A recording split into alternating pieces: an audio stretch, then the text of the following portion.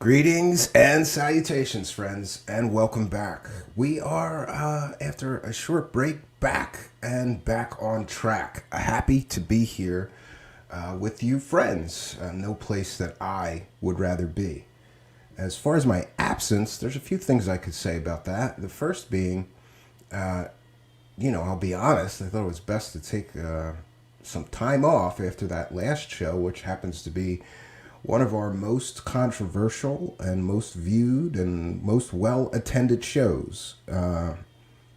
Yeah. And it appears that there have been,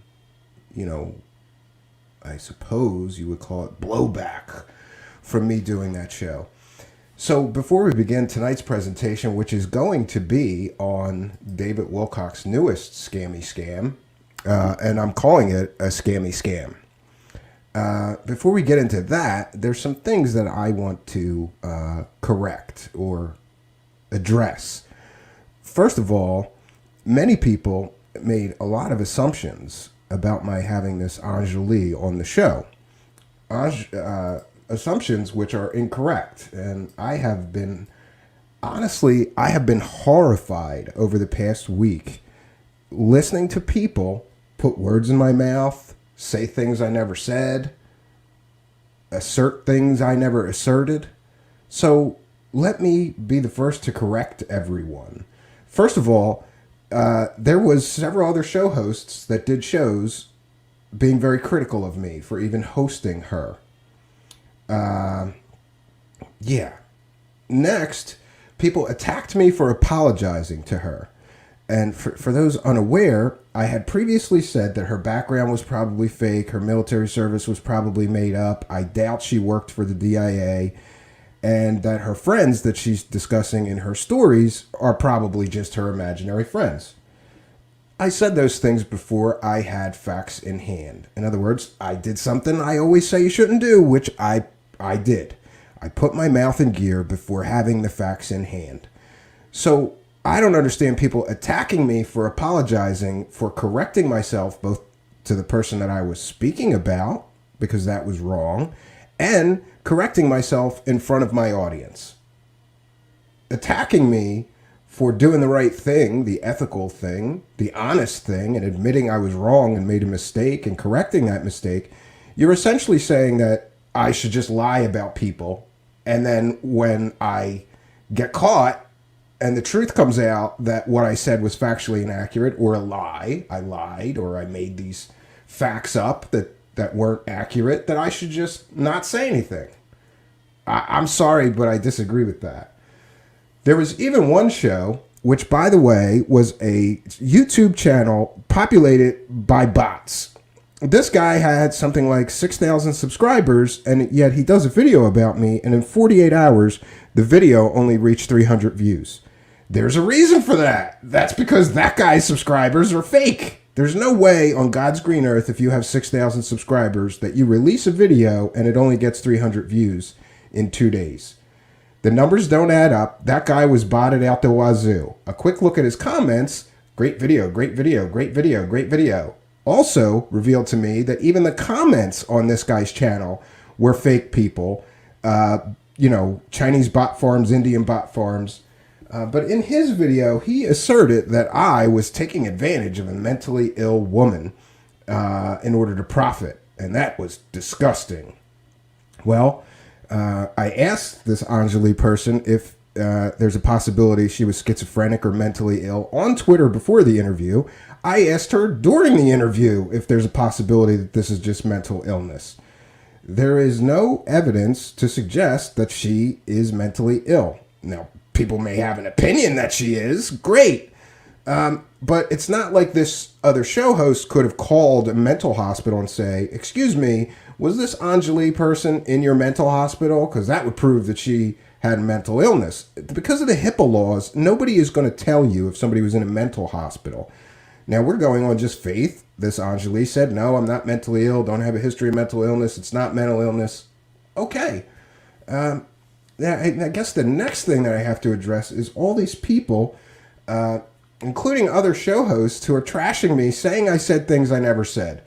If You're attempting to turn audience members away from me, and you are straight lying in your videos about things I never said.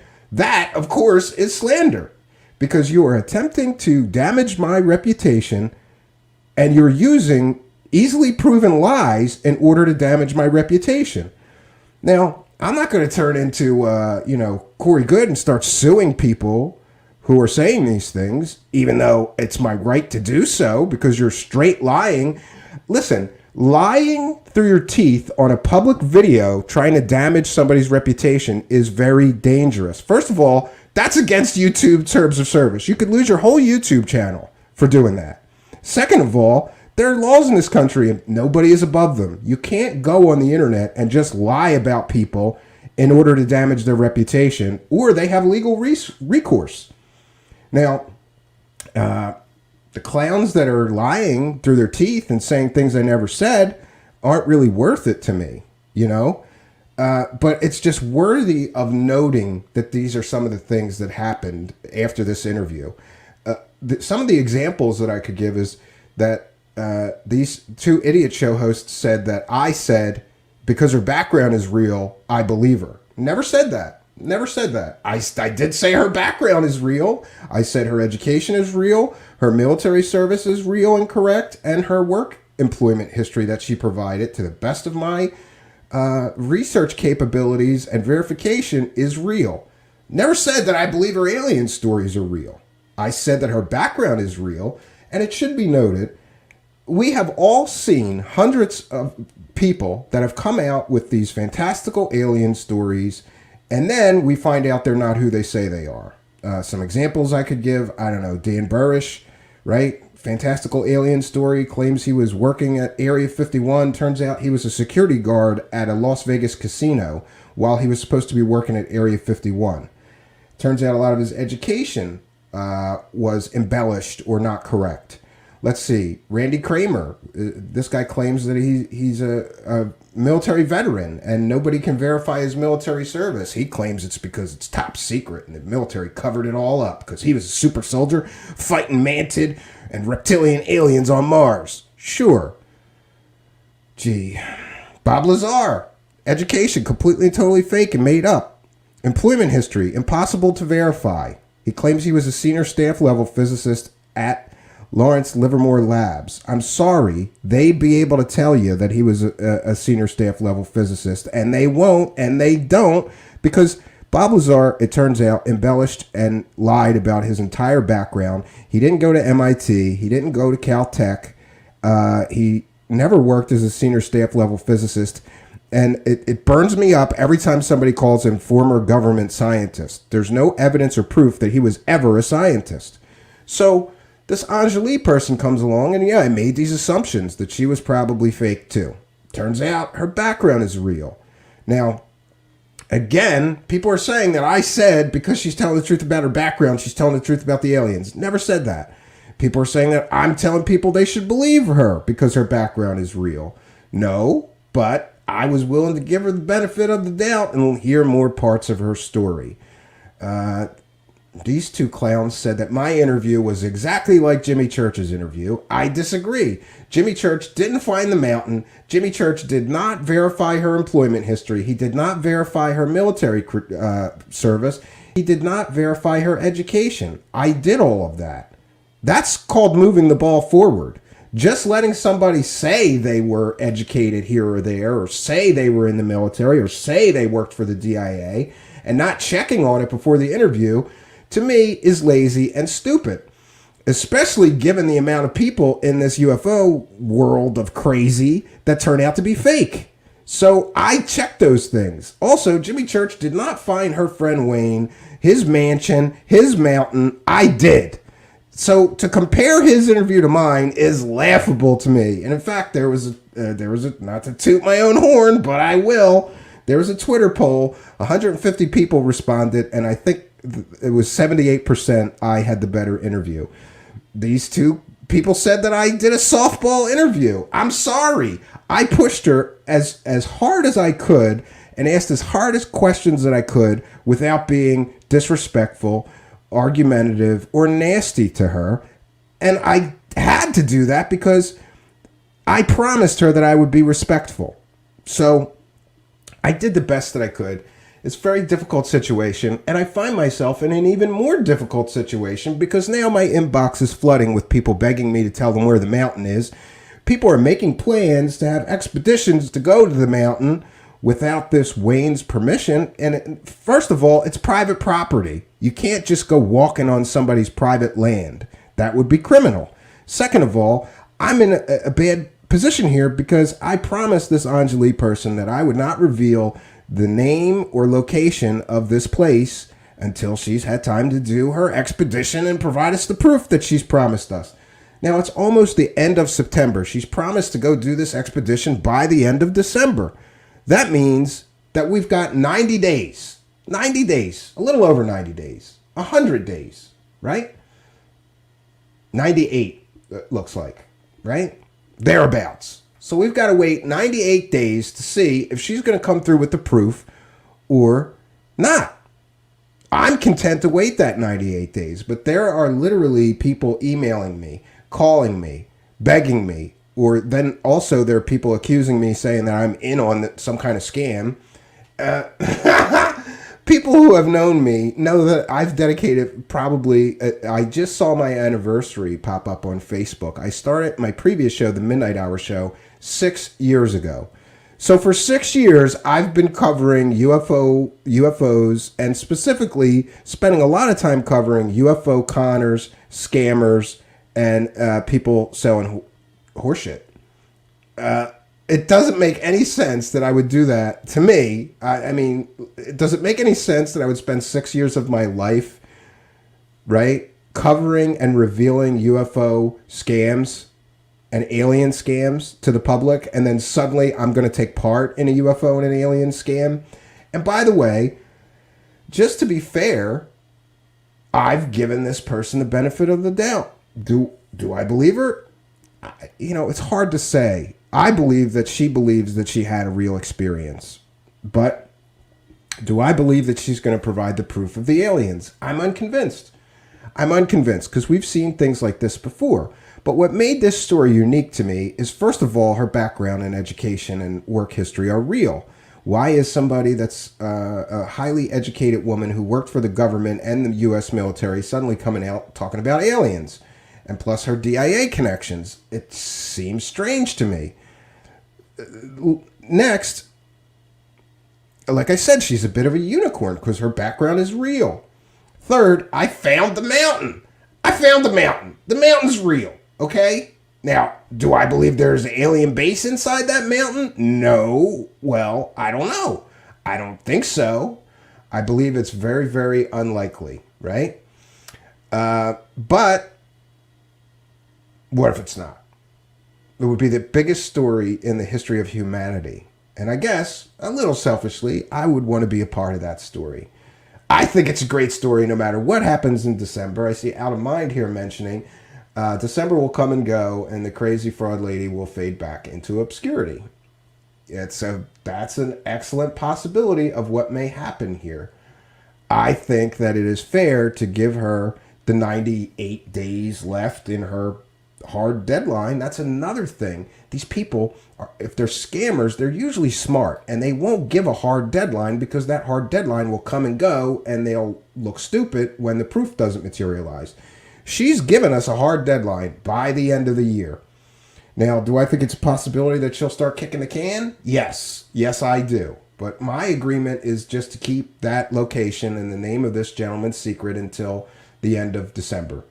So at the end of December, and I should also mention that during this time, and also my absence from live shows, I haven't let up. I'm continuing to dig into this Anjali, her background, her relationships, who she's working with, and so far, what I can say is she's backpedaled on the profiteering side. She said in the interview that she's not looking for money from this, and I don't know if that is the case or not. The only thing that I've been able to find that she may have made money from is this online contact conference. But I'm going to ask her, did she Was she paid for that? Because I'm sure the other speakers, like Whitley Strieber and others, were paid for talking at the conference. I don't know if she was or wasn't yet. We're going to find out. There was a very pricey conference. I think that was like $400 to hear Whitley Strieber and a bunch of other people that are less than credible and only have stories and zero evidence, like Chris Bledsoe and Whitley Strieber, a few other people were in on that conference. Not very credible people, if you ask me. And if I were to give her advice, I would say to stay away from the UFO community and its conferences, because it's not doing her any good, right? A lot of these conferences not doing any good. So I guess, the other thing I would say is we're continuing to dig into the story, and I'm not going to sit idly by and just wait for her to provide the proof and then do something. I'm actively right now looking into more of her background, more of her history. I'm looking into some of the people, including this Wayne construction company owner. I'm looking into all things that I can concerning this story. But I got to tell you that there is other people that are also looking into the story and collaborating and sharing information with me. So there's going to be more to this Anjali story. It's a complicated story, and you can't cover that in one run. Now, to the people who are blasting me for hosting her, I get it. People are saying she's crazy. People are saying she's a scammer. People are saying she's never going to provide the proof or the evidence. I think all of the above may be true. We don't know yet. But I gave her the benefit of the doubt. I have been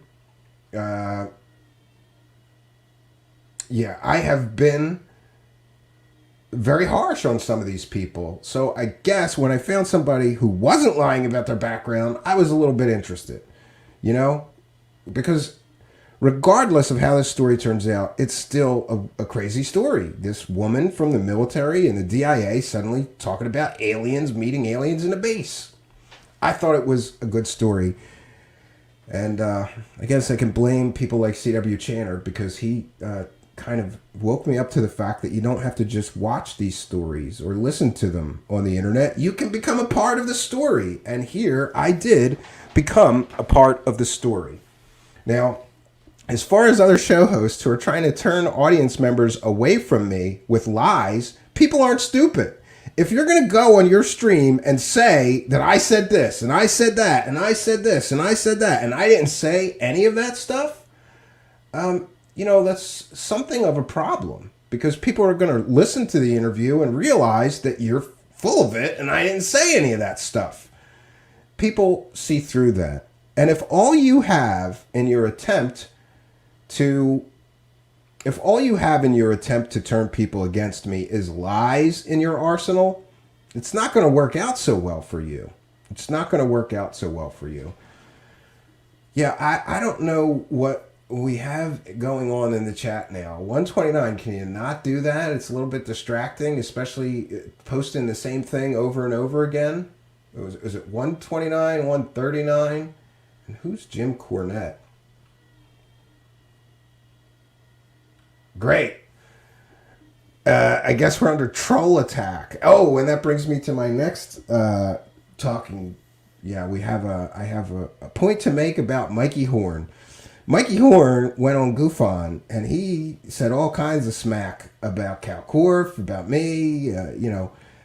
We should debate him and all of this stuff. I never agreed to debate Mikey Horn. I think the Billy Meyer case is absolutely ridiculous, and anybody stupid enough to look at those trash can lid models hanging from strings and think that's a real alien spaceship is an idiot, including Mikey Horn. And, people don't know this or maybe aren't aware of this, but after outing him for using a child molester as a source, his sock puppet accounts, maybe some of the UFO cult members, I don't know what's going on in the chat, but maybe some of these UFO cult members of Billy Myers have been continually harassing me for years now. I've told Mikey Horn 10 times, do not contact me again. Don't write about me in your blog, slandering me, making false statements. That's harassment.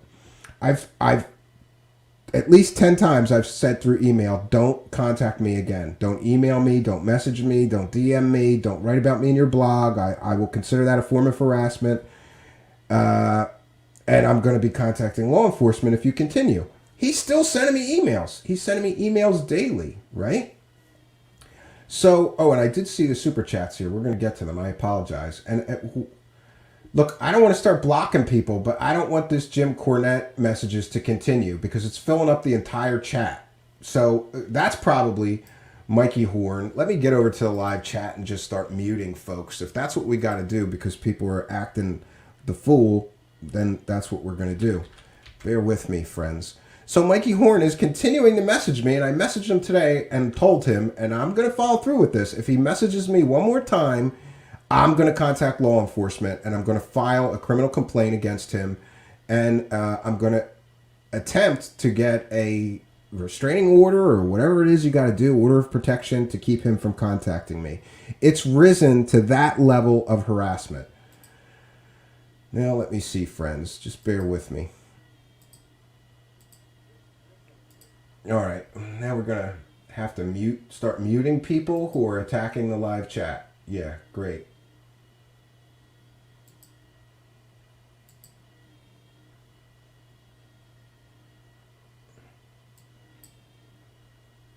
One second, friends. Bear with me. I don't know where all the mods are tonight. Normally they would do something about this.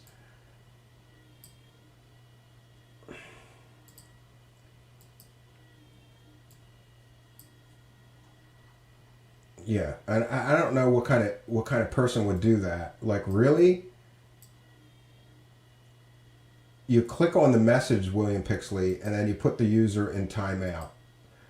Yeah, this is Mikey Horn trying to disrupt our show because he's a bitter, angry little man. That's what this is. Sock puppet accounts, right?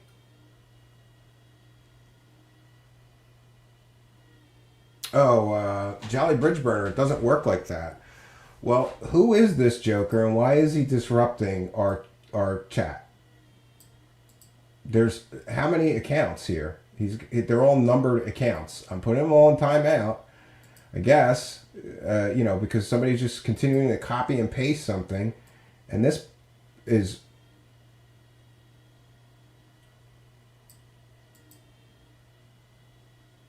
Yeah, let me see if we can't get rid of this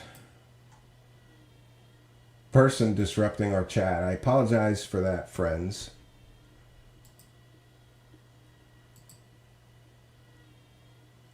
Okay, users' messages will be hidden. Great. So, but he's got 20 accounts, so I have to. Jeez. How do you throw the guy out of the chat? I want them all thrown out of the chat. If there's any mods in here, just throw them all out of the chat. It's Anton Weiderberg, the troll dude who runs these scripts. We've been dealing with him for months. Great. So how am I on this guy's list of people to attack with scripts? I'm reporting every one of these accounts right now, but it doesn't do anything to stop it from right now continuing to disrupt the live chat. And are you sure, Jolly Bridge Burner, you know who this is and it's not Mikey Horn and his idiot UFO cult?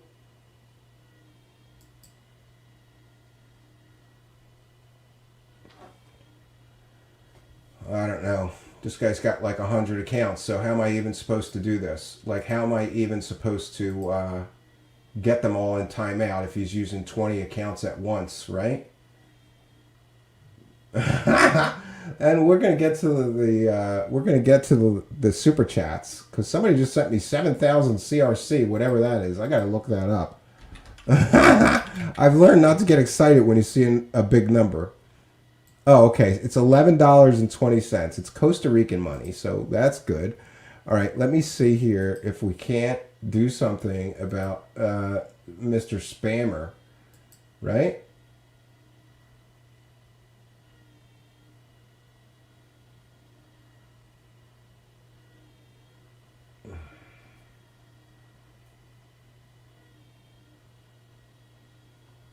All right, I see Lee Veltman is here, and he's deleting. these accounts, right? How do you just get rid of the guy? Can't you just boot him from the chat? This is ridiculous.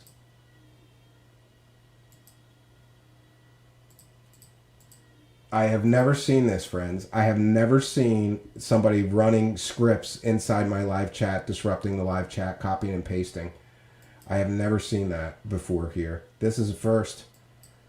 And, yeah.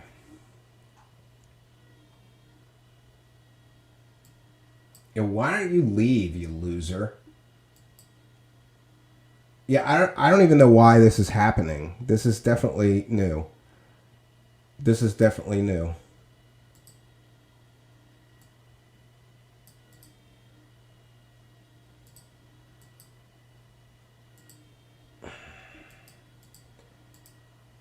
Yeah, I don't know what else to do here.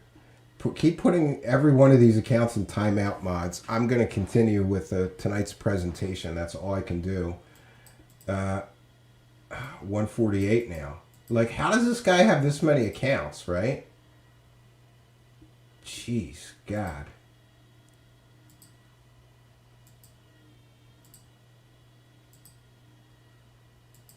Yeah, if I have to just keep doing this through the whole show, it is disruptive to the show.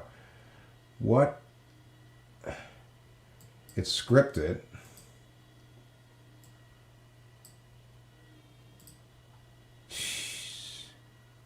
How do you put chat in slow mode for 10 seconds, Lee Veltman? I'm not even sure how to do that. Let me see if I can't do that. No, I'm not sure how to do that, Lee Veltman. Make it subs only. Yeah.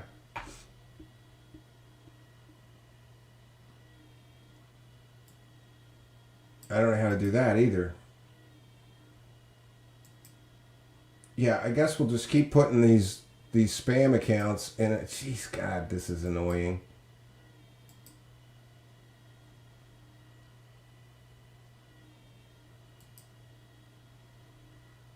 Check your Twitter DMs. All right, 1 second.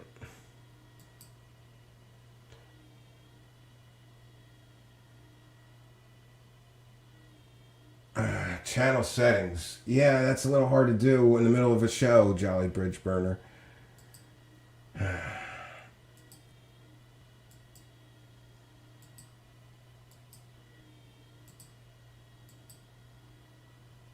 Now it's letting me block the users, so I'm just going to continue to block them, I guess. This is ridiculous.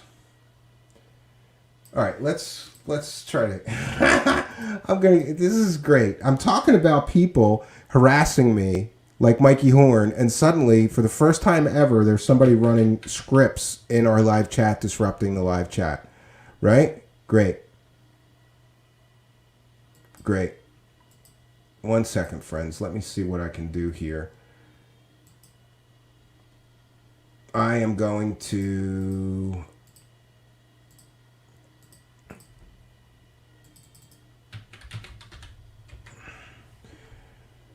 I just, now they're going to try to disrupt the live show. These bitter, angry little people, right? And I don't know, Jolly Bridgeburner, you're saying you know who this person is? Who is it? And what is he attacking our live chat for? Because if I didn't know better, considering the exchange that I had with Mikey Horn earlier, I would say that was him. Or one of his UFO brainwashed cult members doing this. Yeah. What can I say? All right, we're going to go to the super chats. We're going to go to the super chats and praise some cash. So we've had 3 so far. We've had Patrick Sheehan with message deleted, $9.99, kind and generous super chat donation. We've had Christian Aguilera, 7,000 Costa Rican dollars, who says, interview was good. You made the tough questions. She was respectful. So were you. If you trash every character out there, you will have no show. Keep up the good work. And Inzane with a kind and generous super chat, $7.50 donation. Yeah, and to the mods, just keep blocking every one of these accounts. They must have hundreds. I don't understand how you can just have accounts named numbers on YouTube. I don't understand how YouTube's algorithm won't automatically block somebody that's continually. Yeah, everyone report those as harassment to YouTube, and those accounts should be deleted, right? I'm blocking them as they come through, so there's that. Let me see if we can get into praising the cash. So I want to thank the kind and generous super chat donators who are helping us to keep the show going. Praise the cash, friends.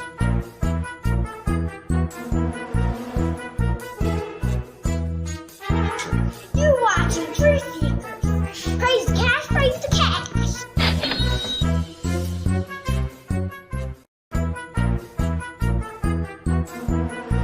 Praise the cash, praise the cash, praise the cash.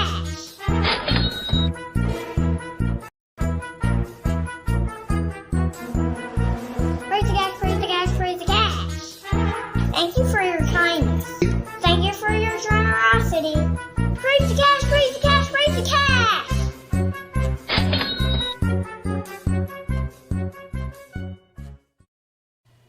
So praise the cash. I want to thank all the kind and generous people who are helping us to continue moving the show forward. Yeah, and again, anybody see these messages from this clown, just report him for harassment. If you're a mod, block them. I appreciate the help and support of the moderators because I can't run the show and deal with this at the same time. I will try to watch and block as many as I can. Eventually these clowns get tired, or they expend their 100 fake accounts that they use to harass people with. Amazing. Yeah, I don't understand how we can't yeah, I keep putting them in timeout. I don't know, the StreamYard lets me block users, but I keep getting an error message every time I try to block the users. Yeah, you can't block just timeout. Great. I'm blocking and on the StreamYard side, and it's not working. It's giving me an error. An error occurred. Try refreshing the page. I don't think I want to do that. All right, so we're going to just continue with the show. Harasser. And it's such a ridiculous, stupid message saying, like, okay. I don't know why it's not letting me block users from StreamYard now.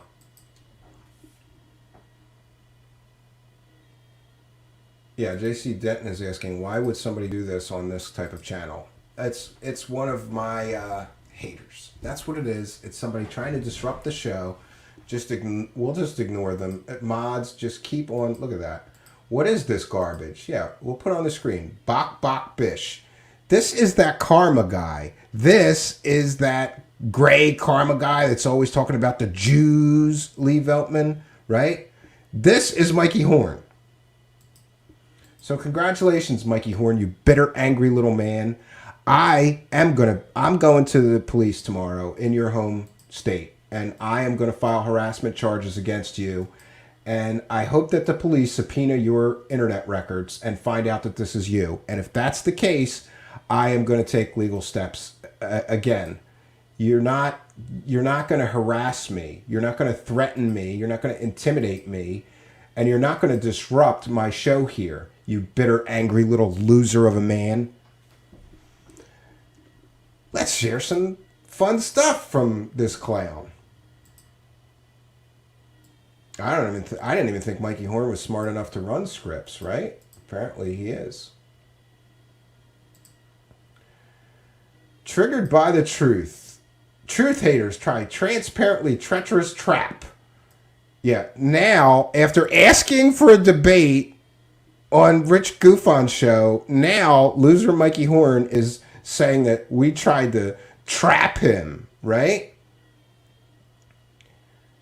In the spirit of Rich, you'll hear from my lawyer, Gofon. Yeah, and he's posting private messages. You know that's illegal, right? And here's my message. I have asked you 10 times for you to not contact me ever again. This is harassment. I know where you live, and I've saved all your harassing emails and blog posts involving me. Use my name or contact me again, and I'm contacting local law enforcement and filing a criminal complaint against you. Right? And listen, he's telling me, please do contact law enforcement, though, so I can show them your degenerate, defamatory stuff about me. So there, your mama. Why is he bringing my dead mother into this? What did my dead mother do to you, Mikey Horn, you bitter, angry little man? My mother's dead. Why are you going to bring up my mother, my dead mother? Right? Is that what those super advanced extraterrestrials want you to do as a spokesperson for a man in contact with super advanced extraterrestrials? Insult somebody's dead mother in an email? This is how childish and stupid Mikey Horn is. Mikey Horn is an idiot. Mikey Horn wants you to believe that his lord and cult master, Billy Meyer, is in contact with super advanced extraterrestrial beings, right? And Billy Meyer is apparently okay with his media spokesperson harassing people for years on end and insulting people's dead relatives in emails and threatening people in emails. Does that sound like a guy who's in contact with super advanced spiritual extraterrestrials? Such love and light? Yeah, and now he's posting private emails that I never gave him permission to post on his public blog. He's posting private messages that Rich from Goofon never gave him permission to post on his public blog. Rich calls him Dr. Evil. Dr. Evil, we will be doing the show Wednesday night at 9 p.m. That's tomorrow. So Cal Corf's going to be there. If you have any left in your ball bag, you'll show up, and I'll send you the link 30 minutes before, just like we did last time you embarrassed yourself. Cal will be there waiting again for you to not show up. I can hear the excuses now. Wednesday night won't work for me. I'm shampooing Meyer's hair. Or I'm already giving lip service to the newest hoaxer, Travis Walton, on Wednesday, the 22nd. If you show... we know why. Be there or be you. Listen, and now he's starting to say that this must be an oversight on Corf's part. The Zero to have a fail and polite. It's not a problem, though, because I'm fully prepared to host this debate on my channel. See, here we go. Here we go with Mikey Horn weaseling out of the debate with Cal Corf yet again. He agreed to a debate with Cal Corf on my show, weaseled out of it at the last minute. He is the one who asked for the debate on Rich Goofon show, and now he's weaseling out of it saying, I'll host a debate on my channel. Why is that? So you can mute the person you're debating if you don't like what they say and you can talk over them? You're a coward and a weakling, Mikey Horn. And your trash can lid UFOs are a joke. Anybody that looks at that and doesn't laugh at it is an idiot. And you are an idiot for dedicating your entire life to this stupid UFO cult built on trash can lid UFOs hung from strings, you dummy. Yeah, and now he's attacking Rich Giordano just like he attacked me. Look at that. It's Rich Giordano's fault that he doesn't have the balls to show up and debate Cal Corf in a fair and honest forum. Yeah, I could say whatever. You can say whatever you want about Rich from Goofon. He will be fair and let each of them speak for equal time or whatever. Rich promised to be fair, and I believe he's a man of his word. So that's where we're at. This guy is making... Look at this. He needs 10 pages of excuses for why he's backing out of the debate with Cal Corf. When the truth is, he's just a coward. He's just a coward, and he's afraid to show up because Cal Corf is going to make him look like a total idiot. And so here's what's going to happen, Mikey Horn, you dummy. Here's what's going to happen. You're not going to show up, and then... You're not going to show up, and then Rich is just going to let Cal Corf talk about what a joke Billy Meyer is for 2 hours. So how does this help your cause, you being a coward and weaseling out of the debate at the last minute and no showing? It doesn't. Mikey Horn's an idiot and a coward and a harasser, a serial harasser. Look, you want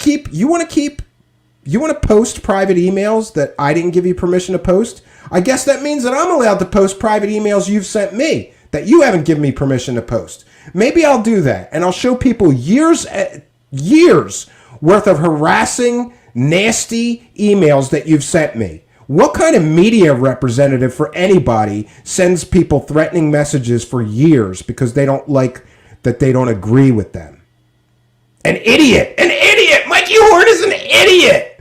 Mikey Horn is such an idiot that he has publicly threatened me, right? He's slandering me in his blog, saying all this stuff. Look, oh man, look at this. As for Stephen Cambion, a dedicated student of course baseless, twisted, degenerate attacks, he just notified me that under no circumstances is he willing to participate and substantiate his own litany of vile claims. What's my litany of vile claims? That you used a child molester for a source for years, claiming that Billy Meyer was real because a child molester said so? We got the court documents, you dummy! That's not vile claims! That's the truth! No surprise, like the others who've hung their anchor of hate around their own necks before plunging into a sea of oblivion. He's also a world-class spineless coward. You're the one that asked for a debate on Rich from Goofon's show and are now weaseling out of it. You're the coward, Mikey Horn. You're the coward. I never agreed to debate you. I have no interest in wasting time looking at your pictures of garbage can lids hung from strings, you dummy. I'm not going to waste my life on something like that. You've wasted 35 years of your life trying to tell people that this garbage is real. And pictures of a pterodactyl from his time travel adventures, you dummy. Oh, it's beautiful. So tune in to Goof On tomorrow night and listen to Cal Korff rip the Billy Meyer garbage, so-called evidence, to absolute shreds. Because Mikey Horn is too much of a coward to show up and defend his position in a fair forum. Coward. That's what you are, Mikey Horn. You're calling me a coward. You're the one. How many times are you going to weasel out of this debate with Cal Korff? I think we're up to 4 now, right? You weaseled out on television. You weaseled out on my show. Now you're weaseling out on Goof On. All right, 3. At least 3 times you've weaseled out of debating Cal Korff. Do you think that makes Cal Korff look bad? Or does that make him look like he's not telling the truth?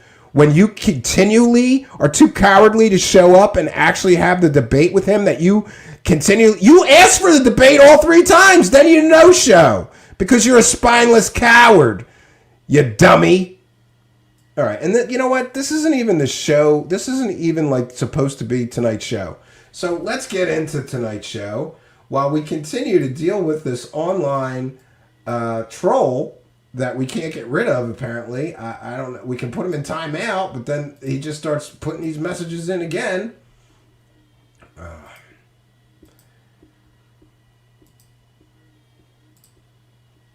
Yeah, how many fake... I don't understand somebody that's got 100 fake accounts. Like, how do you even do that? How do you even sit there and sign up for 100 fake accounts?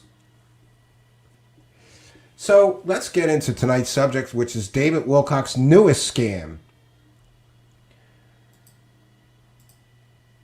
Yeah, and I'm going to be continually... I'm telling you, I'm going to law enforcement tomorrow, and I'm filing a complaint against Mikey Horn. A lot of these accounts look similar to the sock accounts that he uses on Twitter, right? This Karma Gray, it's always some kind of alien thing, right?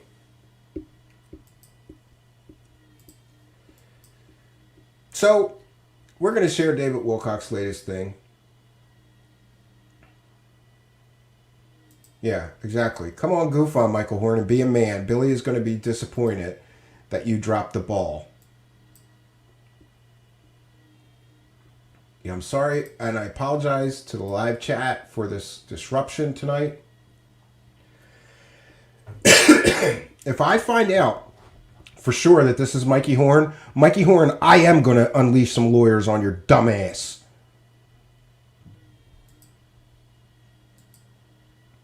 I doubt he's smart enough to hide his IP while he's harassing people on the internet. Does anybody know how long does the timeout last? Because this clown is just going to keep this up.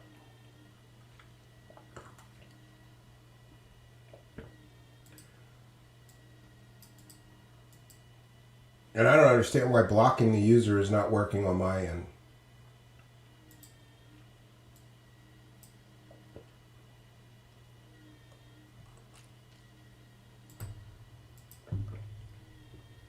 How does he have... Yeah, it's got to be a script, because no human could be copying and pasting this stuff this fast.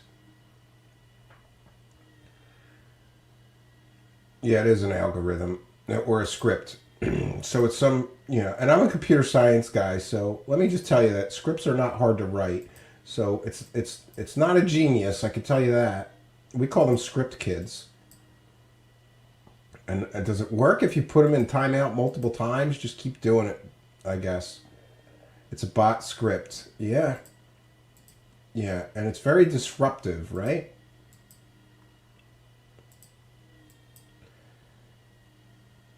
Yeah, he's a hacker supreme. Sure. Sure. All right. Well, all we can do is keep putting the user in timeout. It's kind of funny to me.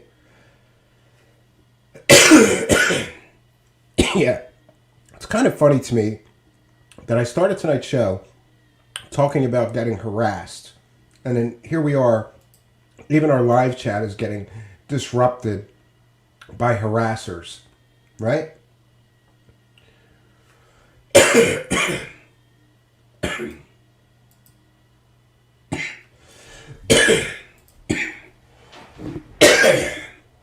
Pardon me, friends.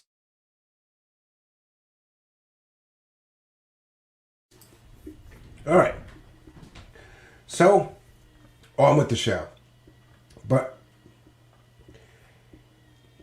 what I'm going to do is, yeah, these are symbols are from Billy Myers crop circles. Sure.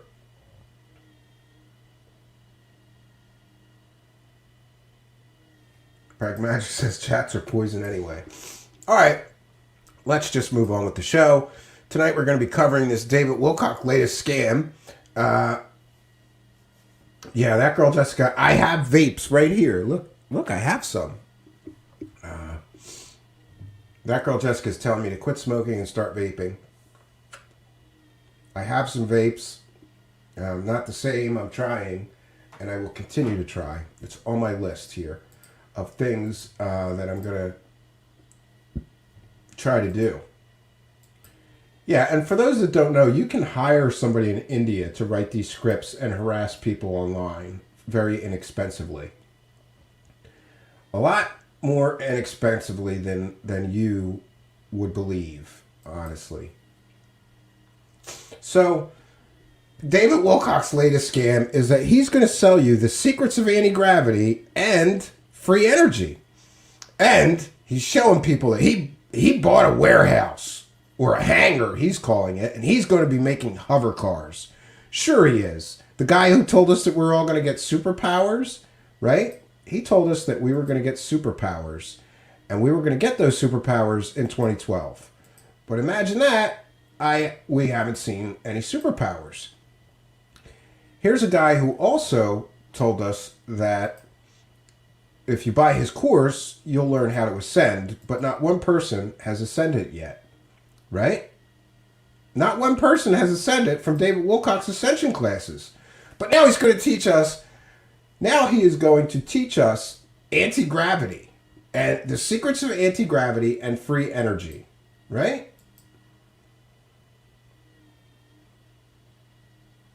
Yeah. Lee Veltman says, thanks for the engagement. Maybe. Yeah. So annoying. And I sure don't want to share this guy's messages.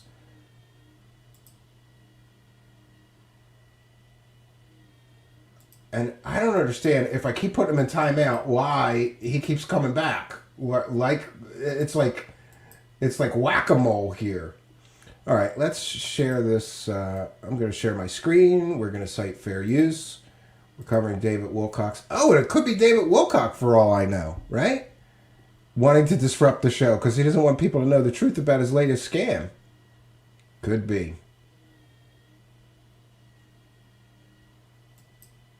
Yeah. So this video is entitled David Wilcock, Time Loops and VIP Insiders, right?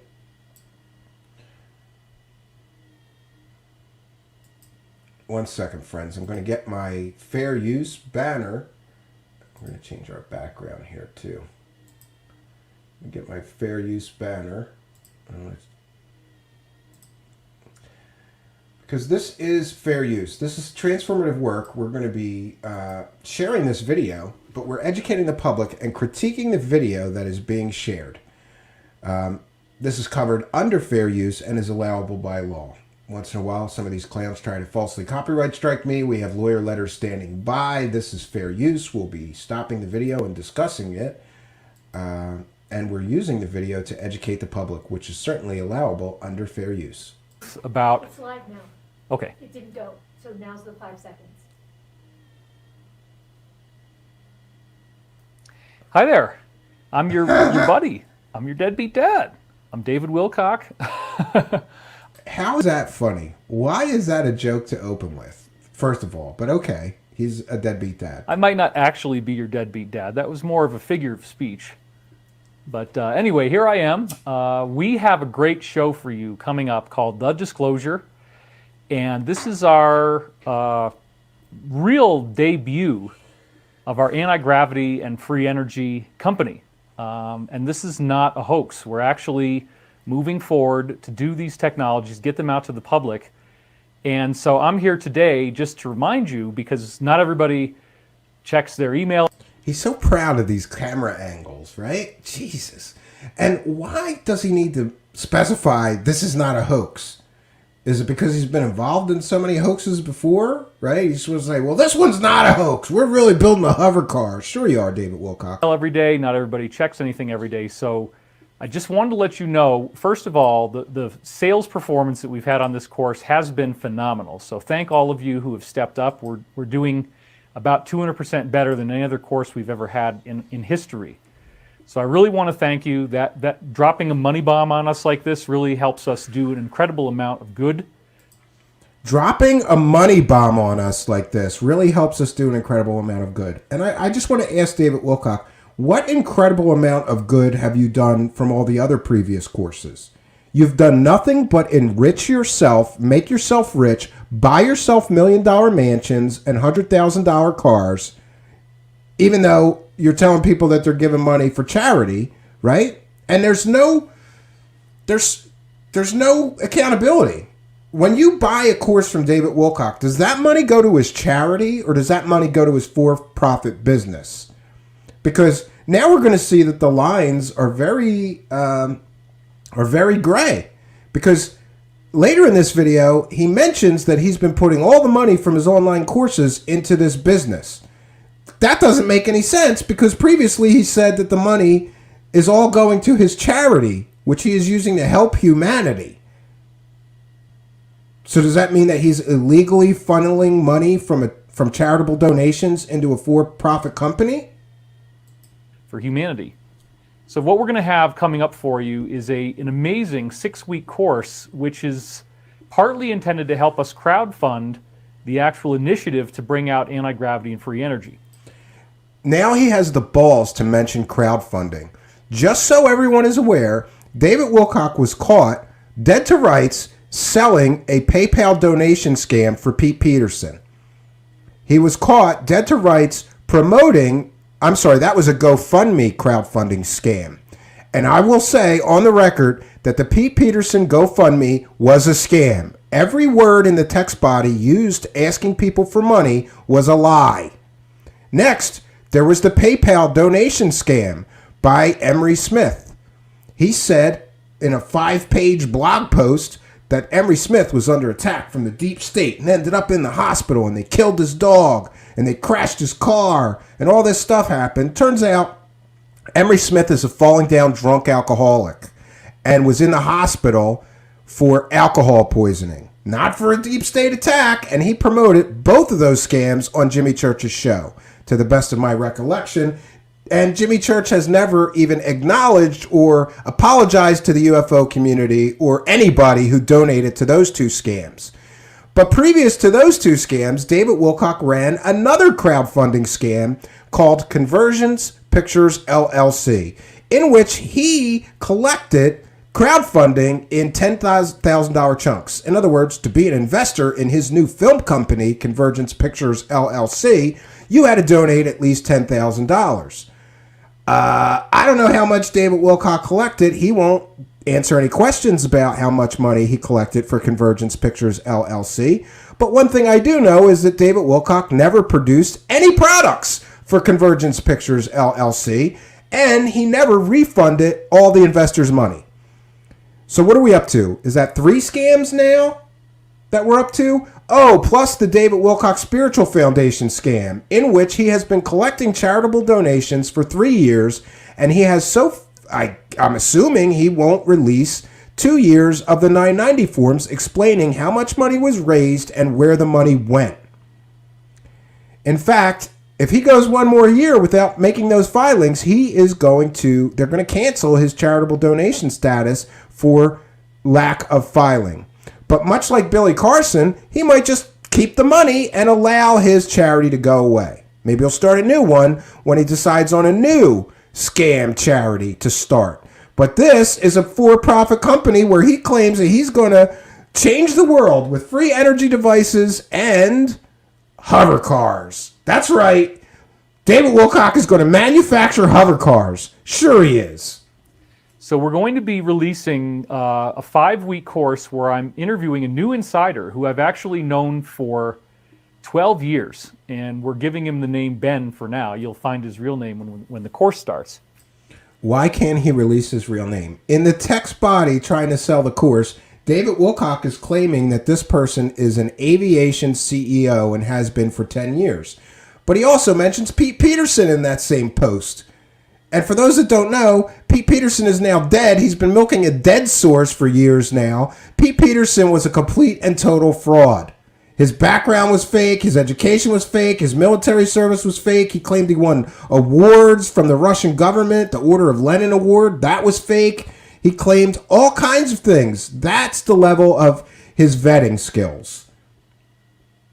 Pete Peterson claimed to be a science and technology advisor to Ronald Reagan, yet there's no mention of him in the Ronald Reagan library. And there would be if he was a real science and technology advisor. So Pete Peterson was a complete and total fake source. And David Wilcock is saying that this guy came from Pete Peterson. Great. So you got a new fake source, and I'm making assumptions. I'm getting ahead of myself. We'll get the guy's name. We'll try to vet whether he was a real CEO of an aircraft company or an aerospace company, and I guarantee you that there's going to be some problems with this so-called insider's background. But I guess I've learned I shouldn't prejudge, right? We'll wait till we get the name, and then we'll report back whether the source is real and a real insider of the aerospace industry, or whether it's just another in a long line of fake sources that David Wilcock has milked for fake stories to sell stupid people. So Ben and I have been working for 3 years very quietly on a company that is an aerospace company that generates what we hope to be doing is to generate anti-gravity machines and free energy. So this is the holy grail. I've been talking about this for all these years, and I got For those that don't know, I have been following free energy devices since I was about 12 years old. I even ordered plans for some of these free energy devices, tried to build them when I was younger. When I got older, I got books that were supposedly, Tesla lost technology and this and that. And ask anybody that's actually built any of them. None of them work, right? So in the history of the world, there have been millions of dollars raised for free energy scams, including Dr. Stephen Greer, who ran something called the Orion Project and raised over $300,000 and never produced a working device. That's what these guys do. They collect hundreds of thousands, millions of dollars in some cases of investment money, claiming that they're going to be the guy to bring the world free energy, and they never do. Now, One can look at the history of free energy scams and see hundreds of people have made claims exactly like David Wilcock is making right now. Some have collected hundreds of thousands or millions of dollars, and not a single one of these guys has ever produced a working device. But David Wilcock, who has been lying through his fake teeth for 20 years to people, telling people they're going to get superpowers, he's going to be the guy to bring us the real free energy device. All you got to do is invest. Sure, David Wilcock. Tired of always talking about it, and I got tired of not doing anything about it, which is why now, like I said, I've been taking the money from the launches we've done and directing it into this initiative, because I was...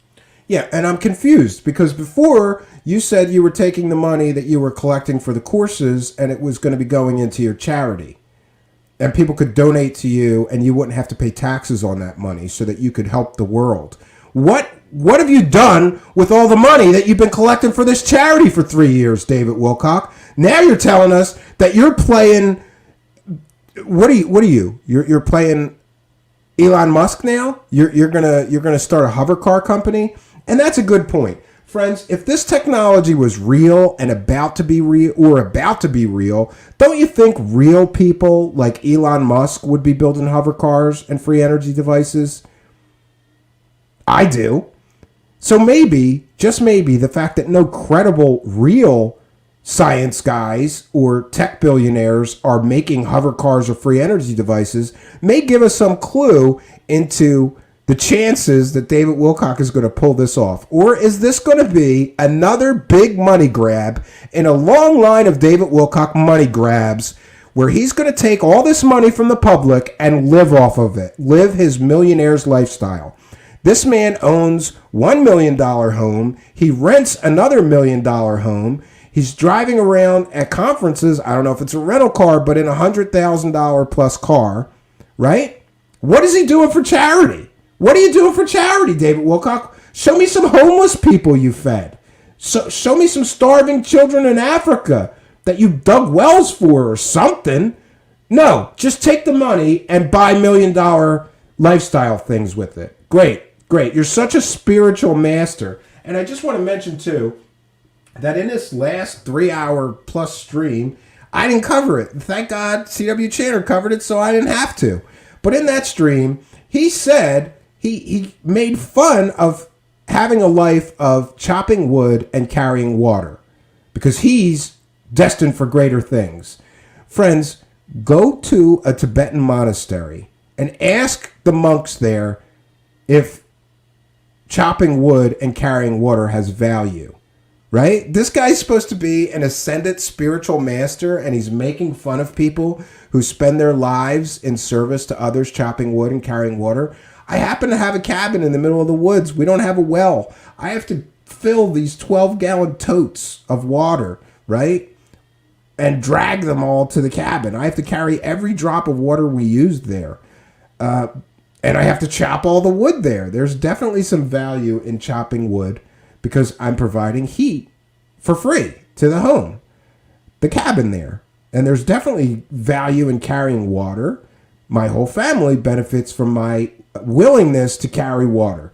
But this ascendant master clown, spiritual guru, fake psychic says, that's not the life for him. Yeah, I don't think that this guy has worked an honest day in his life, right?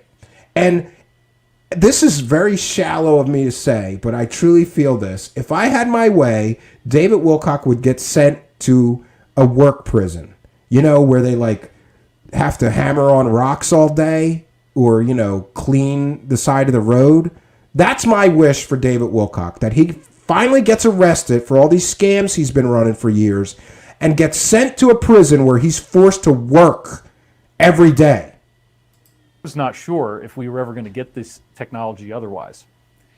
So the full course itself normally is $333. You can get $111 off if you have been a previous customer of mine. Yeah, so if you've been a previous victim of David Wilcock and bought his course where he was going to teach you how to ascend and then you didn't ascend, just throw in a couple $100 more for his new latest scam. Sure, that sounds like a good deal. So that's one of the options. If you've already signed up for one before, any of them, you put that in, you get the discount. However, we also have a special offer that I wanted to let you know about because it ends tonight. It's a special offer. And this is completely and totally consumer fraud because it didn't end at midnight as he claimed. You could still sign up for the course and pay. And he's saying here that the course is only available at this discounted price until midnight when that's not the case. This is a common scam tactic. It's a call to action. Hurry up. Operators are standing by. This is a limited time offer. It's not a limited time offer. You can buy the course whenever you want. 7:59 p.m. tonight. And this is where we have a VIP special. Now, so I'm actually going to take this video back down because I don't want people to get mad. But just from now until midnight tonight, you can get in for a significant discount that you pay the normal price, but you get our VIP package. Now, what is the VIP package? It's garbage. That's what it is. Who's David Wilcock? You think that you're so important that people want to be VIP attendees at your crappy online events selling garbage, fake information? And we're going to break down some of the fake information that he's using as sources. He's telling people that he's going to teach you the secrets of anti-gravity and free energy. This is consumer fraud. Because if you pay $333 and he can't prove that he's teaching you the real secrets of anti-gravity and free energy, he just took your money on a lie. That's consumer fraud. We are now, David Wilcock is right now just blatantly committing consumer fraud. The VIP package, we're going to make every effort possible to actually have a live show with Ben where you can submit your questions by video. You can actually add these questions. Look over here now. You can submit your questions to us by video. I don't expect you to have 4 camera angles like this, but Oh, good. we'll play the ones that we like, and we'll ask those questions to Ben, so you have an opportunity to get in there in real time. If you don't want to do it by video, you can also submit by text. But the point is, we are moving forward. We've already taped the whole class with Ben, so it's definitely going to come out. We've already got it. We're editing it now, so there's nothing left to be done. It is very amazing. The amount of material that we managed to get through in this is really astonishing because we covered the Philadelphia experiment, we cover dematerialization. The Philadelphia experiment was a fake story. It's completely and totally fake, made-up story. And he's going to give it to you like that's factual information. He's selling this as real information, and he's going to include a fake story in the presentation. Great, David Wilcock. Portal type of technology. We talk about anti-gravity. We talk about sacred geometry. We talk about how certain materials form weird sacred geometry that normally they shouldn't be able to do because it violates the laws of crystal formation. And we talk about a lot of other things, including the company that we're developing. So one of the things I'd like to do for this little VIP video is give you an exclusive first look inside our hangar. When I say roll the clip, we will, but let me just set this up first. So he's going to show you an empty hangar and claim to you that they're going to create and manufacture hover cars and free energy devices in this hangar he's going to show. Great. This is going to be the first time that anybody has been able to see the interior of our facility. Now, this facility has a 5-foot thick concrete roof. So it's meant to sustain multiple aerial bombardments, which I guess is a pretty good thing. Maybe I can't actually live in the building. I asked, and our Why would you want to live in a hangar when you have $2 million mansions? This is garbage. zoning regulations don't allow that. But this is a serious facility, and hopefully this will help you get a little more excited about what we're doing and the fact that this is not something I made up, and this is no bluff to try to raise money for no reason. Yeah. So right now, you're putting yourself online here, David Wilcock. If you're taking people's money and telling them that you're going to create free energy devices and hover cars, and you don't do it, that's a criminal act. That is consumer fraud. And I believe that David Wilcock is really, he must need money right now. He even mentions in this that him and his wife were down to just $3,000 before this big money bomb hit him. Where'd all the charity money go, David Wilcock? The first year of your charity, you collected something like, I think it was $70,000, right? So it's reasonable to assume or to make projections and say that you collected $70,000 in the second year of your charity, and 70 or more thousand in the third year of your charity. So that would be $210,000, right? And I am guessing about how much money you collected the second and third year, because I have sent over 10 or 15 requests asking for the 990 forms, and he has so far, even his accountant has refused. His accounting firm that works for his charity has refused to provide me with the 990 forms that they're required to provide anybody who asks for them by law, which detail how much money was collected and where the money was spent. But he's going to tell you that he's down to $3,000. Where did all the charity money go then, David Wilcock? Because you sure can't show us you feeding starving children in Africa or doing anything that relates to charitable work. We're already doing it, and we already bought the facility that you're going to see. So again, before I roll the clip, let me just say that this is the small one.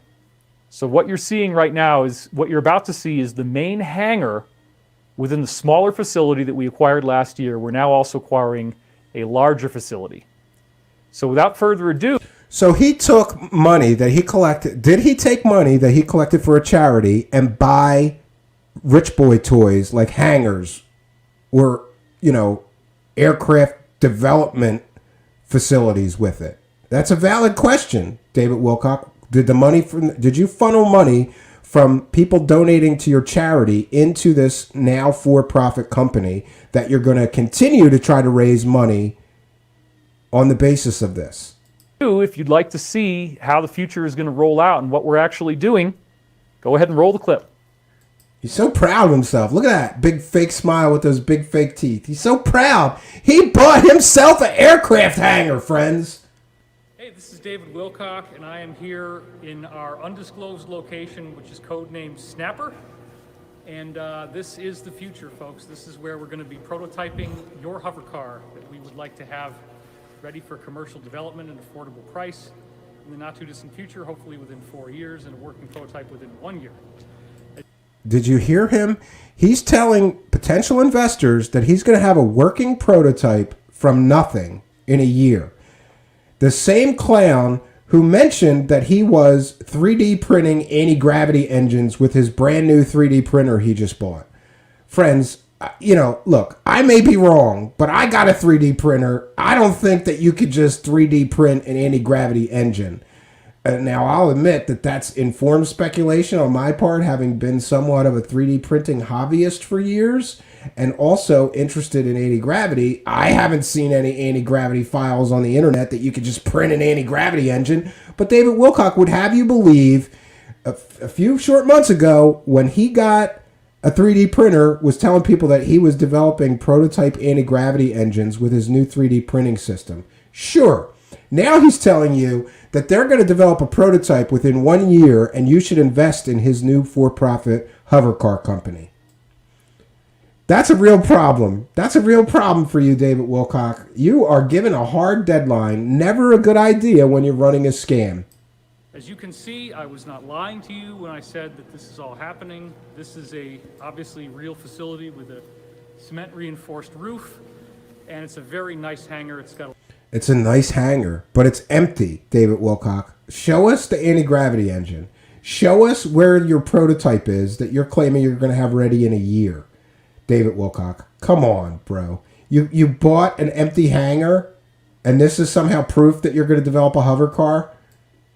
Amazing. A lot of space and a lot of cool things we can do here. Hello!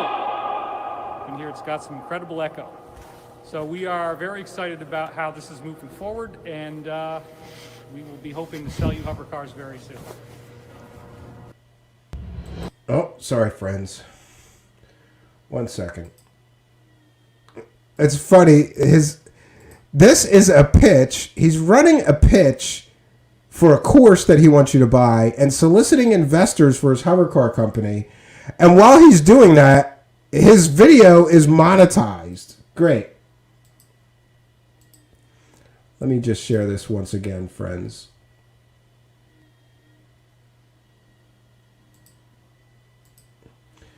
And I am continuing to put users in timeout. Great.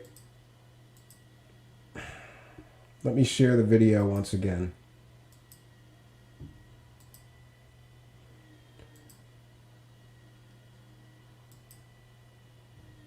Oh. Let me try that one more time. Sorry, friends.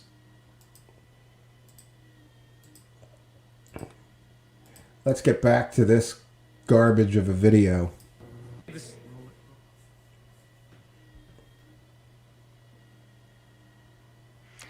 Well, there you have it.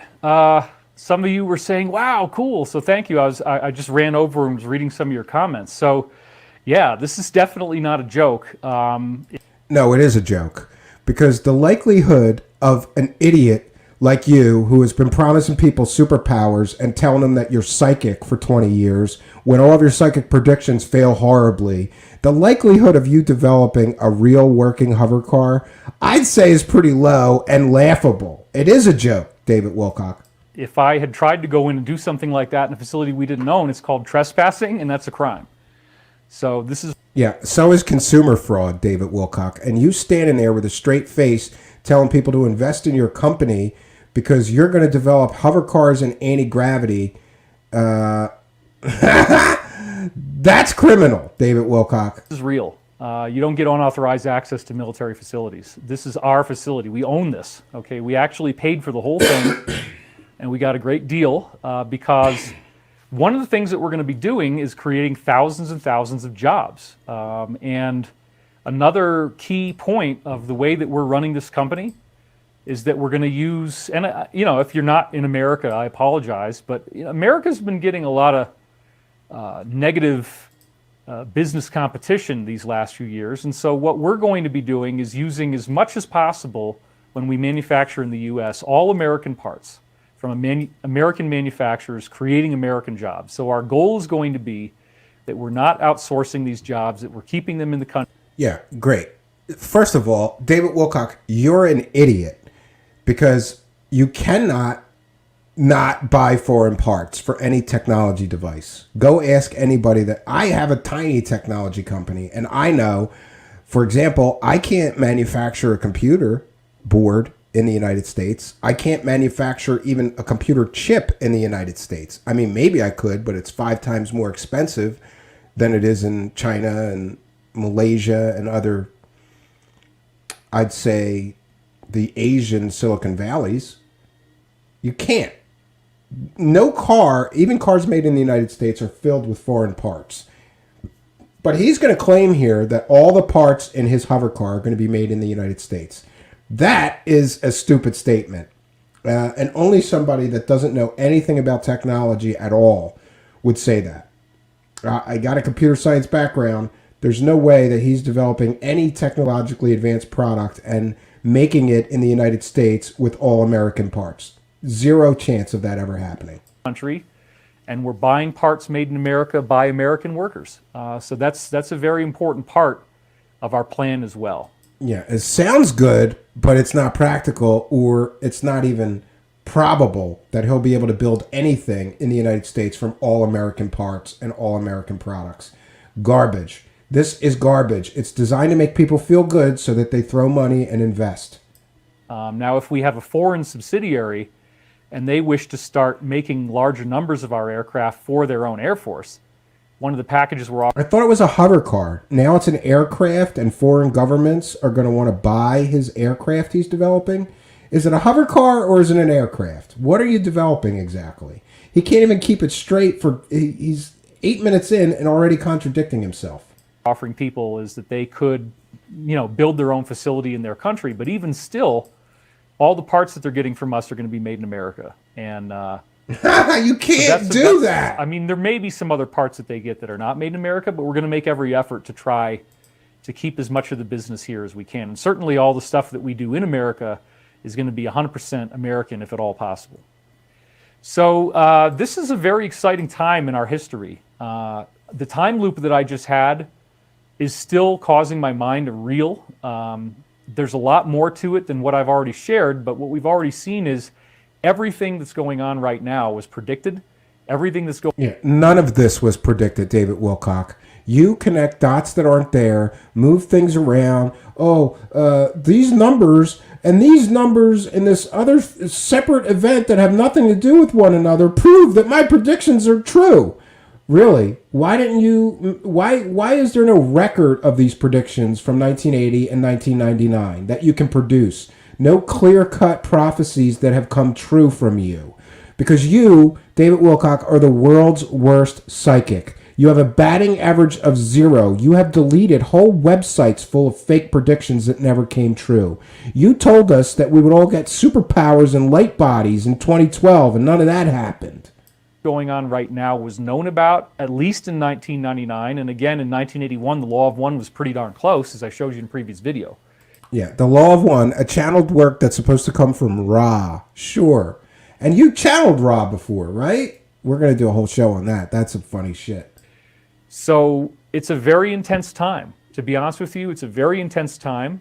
And one of the things that I'm happy about is that, first of all, we have 3 more free Sundays coming up where you're going to see me either here or wherever we end up. Oh, God, he's threatening us with 3 more 3-hour videos of him connecting dots that don't exist and telling people fake fairy tales. Great. Well, I guess some people will be happy about that. I don't think I'm covering that. I'm going to leave this 3-hour coverage of David Wilcock to people like CW Channer or others, because I don't want to listen to this clown for 3 hours. The only reason I'm doing this is because the video is only 11 minutes long. Going. So when you sign up for the VIP class, one of the things that happens is that you are guaranteed that you're going to see these next 3 shows, as well as the ones that you paid for, which is then 6 more, plus I think there's like 2 more really great ones, at least in the special features. There was a long geek out that Chris and I had on aerospace history of aircraft. Oh, did he just out his insider? Before he said that they were going to call the guy Dan, right? Isn't it Dan? Now he's saying Chris. Oh, no, he said the insider was named Ben, and now he's mentioning a Chris. So did he just out his so-called insider, right?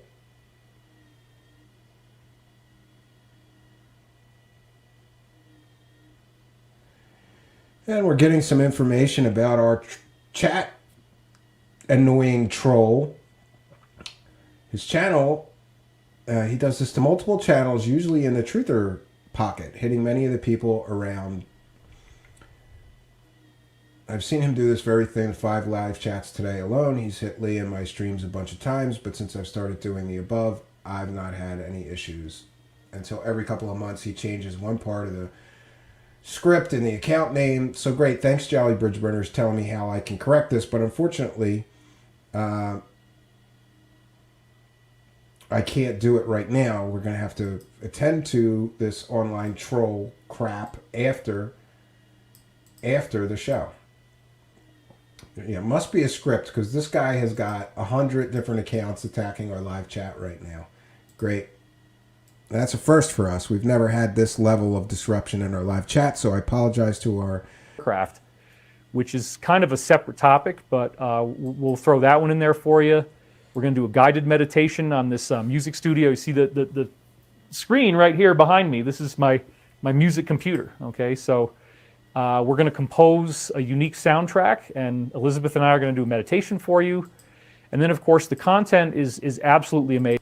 Now he's threatening to make people listen to his horrible music, too. Jeez. Not only do we already have the facility, as you've now seen for the first time, but we're going to use it. And we know how to do this. We know how to build the technology. This is a very dangerous statement. He's soliciting people to buy his course in anti-gravity and free energy. He's also telling people that he's going to crowdfund this business adventure of his, and he just said, we know how to do this. That means you better produce a hovercar, David Wilcock, within a year, like you said, or this is complete and total consumer fraud. And once you watch this show, you will know how to do it as well. And he's promising if you buy his course, you'll be able to learn how to build a hovercar, an anti-gravity device. I want to find $333 and buy it just so I can complain to the Attorney General that he promised me that he was going to teach me how to build a hover car and said I would be able to do it, and I can't. You'll understand the physics principles behind the patents that the Navy and the DIA have already declassified.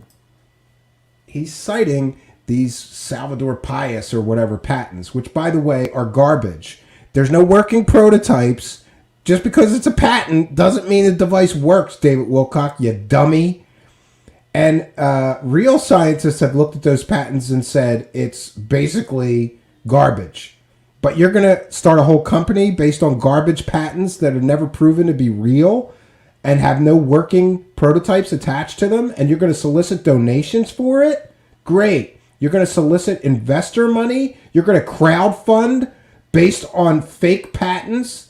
Well, the patents are real, but is the technology described in the patents reproducible or real? No. If those patents were reproducible technology, somebody like alien scientists would have jumped all over it and already done it. And he's a real physicist. You are a fake psychic and an online scammer. But again, if you want to save that money, if you want to be able to get the full package, the full VIP package of what we're doing with this upcoming course, then you Oh yeah, I got to be a VIP in your chat. Yeah. have to jump in by midnight tonight, because the opportunity is going to expire. It's not expiring. He's still going to take your money. That is a bold-faced lie. He's lying through his fake teeth again. And it will not come back.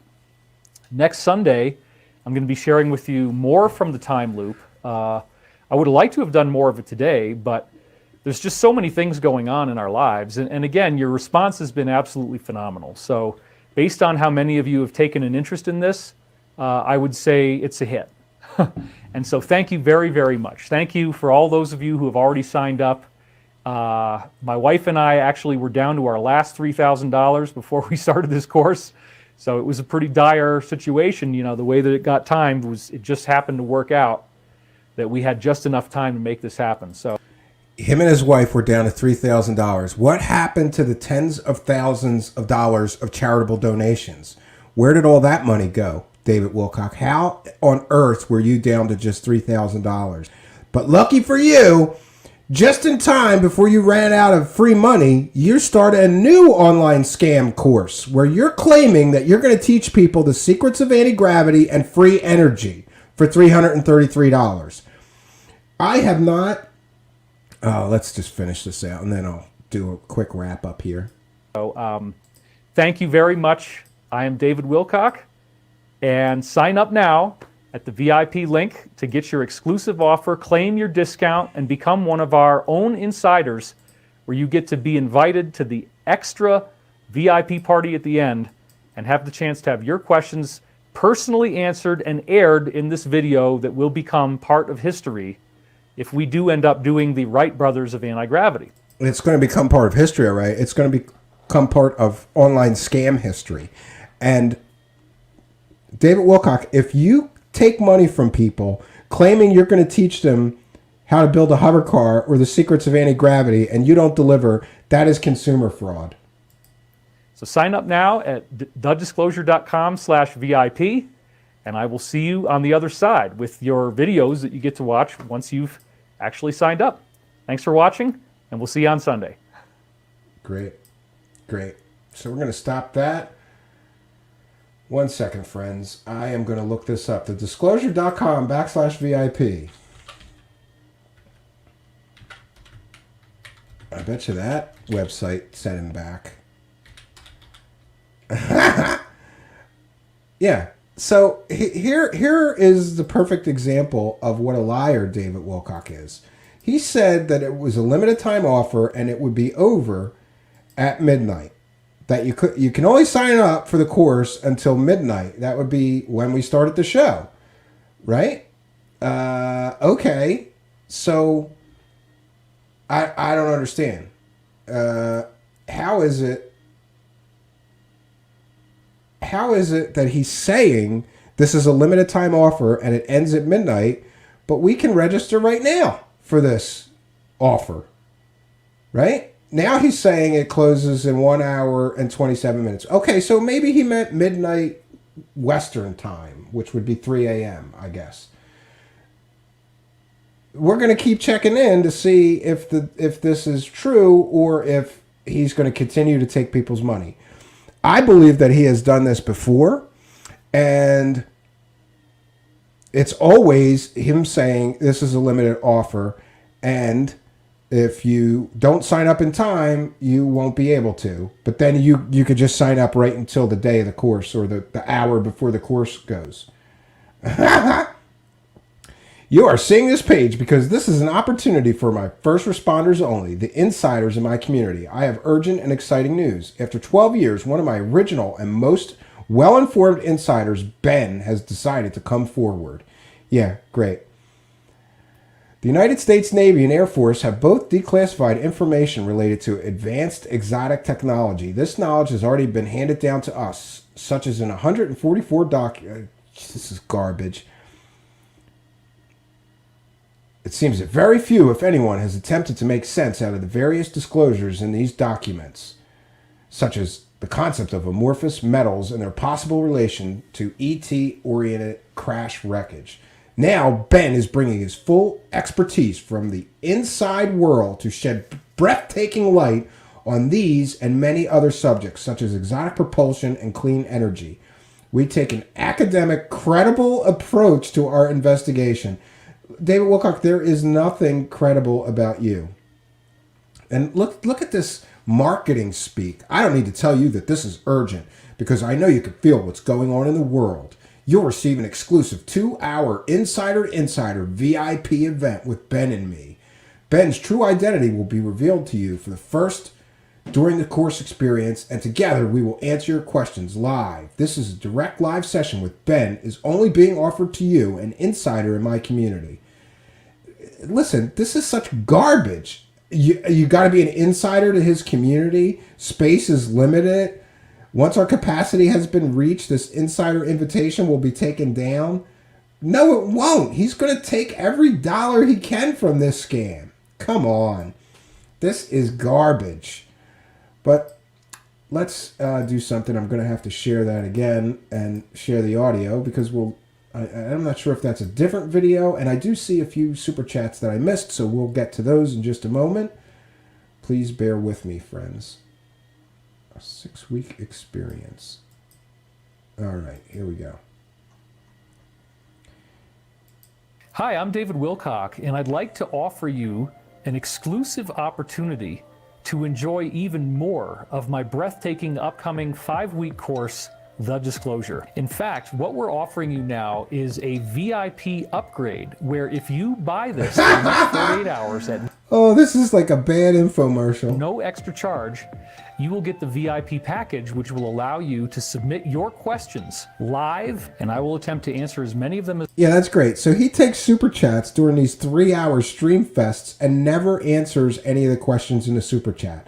So now, if you want him to answer your questions, you have to sign up for $333. Great. possible. You're on a small list where I'm giving you this exclusive 48-hour opportunity to submit your videos. Oh, it's a 48-hour sale. And the sale will be over in 48 hours. No, it won't. He'll take your money 48 hours from now. I guarantee it. And be part of this VIP package at no extra charge to the basic cost of the course.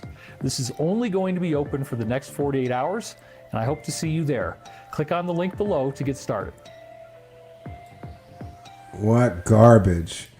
The Disclosure with David Wilcock. Yeah, because he's done such great work for Disclosure, selling fake stories for 20 years now with fake people, fake insiders. One of his insiders was a court-martialed child molester that was just featured on John Walsh's new show, In Pursuit, right? Bill Brockrader. Turns out that guy was a child molester. That was one of his quality sources that he milked for fake stories about aliens. Then we get Pete Peterson, a fake science and technology advisor to Ronald Reagan that never worked for Ronald Reagan. Now we got a new guy, Ben.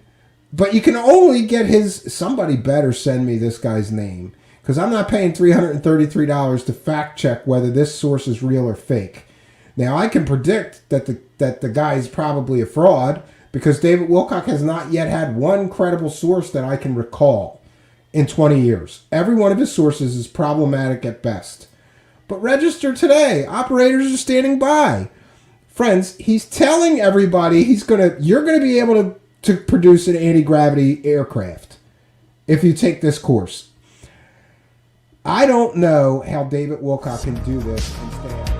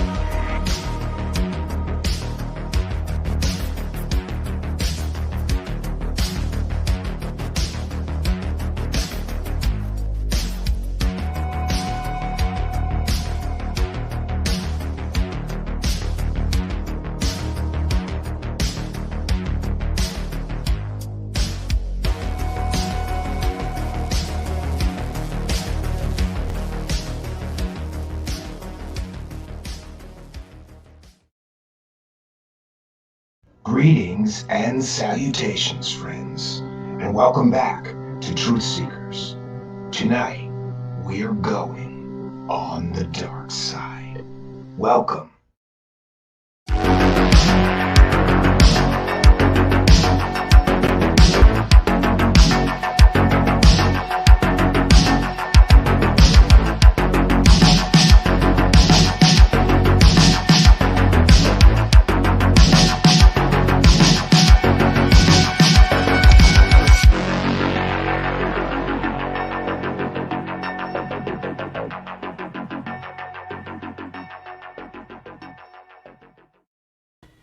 Greetings and salutations, old friends and hopefully some new friends.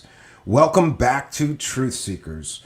We are back for part 2 of our astonishing series on David Wilcock and his various, let's just say, less than scrupulous business endeavors.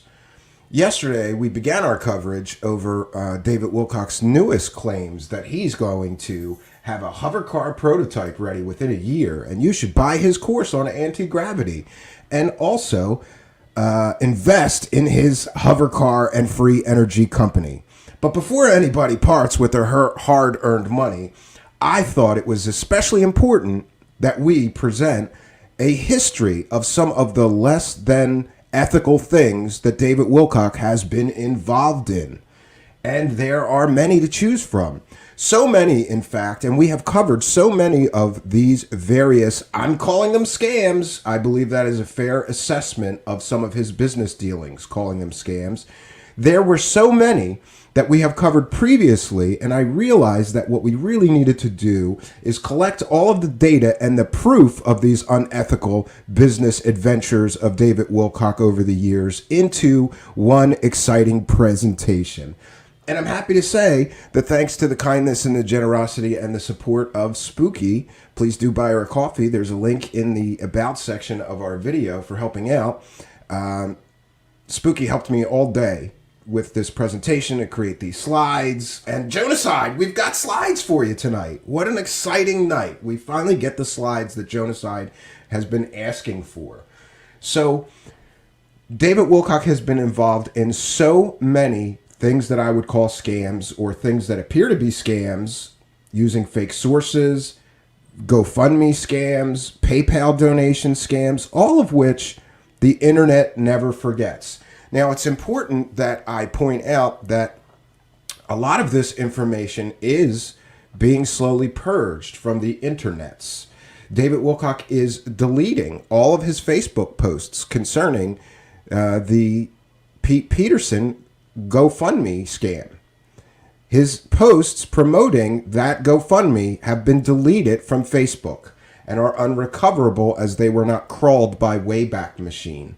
But it's okay because we have the substantial and supportive proof of his involvement in that scam, and we will present it to you tonight. We've got the Emery Smith PayPal donation scam. We've got the Convergence Pictures LLC invest in my film company that never made the film after 4 years of collecting donation scam. Now we've got what I call the David Wilcock Spiritual Foundation charity scam, in which for 3 or 4 years now he has collected charitable donations and has only shown us where the first year of donations went, where he collected something like $70,000 and did not manage to perform any charitable acts with the $70,000. Instead, spending the money on things like travel expenses, software, and equipment, and never actually doing any charitable work with $70,000 worth of charitable donations. And my friends, that is just the first year of charitable donations and the only year he disclosed, which he's required to do by federal law, how much he actually has collected in donations and where all the money went. Gee, we also forgot to include, there's so many that we forgot to include some in the slide presentation, so I apologize, but we have also what I believe was a scam, which is running a online course with Daniel Brinkley, claiming that Daniel Brinkley was going to die any day now, and you got to hurry up and sign up for this course or it'll be gone, and Daniel Brinkley could die any minute. Well, that turned out to be completely made up fairy tales. And this man pretended, I suppose, that one of his friends was deathly ill in order to sell more online courses. Great guy, David Wilcock is. Such a spiritual man, such a spiritual guru, right? That he's willing to lie through his fake teeth and say that his friend is about to die any minute. By the way, that guy Daniel Brinkley is still alive. He's still posting Facebook posts as of yesterday and the day before. So he wasn't in any danger of dying. And in fact, we reached out to somebody that was in business with Daniel Brinkley, ran a charity for veterans with Daniel Brinkley, his partner, who said that Daniel Brinkley, although not in the best health, he does not have any terminal illness currently or major health problems, and he was not in any danger of dying anytime soon to the best of his partner's knowledge. For those that don't know, Daniel Brinkley is a great partner for David Wilcock because Daniel Brinkley claimed that he died, not once, but I believe 4 different times. And it just so happens that every time he needed a new book, he would die again and write about his new near-death experience. We have covered Daniel Brinkley, the man who died all the time, on a previous show here. And in that show, we detailed how the doctor who attended him after his first near-death experience claims, where he had a lightning strike hit him, Daniel Brinkley claimed that he woke up in the morgue with a toe tag on. That never happened. And the attending physician who treated him spoke to a reporter who said that never happened. He never left his hospital bed. In fact, they don't believe that he was ever even truly unconscious during his hospital stay, where he claimed he had a near-death experience and woke up in a morgue. There's that, right? And David Wilcock hooks up with him and starts selling a course that you got to buy right away because Daniel Brinkley, the guy who died 4 times, may die a 5th time. Great. So without further ado, I'm going to put up my fair use banner here just because we may be sharing some audio and videos that I think are important, and we have to be sure that we cite fair use because this is a transformative work and we are educating the public and critiquing the video that we are sharing.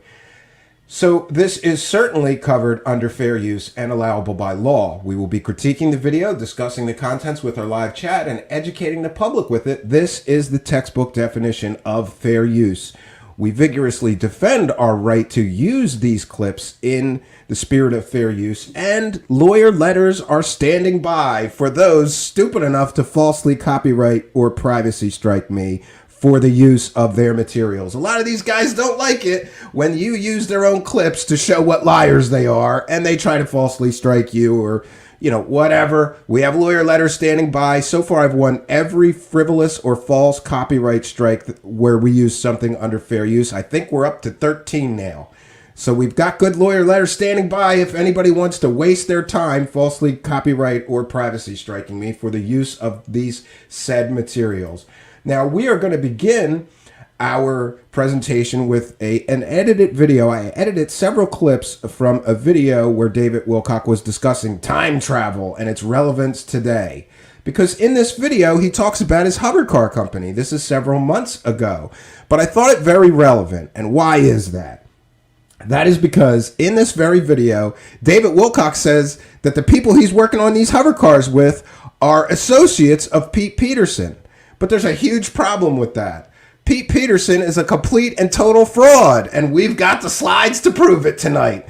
Pete Peterson was a senile old man who made fantastical claims about being an early computer pioneer, about working for the Russian equivalent of NASA, working for Ronald Reagan. Turns out all that is fake, and he never did any of that. His education is fake. He's not a doctor, even though they call him Dr. Pete Peterson. His doctorate apparently came from a college that does not exist. We've got the proof. We'll be sharing it tonight, but we're going to begin with this video file, which is edit together statements where he mentions that the new adventure he's starting with this hovercar company, he's doing it with associates of Pete Peterson. But there's a big problem with that, because how does a known guy with a fake education, fake computer background, who was performing pump and dump stock scams shortly before his death and other, let's just say, less than ethical business adventures, how is working with that guy's associates going to work out? Since he was a complete and total fraud with a fake education, a fake background, fake claimed credentials, fake awards he claimed he won that he never did, fake education. Great. So now he admits in this video that the associates of Pete Peterson are the ones that are helping him create these free energy devices and these hover cars. Then he says that he's going to be using the patents that were recently released by Salvador Payas and the U.S. Navy to create the hover car. But the problem is, ask any scientist to look at those patents. Pete Peterson claims the patents tell you exactly how it works. The problem is that those patents were released over a year and a half ago, maybe 2 years ago now. And so far, nobody's looked at the patent and created a free energy device or a working anti-gravity craft. But David Wilcock claims if you invest in his company, he's going to be able to do it, where every other real scientist that looked at those patents said there's no proof that this is a workable system. Great. All right. So we're caught up. We're going to be sharing this video. Working on hovercar technology right now. I'm not there joking. we go. 1 second, friends. Talk about it. Oh, this share video So function we've got never works so something for great. you, but we're getting pretty close. Once we get to that point, I can talk a lot more. But several of Pete Peterson's former associates I'm working with on this, and it's very, very real. So he's using associates of his former completely and totally fake source to create a hover car. So this fake source with a fake education who was performing pump and dump scams, he's going to use that guy's friends to create a hover car. I wonder how that's going to work out for him. I mean, this is crazy. Bear with.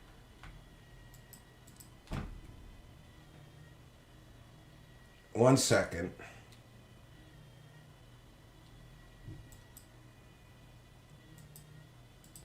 Oh, junk.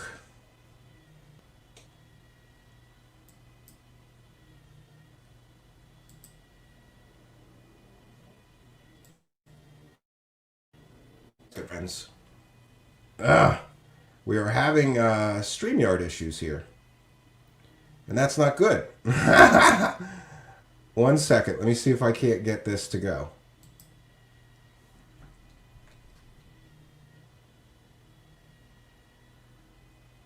Okay, 1 second, friends. Just bear with me. I think the issue may be RAM because I have a great deal of things open here.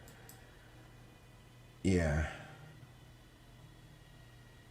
1 second here.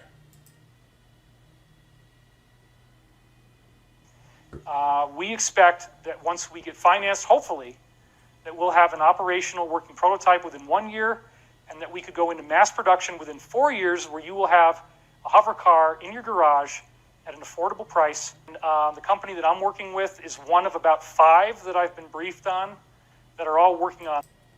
Here we go again. David Wilcock. I've said this before. I'm going to say this many, many times. Generals get briefings. You don't get briefings, buddy. This, and we're all in kind of like a little race with each other.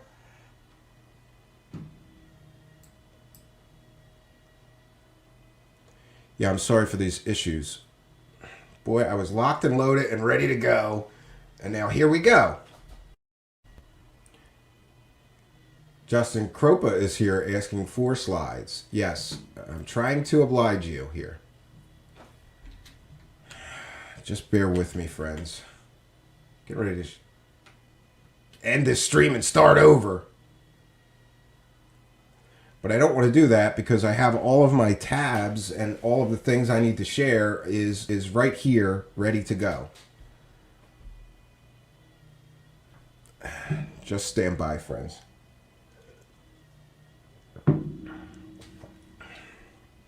We're going to give up on this video in a moment if things do not improve.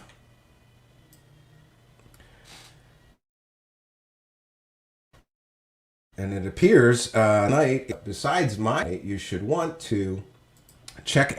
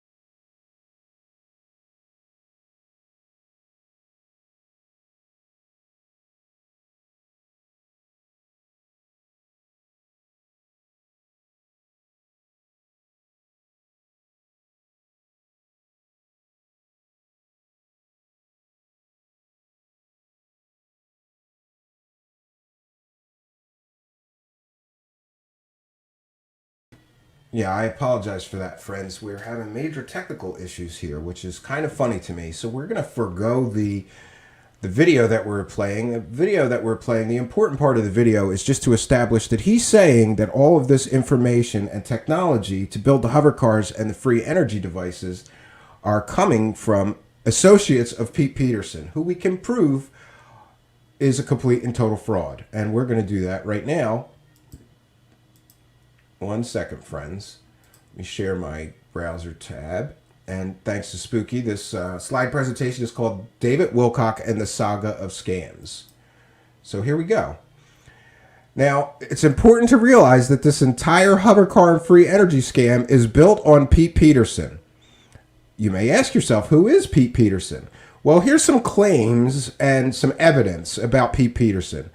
The first claim that I came across that I found extremely suspect, because I have a background in computer science and I've been a big computer nerd since I was 8 years old, is that Pete Peterson claims he was an early computer pioneer who beat Apple, Commodore, Tandy, and Atari and more to market the first alphanumeric personal computer. And he said that his computer was bought by all major universities and major businesses. So here's some evidence. First of all, I'm very familiar with early computers. I never heard of his computer or his computer company, which, by the way, laughingly, his computer company was supposed to be called Cyberdyne. You know, the same company that made the Terminators. Great. Nothing suspect about that. So the evidence is that we called 10 vintage computer museums all around the world, and no one that I talked to ever heard of Pete Peterson, his company, or his personal computer. Further, we talked to early computer pioneer David Haney of Commodore and Amiga fame. He never heard of Pete, his company, or his computer. And he says there would be record of this in a magazine article or some history supporting his claims, and there is none. So that's a good indication that all of his claims are fake and fraudulent. Further, I asked every computer nerd I know if they ever heard of Cyberdyne Systems or an early 8-bit computer that this man created that beat Commodore, Tandy, Atari, Apple, and more to market. Nobody that I know, out of all the computer people I know, has ever heard of him.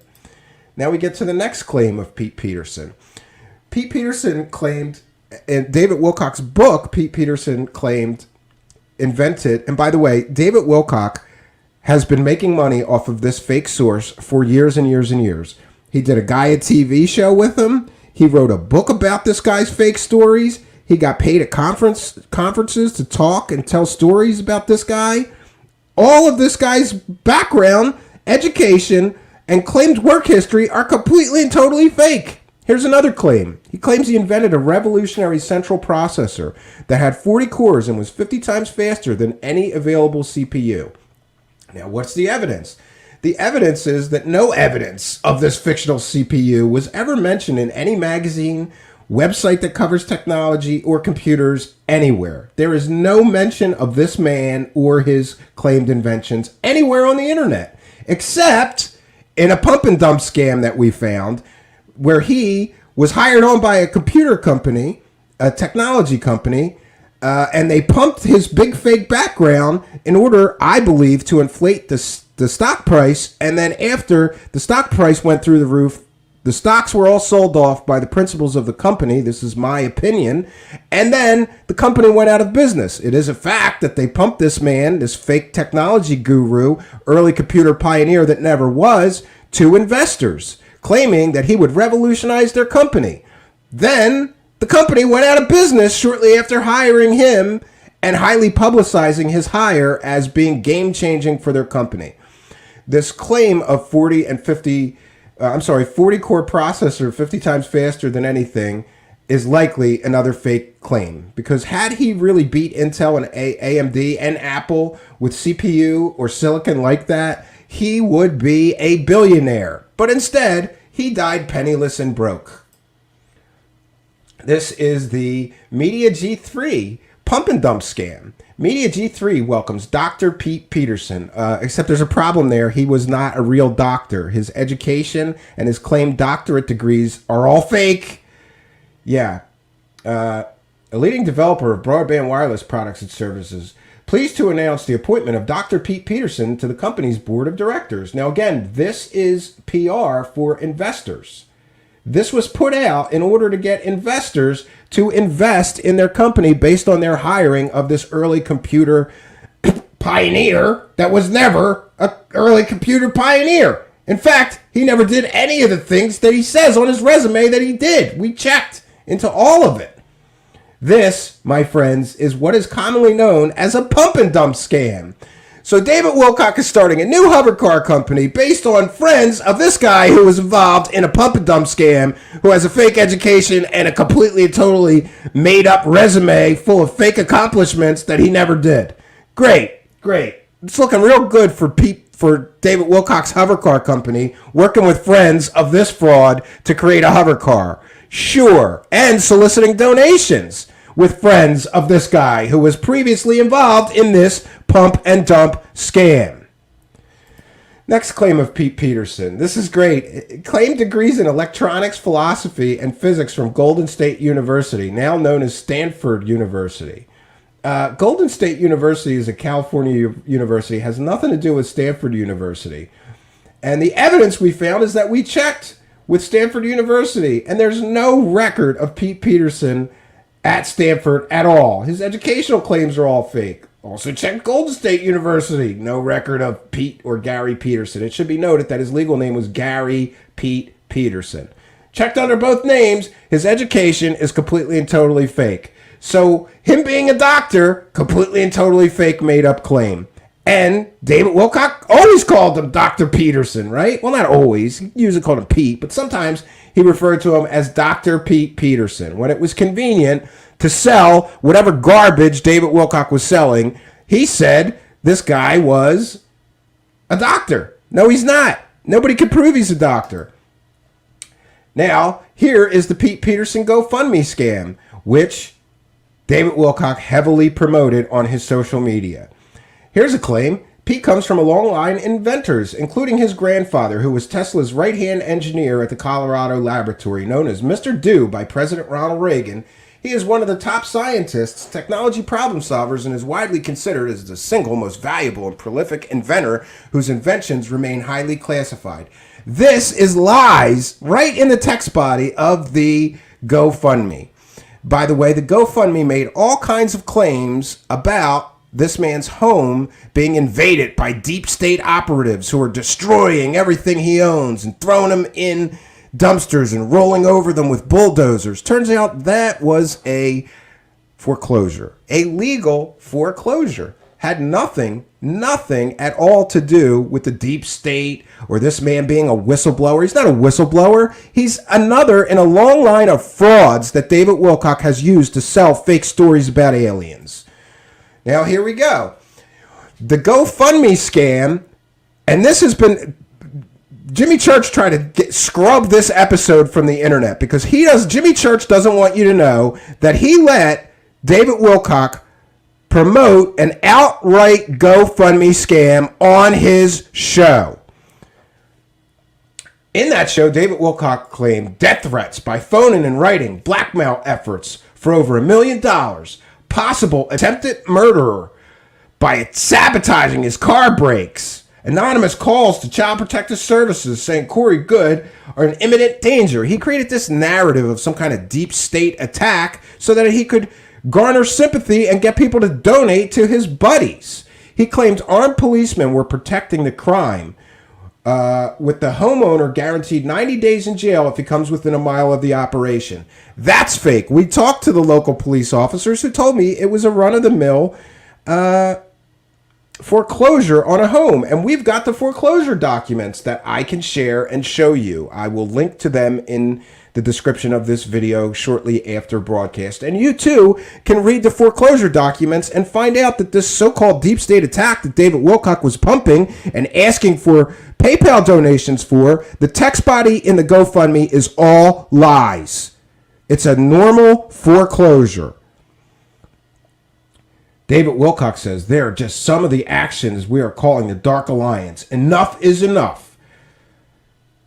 Update. A miraculous outpouring of your public support has appeared for Pete Peterson. I am truly awed and humbled. Thank you. An emergency fundraiser for Pete is a vast, unexpected, purifying flame consuming the dark, We may yet win this for him.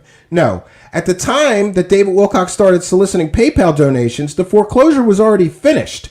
They were just giving him some time to get his junk out of the house before the bank, cleaned it out. And by the way, his house was a complete and total hoarding nightmare mess. There was nothing of value in that home, and it was filled with bodies of dead cats and bottles of piss. David Wilcock, on the Jimmy Church Show, no longer available, said all the things Pete Peterson, owns, which are worth in the millions of dollars, which I was set to inherit that stuff. It would have kept me financially solvent for the rest of my life. So I got to ask David Wilcock, because we've got eyewitness reports to what was actually in the house, David Wilcock. And what was in the house was dead cats and bottles of piss. What's worth millions of dollars there? What are you inheriting? Are you inheriting the dead cats? Or are you inheriting the house full of bottles full of piss from a senile old man? On DivineCosmos.com, it's posted that David was set to inherit at least a portion of all these valuables. Now we have David Wilcock promoting the GoFundMe scam on Jimmy Church's show, and we are going to share that, friends. Just bear with me. I have to find it, and we will share it. Hopefully we're going to have it. It appears as if using the share video function, which is something I don't usually do, I usually share from a browser tab, is what caused our technical problems. I'll be in touch with StreamYard later. I want to thank you for your patience during our technical issues. Now we're going to stop that one, and we're going to share. This has been all but scrubbed from the internet, and this is a clip. Thank God somebody saved it. I want to thank people from Avalon Forums who archived this section of David Wilcock pumping this fake Pete Peterson GoFundMe scam, which he claimed was a deep state attack. Turns out it's a run-of-the-mill foreclosure because Pete Peterson was a deadbeat and didn't pay his bills.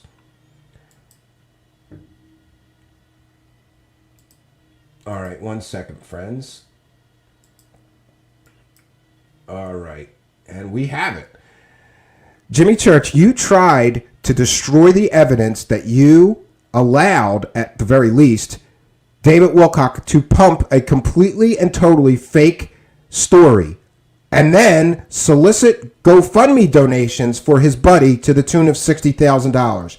You try to scrub this from the internet, Jimmy Church, because you don't want people to know, and you have never even acknowledged that this happened, instead choosing to delete those shows rather than owning up to your responsibility in helping David Wilcock scam the community out of $60,000 worth of ill-gotten gains for a completely, totally fake person with a completely, totally fake, sympathetic story of being under deep state attack.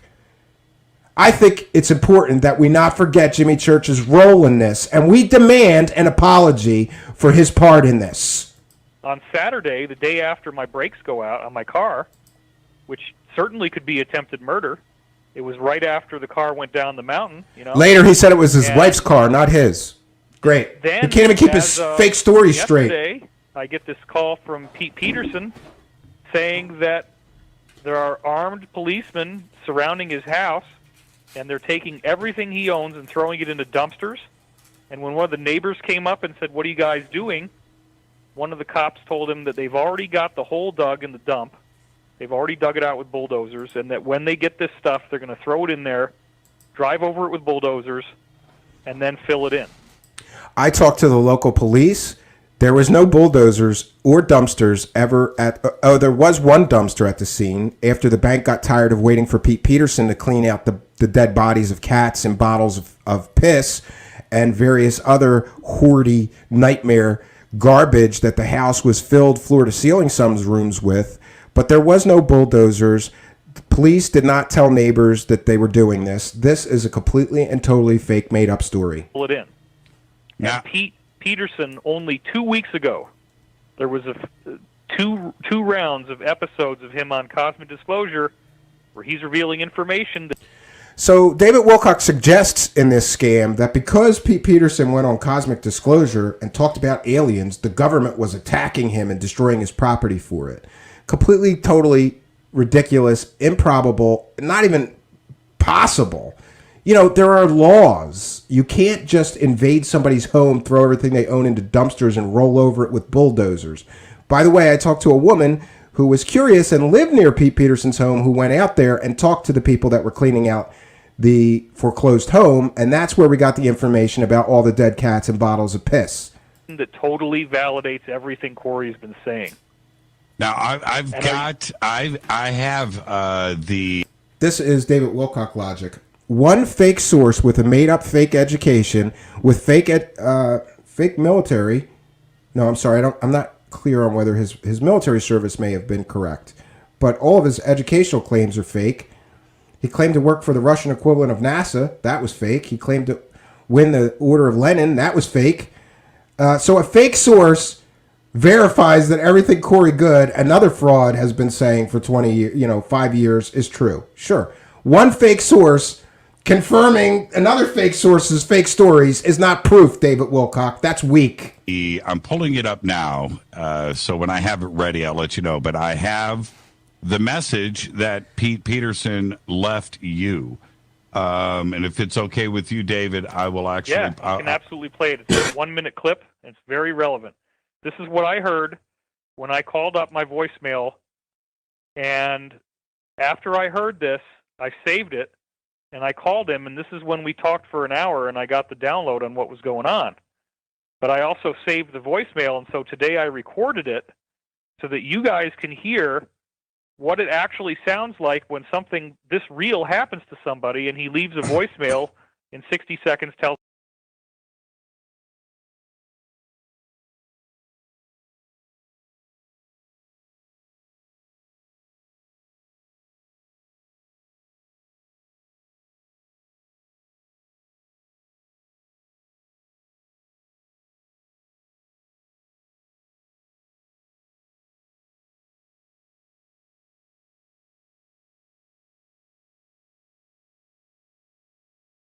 seconds tells me what's going on. Now, I paused it when it said his phone number, but otherwise, this is exactly the way it sounded. Okay, let me pull this up here. It's pretty interesting. Sorry, I didn't realize I was muted. It's about it's pulling up now. Hold on. Enter your passcode. What I mentioned is that David Wilcock never visited the scene. He just took his fake source's word for what was happening there, and then ran on Jimmy Church to promote this GoFundMe scam and help his friend raise $60,000. He was not there at the scene. He just took his fake source's word for it. You know, the guy with the fake education and the fake computer company and the fake inventions that he never really invented. Yeah, he took that guy's word for it. Sure. Deep state attack. Sure. Enter your passcode, then press pound. You have no new messages. You have 2 saved voice messages. Main menu. To review your messages, press 1. Voice message received at 6:14 p.m. yesterday from... Hello, this is Pete Peterson giving you a buzz. Just wanted to let you know that planning to take everything out of my house and my trucks and trailers and take them up to the dump and dig a big hole pit in the ground and dump it all in the pit and cover it over. It's important to note that at the time this recording was made and the time that this show aired on Jimmy Church's show, the foreclosure was already a finished deal. So no amount of money could have saved Pete Peterson's home.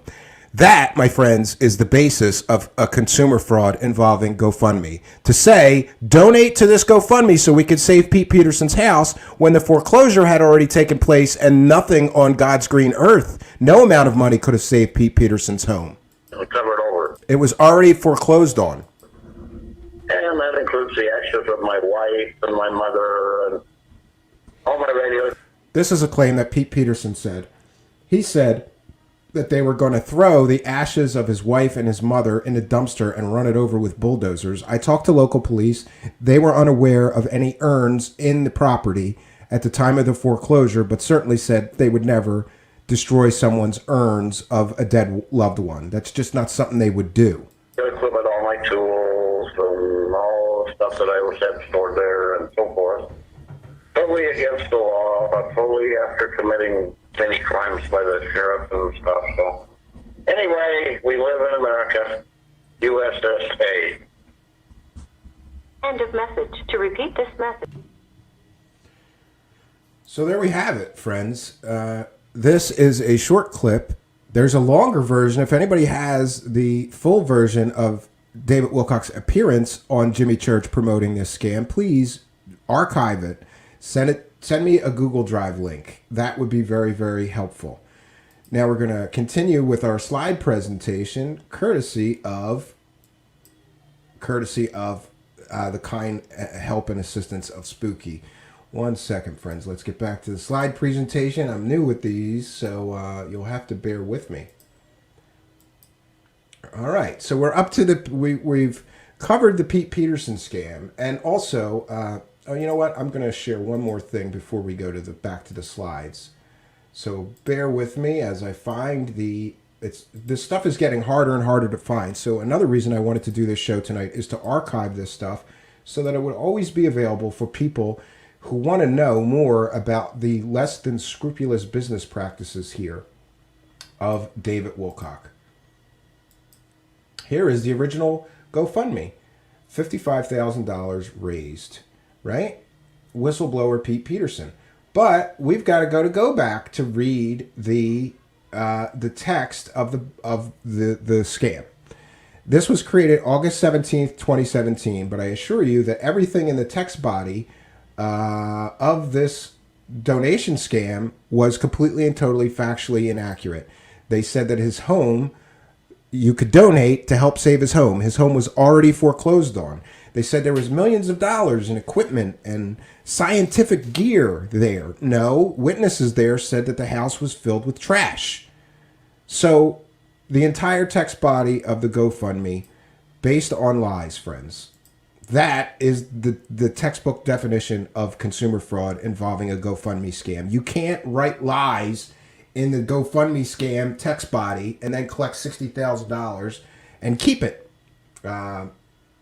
This is the kind of things that David Wilcock is, involved in.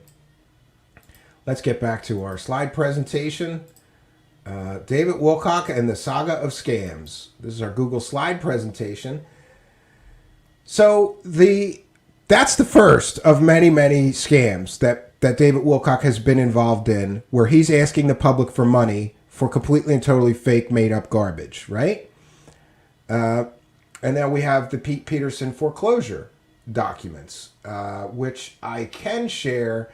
I'm going to provide a link. To those in the description of the text body. You'll have to forgive me because of our technical issues. I had that. Now I'm having problems finding it.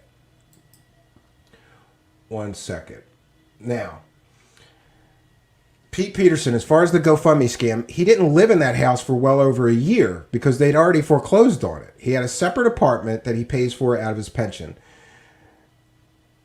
And this is David Wilcock's claim. Nonetheless, an entire lifetime his worldly possessions are still being stored in his house. Some were extremely valuable. And again, I would ask David Wilcock, where was the value? Was it the body of all the dead cats, or was it the bottles of piss?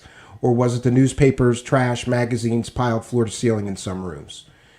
David Wilcock says, we knew something like this might happen if he lost the legal battles he was fighting. There was no real legal battle. In fact, he didn't even show up to court for some of the foreclosure hearings. He just let them foreclose on the house. The bank begged him for over a year, please get your stuff out of the house. The foreclosure has taken place, right?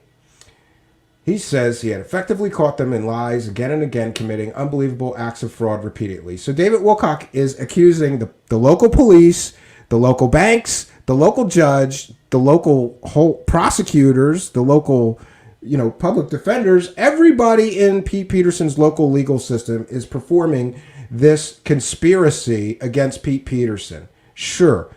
And let me ask, Pete Peterson claimed to be a Ronald Reagan science and technology advisor. If that were true, why wouldn't he call some powerful friends and get some help? It's because he's a fraud, friends. We knew that if he ever did start removing items from the home, they were required by law to place them into storage. And by the way, the local police I spoke to told me that anything salvageable that wasn't, dead cats and bottles of piss, they did put in a public storage and give him access to recover any of his personal belongings, and he never did. Here's David Wilcock. I was set to inherit these items. This is a very key point here. There was nothing else like this in the horizon of my life. This was it. Yeah, David Wilcock was waiting for his friend to die so he could collect millions in scientific equipment that didn't exist from a fake computer pioneer that never did anything he said he was going to do. Great. Pete wanted me to have greater financial stability in the future after all I've done to help him over the years, often when no one else would. Furthermore, there is a dazzling wealth of classified information, objects, and documents in this collection, far more than I can explain here. It's hard to believe, but it's true. I love how he has to put that in bold, right? This story's true when this story is completely and totally fake. Now, here's David Wilcock accusing both the police and the judge in this case of provable crimes, right? I tried to reach out to the judge in the case, did not get any response. Seizure of assets from an old California address Pete hasn't lived at in 18 years. Yeah, when you're doing a foreclosure, you serve every address you have, giving notice of the foreclosure. Now, we move on to the next scam. Convergence. Well, this was really before the Pete Peterson scam because this is back in 2009. In 2005.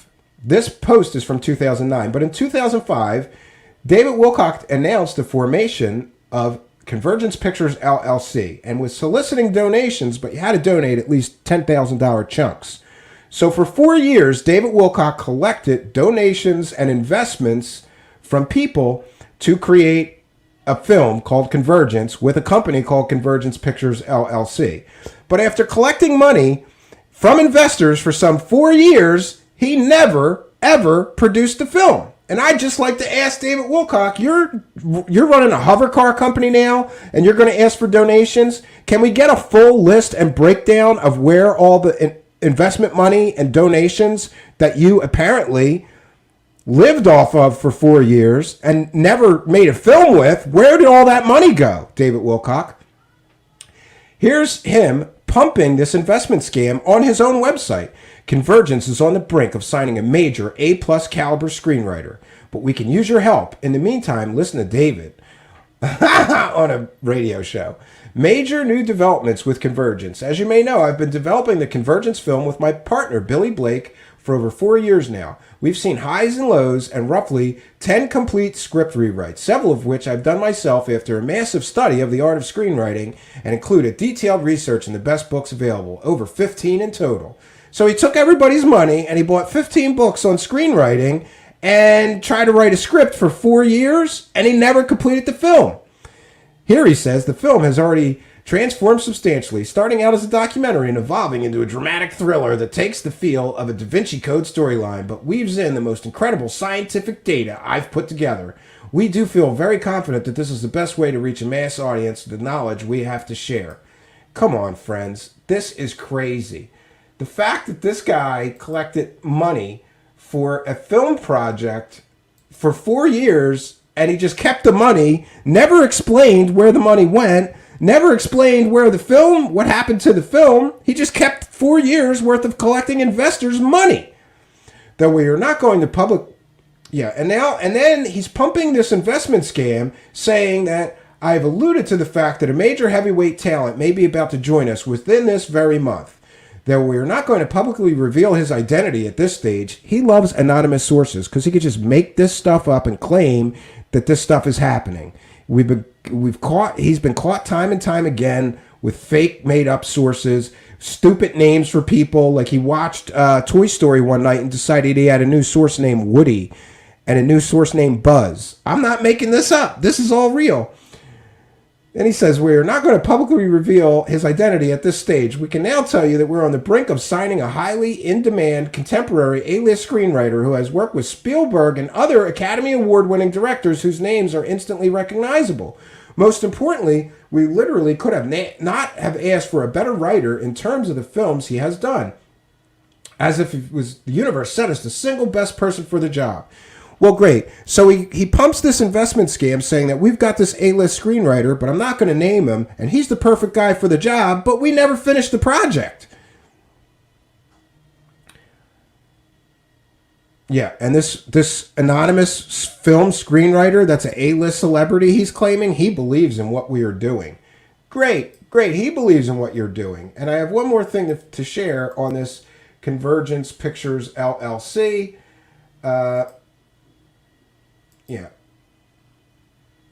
it's the same post, but he believes in what we were doing. Look, up to 35 people can join. We're allowed to have up to 35 investors for this project.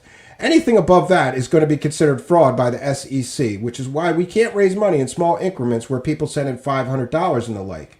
This ceiling is actually a good thing. Yeah, we have a small core of stage 1 investors, as they're called, who has financed the production and development of Convergence up until now. So he's got stage 1 investors that have financed this project for 4 years now. Where's the film, David Wilcock? The meaning behind stage 1 is simple. You get a significantly better deal in terms of the percentage of returns by investing at stage 1 than you do in stage 2 or 3. There's people complaining on the Avalon forums that were stage 3 investors that they never got their money back or heard what happened with their money or the film. We now have a lock script and a full budget to take to our large investors. That's where we expect to see, because there is no ambiguity, and they can be certain of what they are buying. What are they buying? You living a millionaire's lifestyle, claiming to make a film for 4 years when you make nothing? Did you give any of the investors' money back? Has anybody contacted the SEC about this? What is the statute of limitations on running an investment scam? And right now, David Wilcock is starting a new investment scam after he's already run an investment scam for 4 years, collecting investment money for a film he never produced.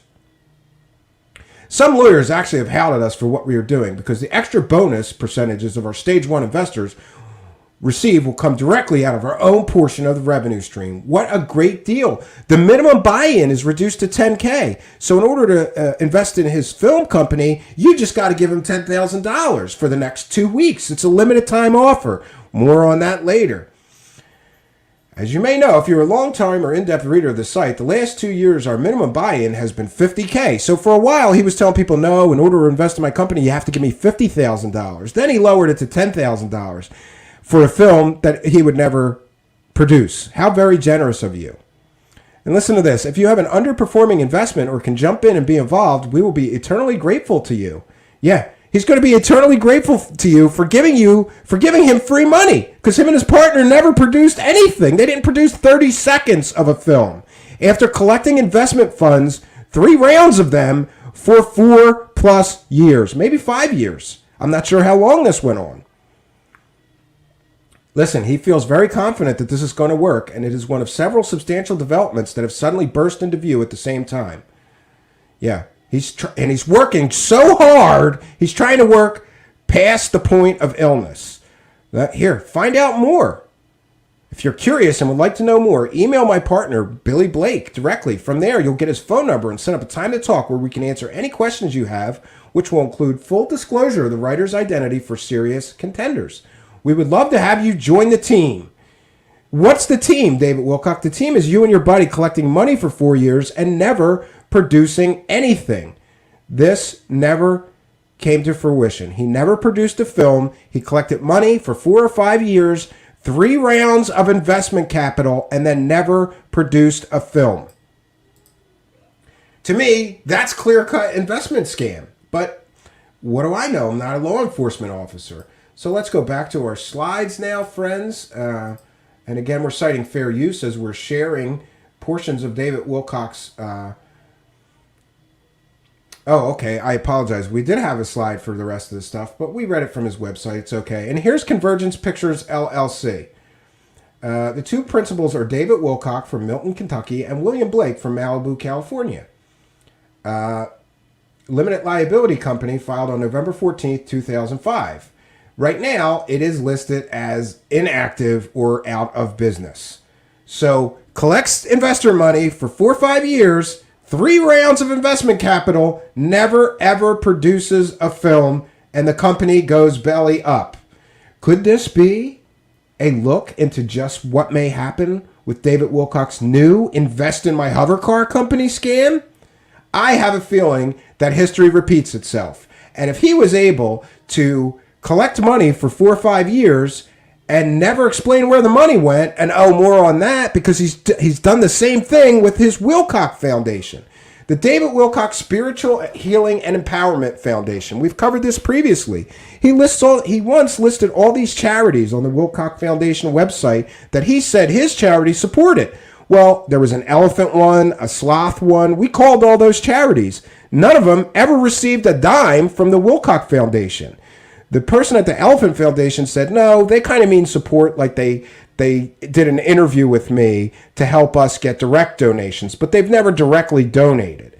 I think that is extremely problematic. If you're going to have a charity and list all these other charities and tell people, donate to us because we support these charities, people are going to assume that part of their donation is going to those charities, and it never did.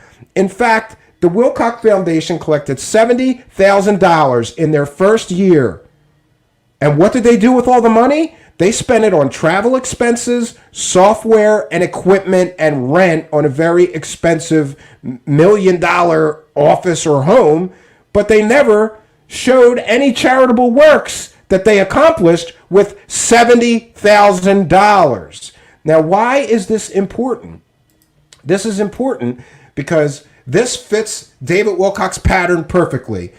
He pumped and he ran that Convergence Pictures LLC Invest in My Film scam for some 4 or 5 years, right? Let's just give him the benefit of the doubt and say 4 years he collected money, 3 rounds of investment, never produced the film. Suddenly that company goes out of business and he's on to collecting money in PayPal, in GoFundMe scams for him and his buddies.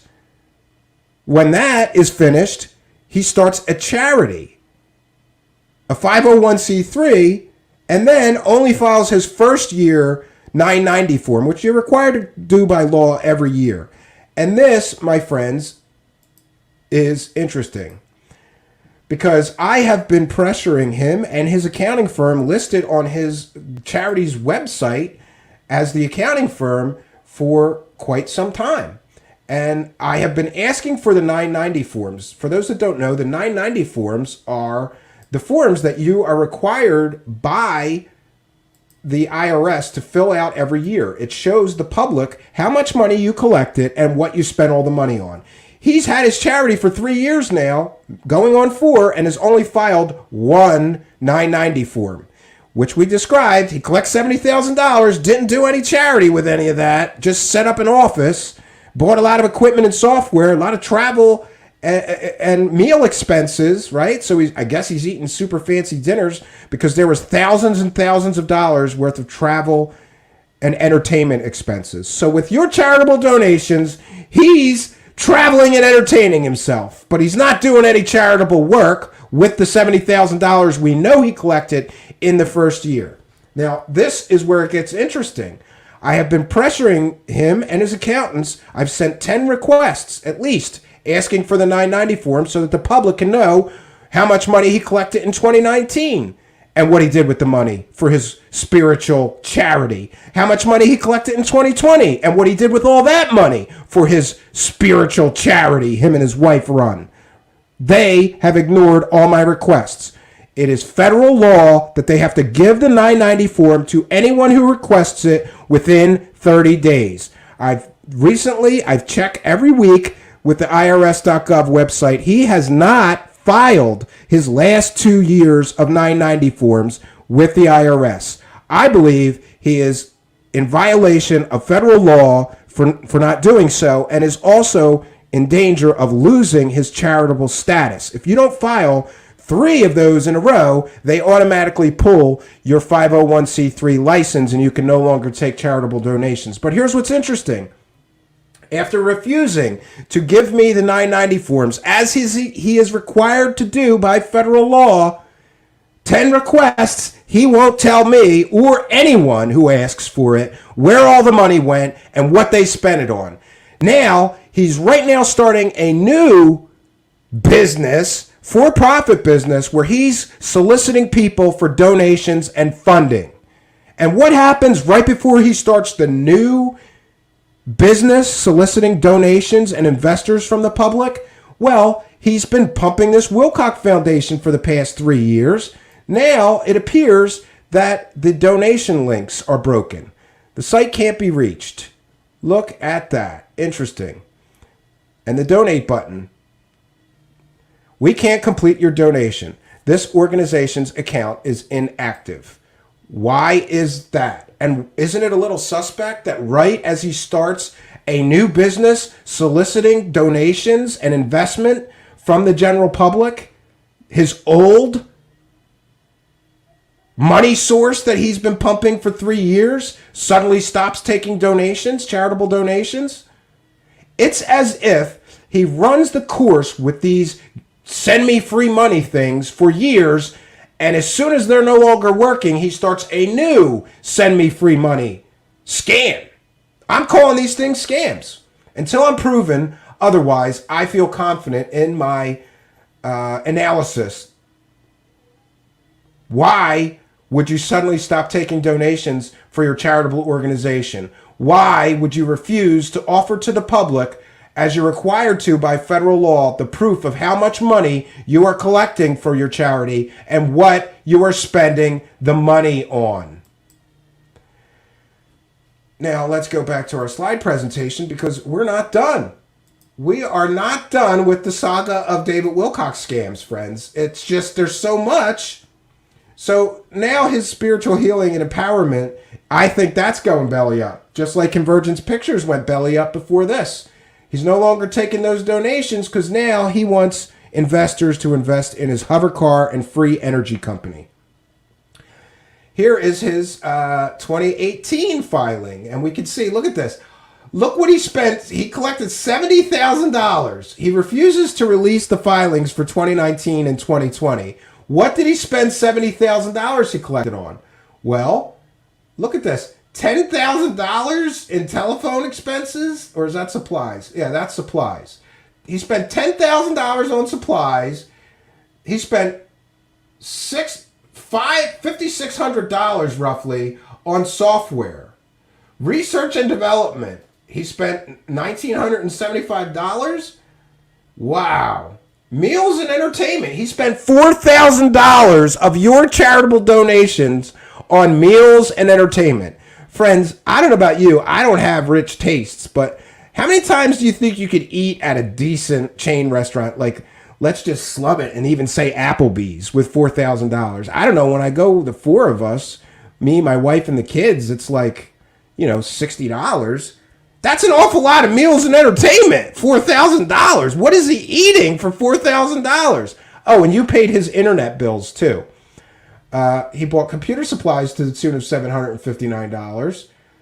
Bank fees. Oh, look, you're even paying some of his auto expenses with your charitable donations. Great. He charged you for the website design of his charity, right? He charged the charity for his telephone expenses for the year. And here we see, this is dated July 15th. And this is my last request. And this is to his accounting firm, somebody that I was talking to there named Julissa.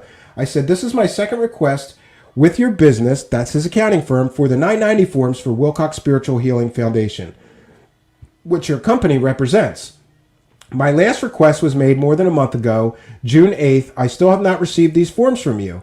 As far as I know, any charitable organization has 30 days to provide those upon request. Previous to my request with you, I have emailed both David and Elizabeth Wilcock and requested these forms for 2019 and 2020. I have also requested these forms in their YouTube comments section and by using the contact forms on both their website. It will be very difficult for them to claim that they did not get these requests, which I have carefully documented for months and months now. Please advise, is your company just refusing to provide these 990 forms I have requested? Previously, you promised to get back to me and never did. Please advise. Stephen Cambion, host of Truth Seekers. And no, they never got back to me, and I messaged them several more times. I made it a habit of messaging both David Wilcock and Elizabeth Wilcock and the accounting firm once a month for the past year, I'd say. Nobody has ever gotten back to me. David Wilcock does not want you to know what he spent all the money on. Look at this, $4,000. He spent $4,000 on furniture out of his charitable donations. Oh, I'm sorry. $5,000 on furniture and fixtures. Machinery and equipment, he spent $4,000 roughly. So we see David Wilcock collected $70,000 and he just spent all the money on, I suppose, things he wanted. new furniture, new supplies, new software, pay my phone bill, buy myself $4,000 worth of meals and entertainment. Now we see some window into what happens when you give David Wilcock some of your money. He's not feeding starving children in Africa, friends. He's spending the money on himself, it appears. I don't see any charitable work for the $70,000 he created. Not one thing did he do for charity. He just spent all the money on whatever he wanted. But he wants you to invest, right? He wants you to invest. Okay, and I do have to mention this Liz Lurie, because I should mention Stina Maria is the person who uncovered David Wilcock starting his own charity. She made a video about it, and what did she get? Privacy strikes, copyright strikes that were invalid. She was sharing public records. They tried to get her to take the video down, force her to take the video down. David and Elizabeth Wilcock did. Here's from Stina Maria. When my video first came out, it was hit with privacy violations from YouTube. I don't have screens of those, but they are in one of the videos. I think the video where I spoke about Cosmic Secret. Then when YouTube didn't do anything because it wasn't privacy violation, that's when Liz Lurie emailed me with a cease and desist letter. So here is a very angry lawyer letter. You are hereby ordered to immediately cease and desist unlawful activities directed at my client, Corey Good, including, but not limited to, business associates, as well as regards to him personally. And there's a separate cease and desist ordered to, where she's ordered to immediately cease and desist all defamatory, harassing, stalking, doxing, cyber stalking. She didn't do any of those things. This is for her clients, David Wilcock. And this is Liz Lurie, who wrote Corey Good's course that Corey Good sold and is right now suing Corey Good, to the best of my recollection. I don't know if that case is over. I thought they settled, but then somebody told me that they refiled. And some final points to make, friends. Some final points to make here, and that is this. 1 second here, friends. Let me just check in there. I believe that may be of some importance. Someone is pinging me, right? Someone is pinging me. So Liz Lurie threatens Stina Maria for doing nothing but making... so she got... Stina Maria got she got 2 cease and desist letters from Liz Lurie. Just a point of clarification. So, some final points to make, which are very important. David Wilcock's newest adventure is selling a course where he claims he's going to teach you the secrets of free energy and anti-gravity for just $333. And we also, there's a big problem with this, because there's a truth in advertising law. It's federal law in the United States, which says you can't outright lie in your advertising. David Wilcock outright lied in his advertising. What do I mean? I mean, in his advertising, he said that this was a special offer, a limited time offer that would expire at midnight Pacific Standard Time last night. But we can look on his website, and he just pushed the timer back and is still collecting money for this course. I believe right there, that is a violation of federal law, the truth in advertising laws. You can't say, this is a limited time offer, you got to sign up by midnight, and then just push the timer back and keep collecting money. This is the slimy kind of business practices that is the hallmark of a con artist. A con artist does that. Hurry up, operators are standing by. Limited time offer. You got to sign up for the course right away. Kind of like the Daniel Brinkley pitch. Daniel Brinkley, he's going to die any day.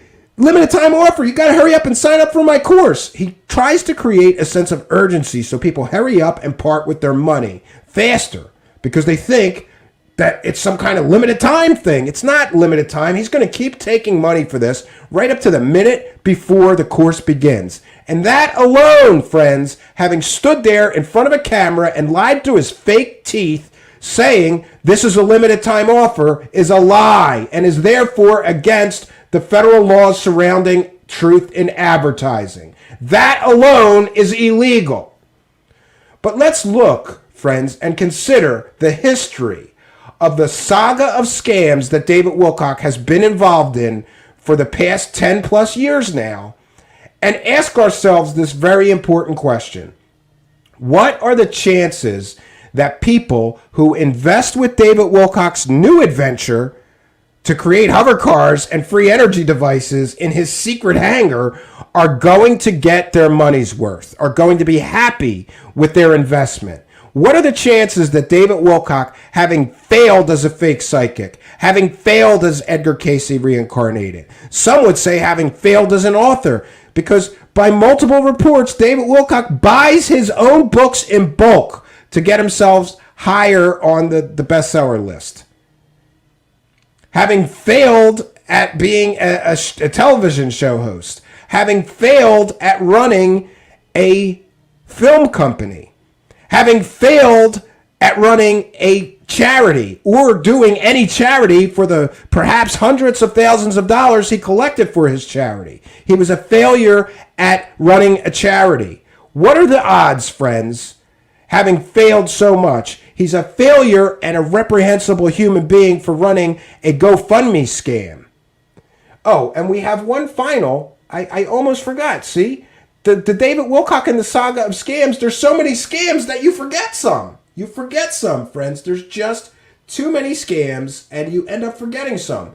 So let me not forget one more scam that David Wilcock also pumped up on Jimmy Church's radio show. And that is the Emery Smith PayPal donation scam. 1 second, friends. I have an article here titled, "Did Emery Smith trick thousands to donate online over a drunken bender?" And this is from Boldly.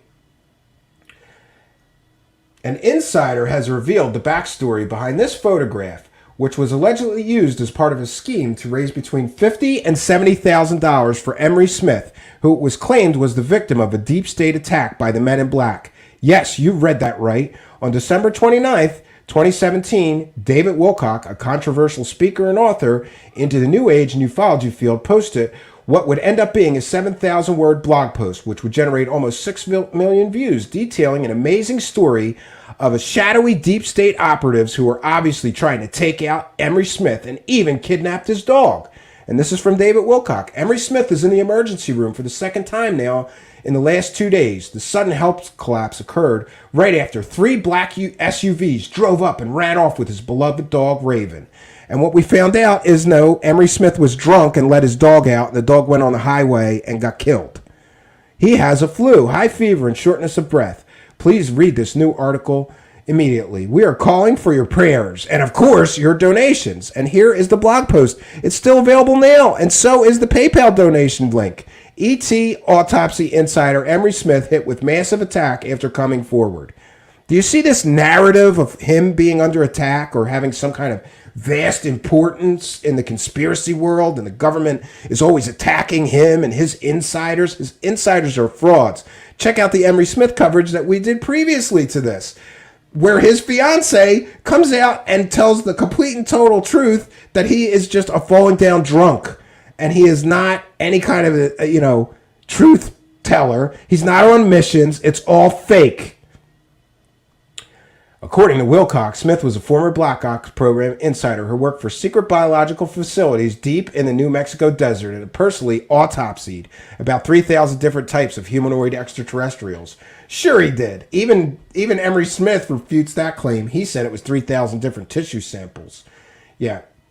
So here is, look at this. Palm Springs just picked up a dog from the middle of the Dina Shore near San Luis Rey, who was railroaded by 2 cars just ahead of me. I can't take her for the night even due to cats at home. We'll be willing to drop her off in the morning at the shelter. So somebody found his dog that got hit by a car. And here's Emery Smith. But if the deep state attack's not true, what really happened? The insider claims Emery Smith landed himself in the hospital visit, and that would be points on the curve who he's referencing here, after a 5-day bender of insane alcoholism and drug abuse, in which the former associate said he sat Smith down and advised him if he keeps up like this, he's going to end up killing himself. But what about the dog?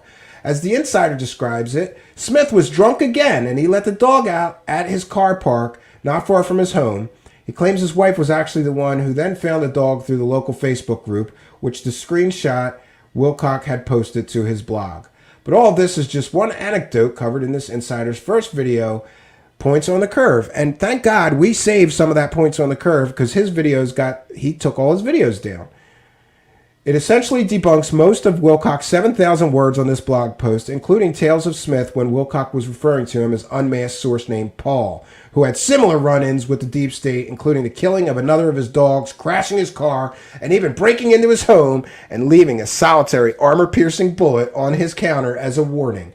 So David Wilcock, and this is authored by Daniel James, which is funny because I kind of forgot that Daniel James wrote this. I was just looking for material to tell this part of the David Wilcock saga of scams story. Yeah, so here we go. Another PayPal donation scam that was promoted on Jimmy Church's radio show that was filled 7,000 words of lies, right? And now he's on to the new scam, which is that he's going to create hovercar technology. And he needs you to buy his new course and give him a money bomb so that he can do what? Buy another $4,000 worth of meals and entertainment with your money? Live his millionaire's lifestyle? He owns $1 million mansion and rents another $1 million mansion, right? Driving around in a $100,000 car at conferences, may be a rental, but it's still a $100,000 car. And he needs your money. He needs your money to create hovercars. He needs your money to buy rich boy toys like expensive computers, expensive software plugins, 4 cameras so he can have 4 camera angles, expensive studios so he can make his ego-driven, narcissistic videos with 4 camera angles while yelling at his wife, right? He needs your money, friends. So, he says in his video, my wife and I were actually down to our last $3,000 before we started this course, so it was a pretty dire situation. You know, the way that it got timed was just happened to work out. So just when David Wilcock is down to his last $3,000, he comes up with this new idea that he, within a year, is going to create a hovercar prototype, and within 4 years, there's going to be affordable hovercars with free energy engines. He said that anybody will be able to purchase and put in their garage. Sure. Also from David Wilcock. So this is real. You don't get unauthorized access to military facilities. This is our facility. We own this, okay? We actually paid for the whole thing, which suggests that he bought this entire hangar cash. And I got to tell you, hangars aren't cheap, friends.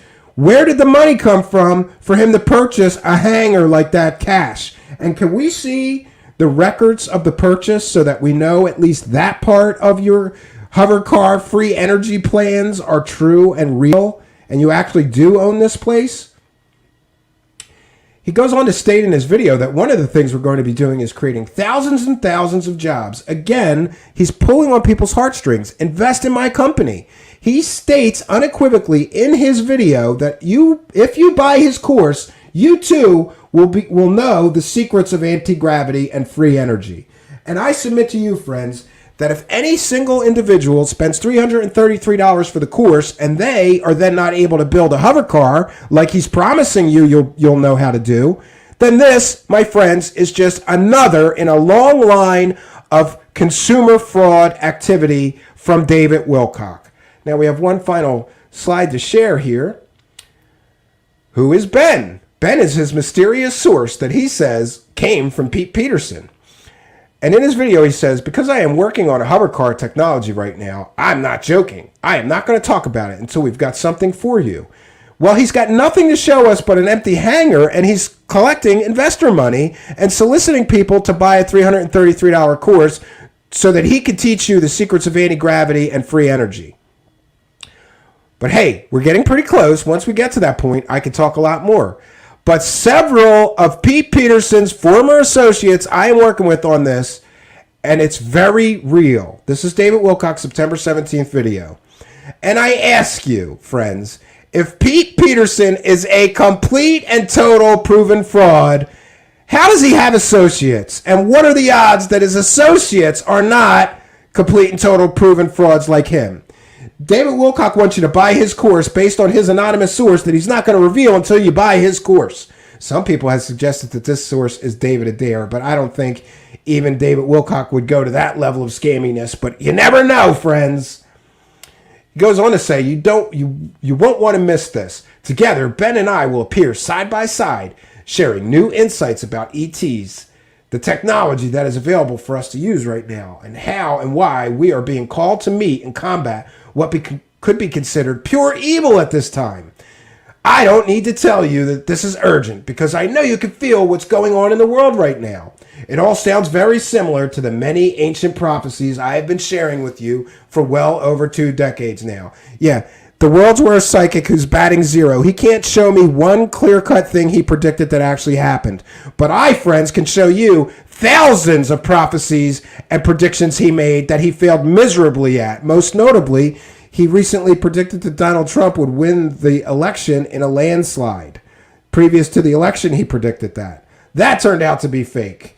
He predicted that Joe Biden would never step foot in the White House. That prediction turned out to be fake. And it goes on and on and on. I could cite for you thousands of predictions, my favorite of which he predicted before 2012 that we would all get light bodies and superpowers, friends. I don't know about you, but I didn't get any superpowers. I'm kind of disappointed. I'm pissed off at David Wilcock. I was waiting for my superpowers. We were supposed to be able to telepathically communicate, levitate, all kinds of stuff, teleport. None of that happened. But now he's going to tell you that going from nothing but a patent that he found on the internet, which most credible scientists will tell you is not provable science that works, he's going to, within 1 year, create a hovercar prototype, and within 4 years be full-on manufacturing them, all with American parts, with American workers. Friends, there's a chip shortage in the world. You can't produce any technological device without silicon, and you're not getting American-made silicon. So that statement is false, misleading, and a lie. He's not building any technological device without foreign silicon. It won't happen. I have a background in computer science. Trust me. Can you buy chips made in the United States? Not really good ones, not super advanced ones. And in fact, all major car manufacturers rely on foreign silicon. The Silicon Valley of Asia is where the chips are mostly manufactured. So for him to claim that he's going to do all this with American parts and American labor is misleading at best. And here we go. If you step into this course experience now, before the timer runs out or we hit capacity, the timer never ran out. He just keeps resetting the timer. So this is false, misleading, and false advertising and against the law.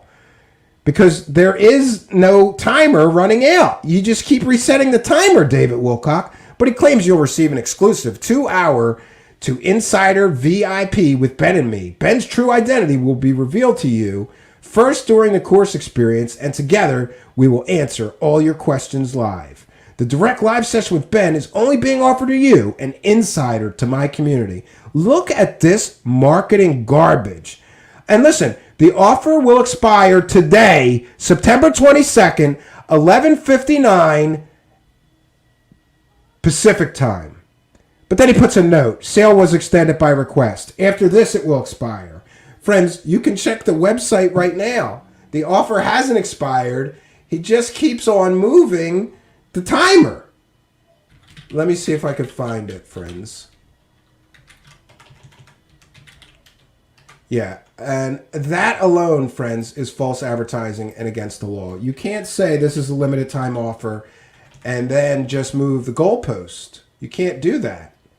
That is against the truth in advertising laws in the United States. And it may be against international laws because, after all, he is selling his course to everyone in the world, not just the United States citizens. So he may be in violation of advertising laws in Europe, advertising laws in Australia, advertising laws in France, I don't know, Russia, the Soviet Union, former Soviet Union countries. All of these countries, many countries have laws against false advertising. Oh, extended only for today. Here he is. He's still accepting. He took the timer down, but he's still accepting. Look, days, hours, minutes. The timer's not working now. But you can still register. So he lied when he said that this was a limited time offer. Because we could register for this right now, and I guarantee that he will. Yeah, there you go. You can register right now, and he'll take your money. So that's false advertising and a lie, my friends.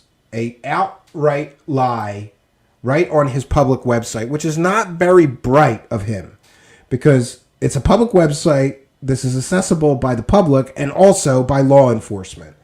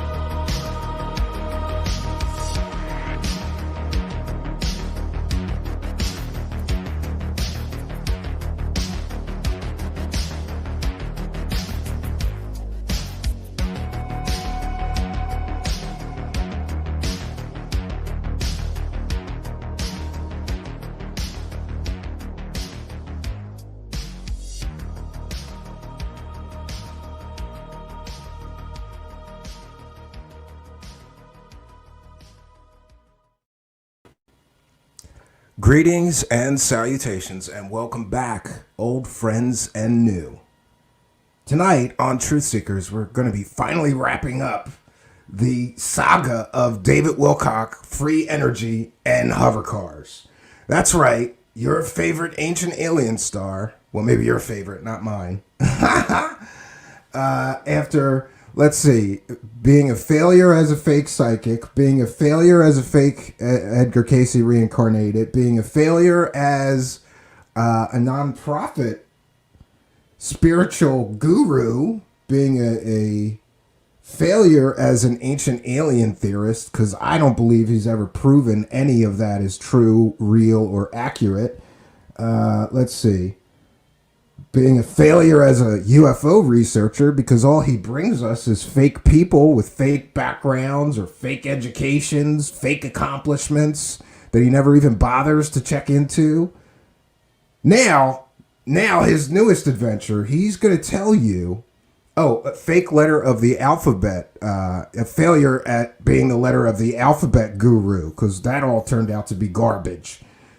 Now, Mr. Wilcock's latest adventure, he's telling everybody that he's going to be the father of anti-gravity. Why? Because he dreamed about it. It must be true. This whole story is garbage. And in part 2, you can check our channel here. We detailed a treasure trove of, you know what? I'm going to be careful with my wording here. A treasure trove of very questionable business ethics tactics in order to generate money for himself. And now, after selling courses on ascension and nobody ascended, after stating that he once stated on a live show, I believe it was Edge of Wonder, whatever. Those guys got thrown off of YouTube. So he once stated that all the money that he generates from his courses goes to his nonprofit. And we investigated his nonprofit. We asked for forms that he's required to deliver to us by law, showing where the money went, or how much he collected and where all the money went, and he refuses to provide those forms. Now, he's saying that he basically admitted on his live stream, he's saying that he funneled money from the courses that he's been selling for the past 3 years into free energy and hovercar technology. And we're going to share a video clip of that. That's very problematic. You cannot take money from a charity and funnel it into a for-profit company. So is he going to just give away these hovercars? Is that the charity? I'm confused because the money situation with David Wilcock is always confusing. Give me money for nothing. That is essentially what I figured out about David Wilcock's business. He wants money for nothing.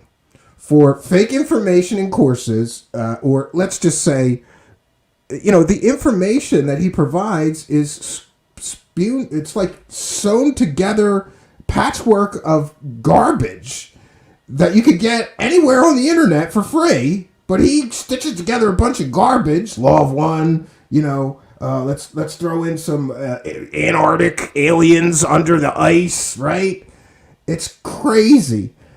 So he previously said on a show that all the money that he generates for his courses go into his David and Beth Wilcock Spiritual Foundation. But we investigated that foundation and found out there's very misleading stuff going on. Like we couldn't find on the first form that he actually filed, the 990 form, he collected $70,000 and we couldn't find any charitable work that he performed. He just took the money and spent it on things like furniture, equipment, rent, automotive expenses. He even made the people donating to his charity pay his cell phone bill, apparently, according to those records. But he won't give us the records for the second one, right? And I got to tell you. So David Wilcock has this history of collecting money and never delivering what he promises. Let's see. He's going to sell you a course on ascension. Nobody ascended. In 2012, he was selling information and telling everybody they were going to get superpowers. Nobody got their superpowers. His books, he's got one book that highly features Dr. Pete Peterson. and all his fake stories. But we've detailed that this Pete Peterson is completely, totally fake. And now David Wilcock is saying that new associates of Pete Peterson, the fake source that he milked for 10 years, the senile old man that, had bottles of piss and dead cats all throughout his house when it was foreclosed on, and he ran a scam to help the guy, a PayPal donation scam, and lied about everything in that. Okay, that guy's associates are now going to help David Wilcock create the world's first hovercar with anti-gravity, and also create free energy. And I gotta tell you, go look into free energy scams. They're a dime a dozen. So I feel like David Wilcock has reached the bottom of the what can I do to generate a lot of money and not deliver on this time barrel. There's nothing lower than running a free energy scam as far as I guess the scam meter goes. Do we get a scam meter here? Is there some, I guess there is. And free energy investments, go ask anybody that ever donated to a free energy nonprofit. It's interesting to note that convicted fraud felon Billy Carson ran a free energy scam, collected a whole bunch of money in the form of a charity, and never delivered on anything. He never showed any device, working or otherwise. We've also got Dr. Stephen Greer, who ran a free energy scam called the Orion Project, which he collected and crowdfunded over, to the best of my recollection, over $400,000 and never delivered any device, working or otherwise. Friends, free energy investment scams, free energy donation scams are a dime a dozen out there. And nobody that collects money for any free energy promises in the history of electricity has ever delivered. But David Wilcock thinks that he's going to be the one to crack that code. Not only is he going to defy the laws of gravitational physics by creating a hovercar, he's also going to defy the third law of thermodynamics and produce a free energy device. Great. The same guy who has been lying through his fake teeth for 20 years is now going to do that. This just kind of, this whole free energy and hovercar thing has just gotten me thinking about being a child on a playground, and like some kid comes up and tells some fantastical story, but he never delivers. How many times are you going to even listen to that kid before you say, this kid's full of shit? It's not even worth listening anymore. And I got to tell you, I'm getting a little bitter, I guess. Because everybody wants me to listen to him and talk about him. And I'm like, this is such a waste of time. I could be doing anything better with my time than listening to this clown. So I couldn't even get through this last 3-4 hour video, right? I couldn't do it. I got through the first hour. We're going to play some of that because that's where the relevant parts about the free energy and the hovercar stuff is in his latest video. Then he goes on for another 2 or 3 hours connecting together all kinds of disconnected nonsense, like screaming, like plants scream when you throw them in the pot, and you got to pray for those carrots before you throw them in the boiling pot of water, and then they don't scream, and he says that's been scientifically proven to be true. My gosh, it's just a treasure trove of garbage. And it's like, if the whole thing he's trying to push is free energy and hovercars, then why throw in an additional 2 or 3 hours of garbage after you're done talking about what the real subject that people are there to hear you talk about? Now he's selling a new course in free energy and Antigravity, and he's saying that you'll be able to do it too if you just give him $333. I almost want to give him the $333 and then sit through his course, try to build me a hoverboard, and then call BS and tell him I want my money back because you didn't teach me the secrets of anti-gravity. Friends, this is how bold of a scam this is. He's telling people publicly on the internet that if you give me $333, I'm going to teach you the secrets of free energy and anti-gravity, and you'll be able to do it too. He said that.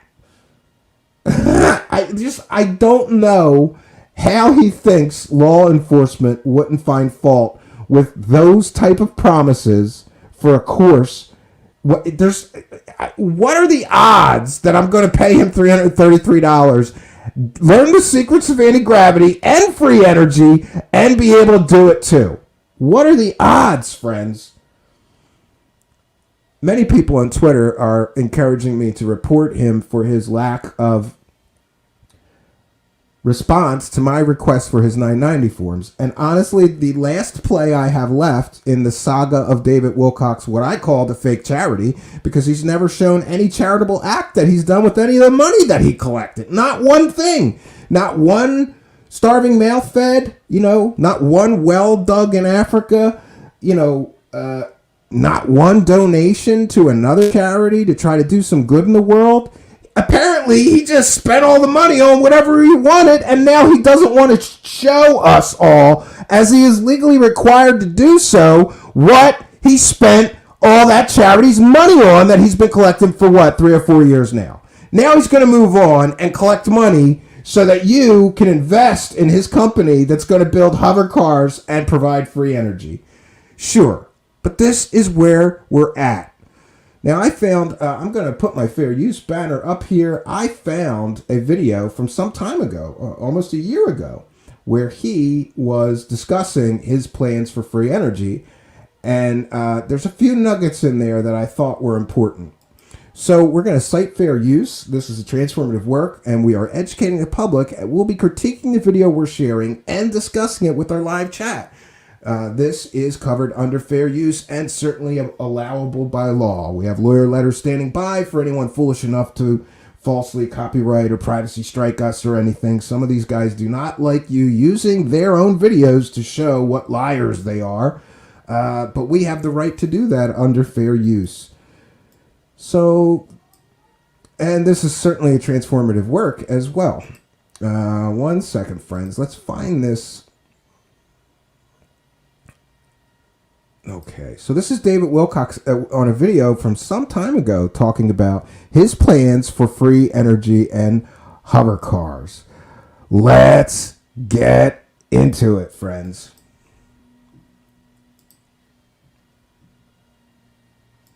Because I am working on hovercar technology right now. I'm not joking. I'm not going to talk about it until we've got something for you, but we're getting pretty close. Once we get to that point, I can talk a lot more, but several of Pete Peterson's former associates I'm working with on this, and it's very, very real. We expect that once we get final... That's the important nugget. He is saying that he's working on hovercar technology with several associates of Pete Peterson, who we have proven is a complete and total made-up fraud source that he's been milking. So now, Pete Peterson is dead. He's saying that he's got friends of Pete Peterson and him are going to develop this anti-gravity technology. So, friends of a complete and total fraud source that you milked for 10 years? Frauds of an original fake source? Now you've got friends, and they're anonymous friends. He won't tell us their names, because David Wilcock has a lot of imaginary friends that he brings up in his presentations like they're real people. But you never meet them, you never see them, nobody else gets to talk to them or interview them and say, hey, did you tell David Wilcock this, or is he just making this up?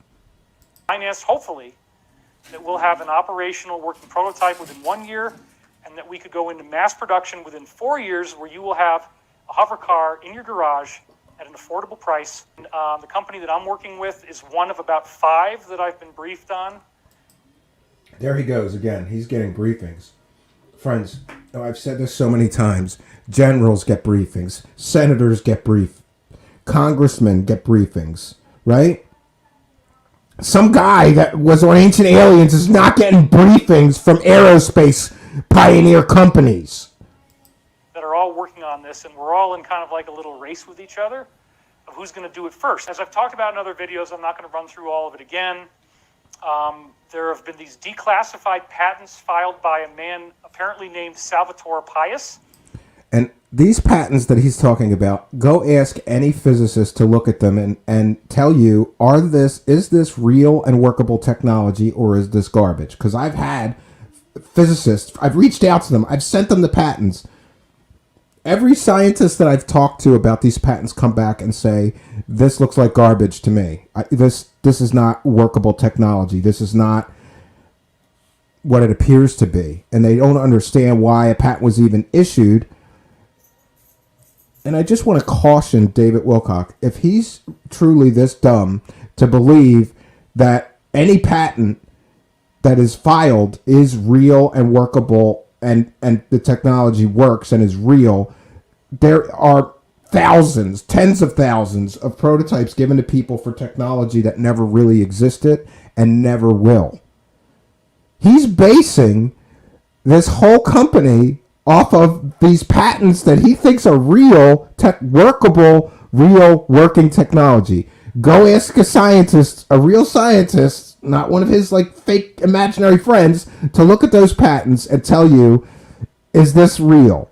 And further, he truly, I suppose, believes that it's so simple to create anti-gravity that he's just going to copy off these patents. And that's another huge problem. He's mentioned these patents, like, and has said he's basing his hovercar on the technology in these patents. If you're creating a for-profit company, maybe you're too dumb to realize this, David Wilcock, but you can't just copy somebody else's patent and use it in your company. You'd get sued. So you better have your own original method, patentable method of generating an anti-gravitic effect or engine. You can't simply take, let's go out on a limb and say these Salvador Pais patents, which most real scientists laugh at and think are a joke, let's just go out on a limb here and say those are real and the technology described in them is workable, buildable, provable technology. That would be an amazing world to live in. That would mean that somebody invented somebody invented anti-gravity engine that actually works. That would be amazing. But David Wilcock, you dummy, you can't just go, like I said, let's just say the patents work. The technology described in those patents work. You can't just take somebody else's patent, copy it, build it, and then sell it.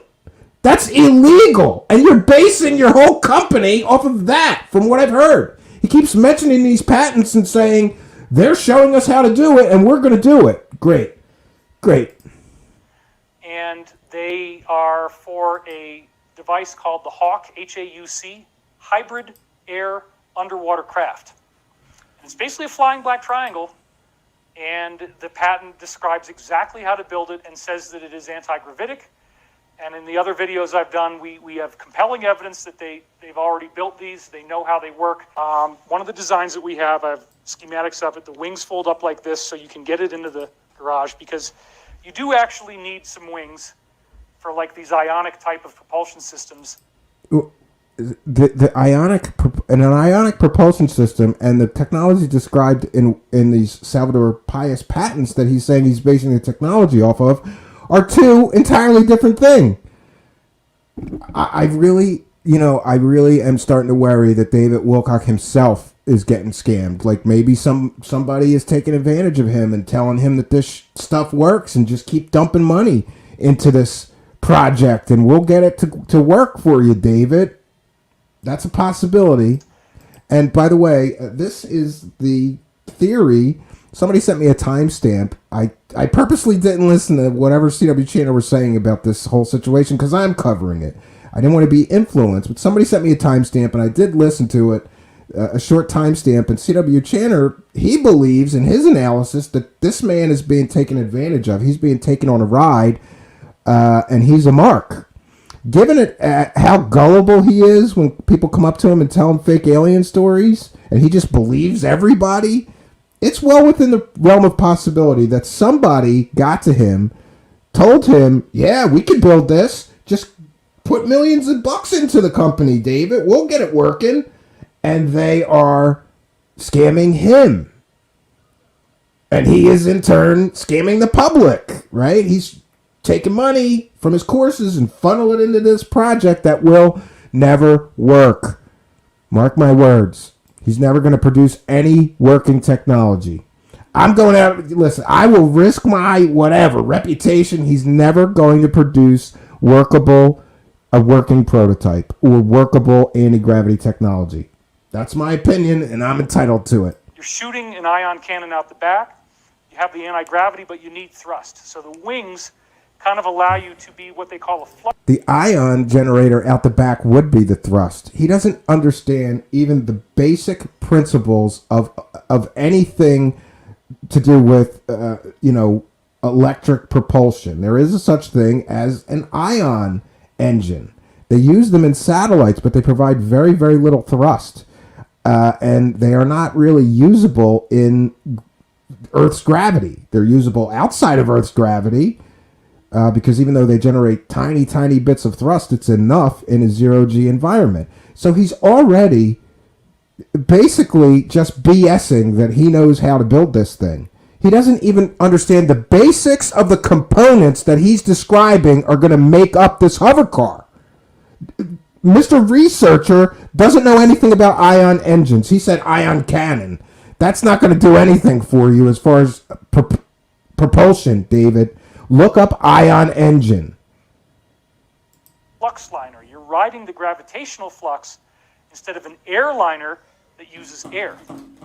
And because it's hybrid air underwater craft, you can also fly underwater with these at a much, much greater rate of speed than would normally be possible with that kind of a system. So in addition to promising to create free energy devices and an anti-gravity propulsion system hovercar, hey, it's also a submarine that can go faster underwater than anything else. Great. And he doesn't realize, there are aerospace companies with billions and billions and billions of dollars of funding, and they can't create a prototype like he describes. But he's going to do it? Sure you are, David. Sure you are. I'm very, very excited about the technology that we're going to have. And again, it's been handed to us. The military has handed it to us. And as I've said before, Salvatore Pius translates as savior of our nation. Salvatore, savior. Pius, I'm not sure how to pronounce it. I'm sorry, I'm probably mangling it. Pius means nation or country. Sure. So it's more disconnected nonsense. What is, everybody's name means something. Stephen means crown of garland, which is a stupid meaning for a name. I was very disappointed when I found out that's what Stephen means. I don't know why he feels the need to throw in these disconnected facts that have nothing to do with anything. It's like he's trying to prove his case by what? Connecting dots that aren't even there? It's unfortunate that he feels the need to be, throw in garbage information, and he thinks that somehow that is convincing, right? It's going to convince you more that he knows what he's talking about. So why would the military save our country by releasing these patents? Well, I think it's pretty obvious. We've talked about Space Force. I've done a lot of other videos suggesting that this forbidden technology is going to be part of what we're going to get. You get into the work of Dr. Kenneth Shoulders and his amazing charge cluster technology, which is probably... Here he's discussing real technology, but again, it's real and I believe patented technology or patent pending technology. And again, he can't just copy somebody else's patented technology to create what he's going to sell. He's got to create his own technology. And so far, I've listened to this clown for hours and hours and hours, and he has not described any original technology that he could actually legally sell. He's just talking about other people's work that he's not legally allowed to copy and produce a product out of. It's one of the main contenders of what we're going to use to build hovercars. Yeah. See that? One of the main contenders. I thought it was the Salvatore Pius patents that he's going to copy. Now he's going to copy this other guy's work. Maybe he's going to copy both their work. Because you can create anti-gravity. Because, by the way, David Wilcock is a plagiarist and a half. All of his books, if you put them into a plagiarism checker... Now, granted, he does credit his sources, but 50 to 60% of his books are copy and paste jobs. Does he think he's just going to copy and paste other people's technologies into a working hovercar? I mean, that works for his books. He makes lots of money selling books that are copy and paste jobs. These little things. It turns out that if you send electrical current, sorry I'm jumping around a little bit, but hang in with me.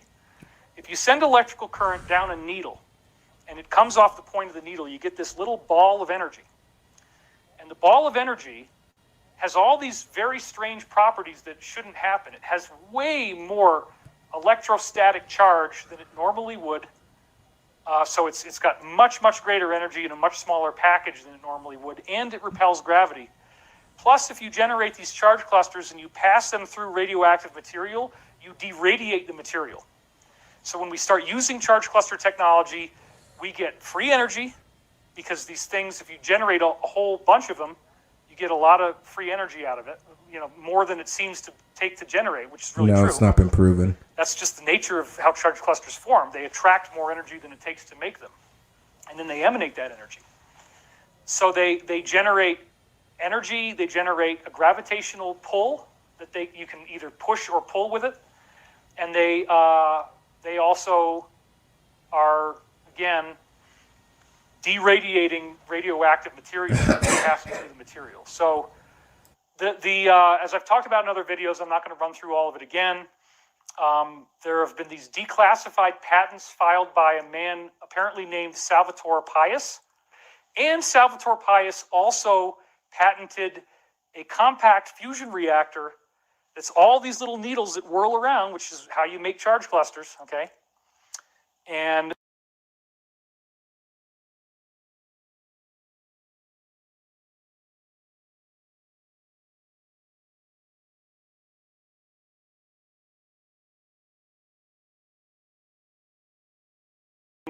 that is a power system you could drop in the thing.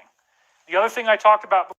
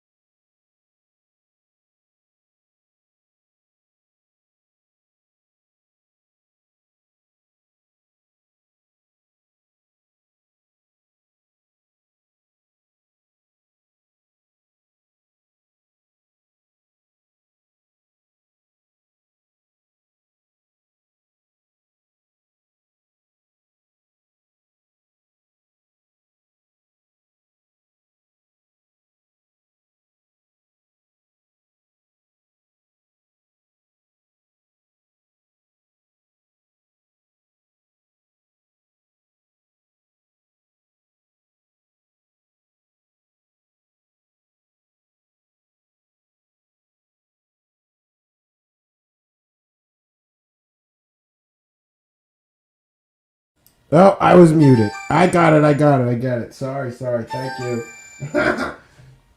I really got to get a physical button, cough button. I apologize. So I was saying the promises that he's making would be very, very worrisome to any lawyer that he hired, because he's soliciting people for investments for a for-profit company, and he is on the record here making all of these wild promises and claims about what his hovercar is going to be able to do.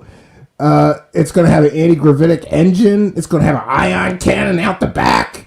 We're going to put a free energy engine in it. So I guess the implication is you'll never have to power it. You'll never have to get gasoline or jet fuel or anything, or even plug it in and charge it. It's just going to run for free. This is very, very problematic as far as an investment opportunity, right? You can't promise people all this stuff, take their money, and then not deliver it, or you may end up in the pokey, David Wilcock, for investment fraud.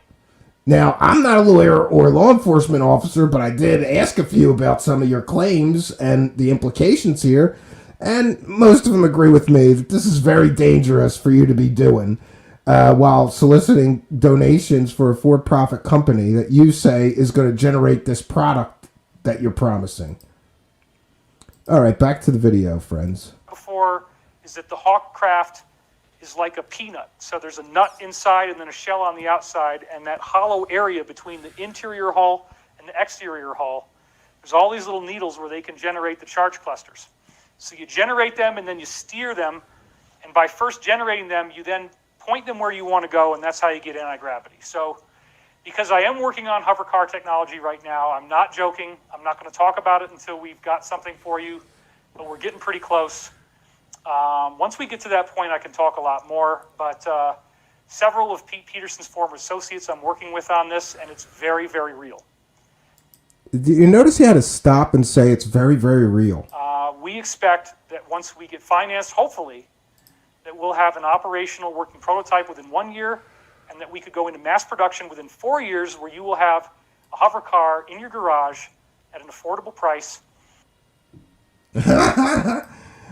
Listen, go ask anybody that knows anything about aviation technology or building aircraft or building cars. You can't build a working prototype from nothing in 1 year. I mean, maybe you can if you have a talented enough team or you have enough money, but it just, to me, the odds of David Wilcock actually coming through with any of these promises, I think, is next to nothing. And I have to go over to Twitter because somebody, thankfully, let me find this. I retweeted it just so that I would be sure to be able to find it. And of course, this clip comes courtesy of Spudwife, who's always finding interesting clips and information about David Wilcock and others and sharing it on UFO Twitter, which I think is appropriate. Let's let people know. So many have suggested that he is illegally funneling or has illegally funneled money from his 501c3 charity into a for-profit company that he's starting now to build these hover cars.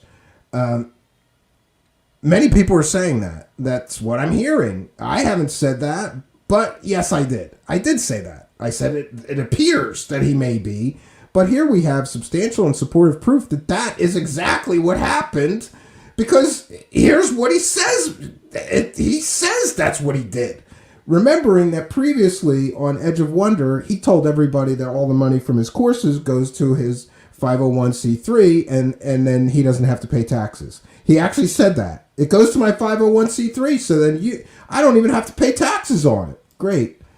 So he took charitable, non-taxed money and he put it into a for-profit company? This is crazy. And he's saying this stuff on public streams, right? Spudwave clipped this from a public stream. We're ready to go. We've got funding in place. You have actually been the greatest help. And so how cool is it, right, to find out after 3 years of me doing these online courses that you were actually investing in anti-gravity free energy without realizing, because I was taking your money and directing it over here to where I saw the need. We were still paying rent. Okay, so we're not indulging with this money. We were using it for the greater good, and that's what the beings would have wanted. We're ready to go. So here he says that he's been funneling money from his courses for 3 years that he previously said went to his charity. Now he's saying that he funneled all that money into free energy and anti-gravity technology that he's going to be selling for profit now. That is very, very problematic. Yeah, I did click share audio. So let me try it again. The audio on that clip is very, very low. I'll try to do it again. Share system audio. Let's try it again, but I did share it. Maybe it's very low. And if so, I apologize.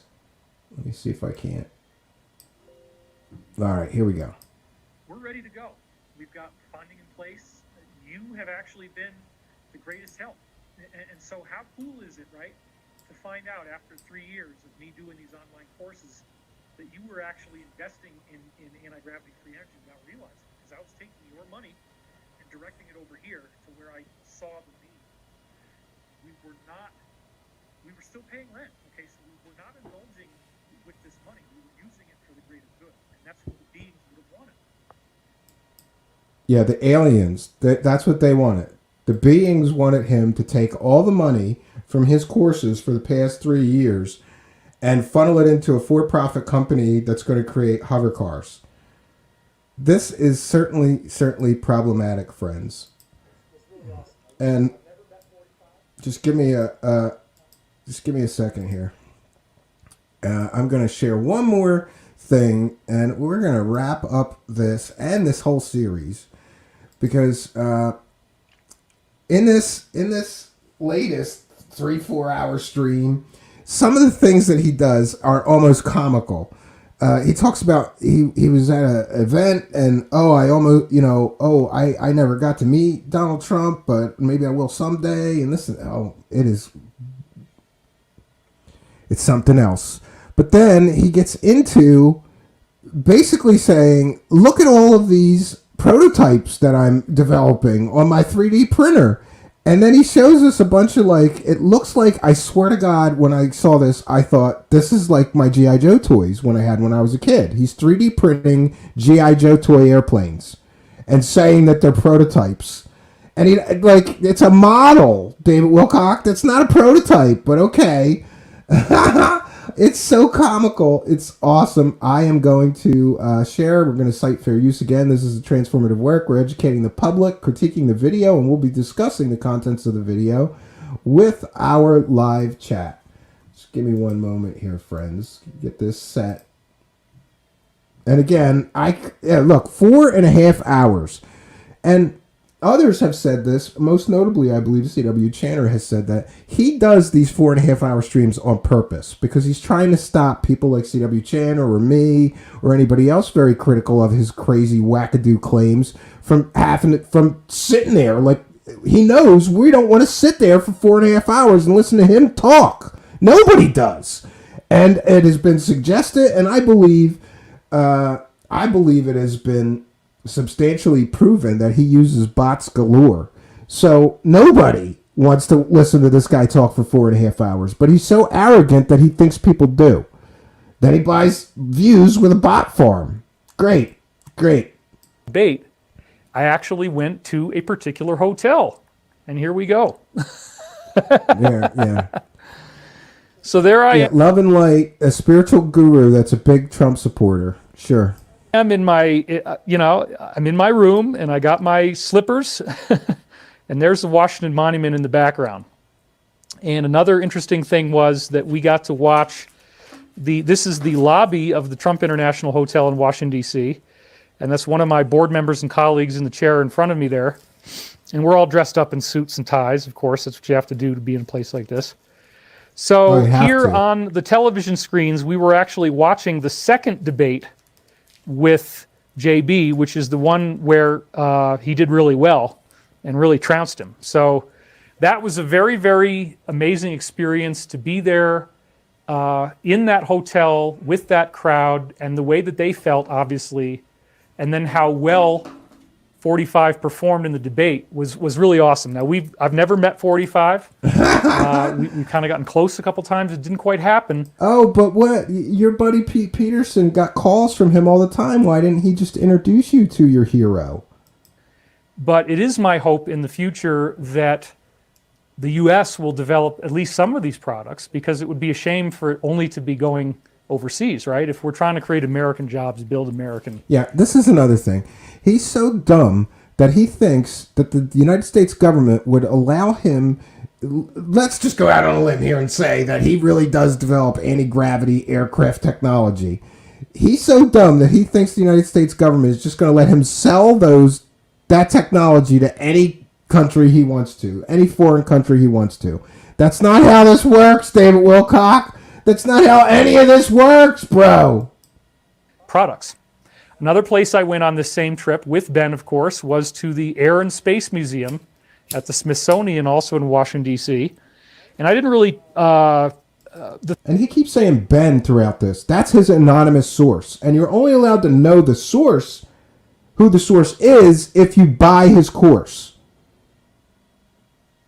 You don't get to know who's teaching the course or who's his partner is in this anti-gravity free energy device technology company unless you buy his course for $333.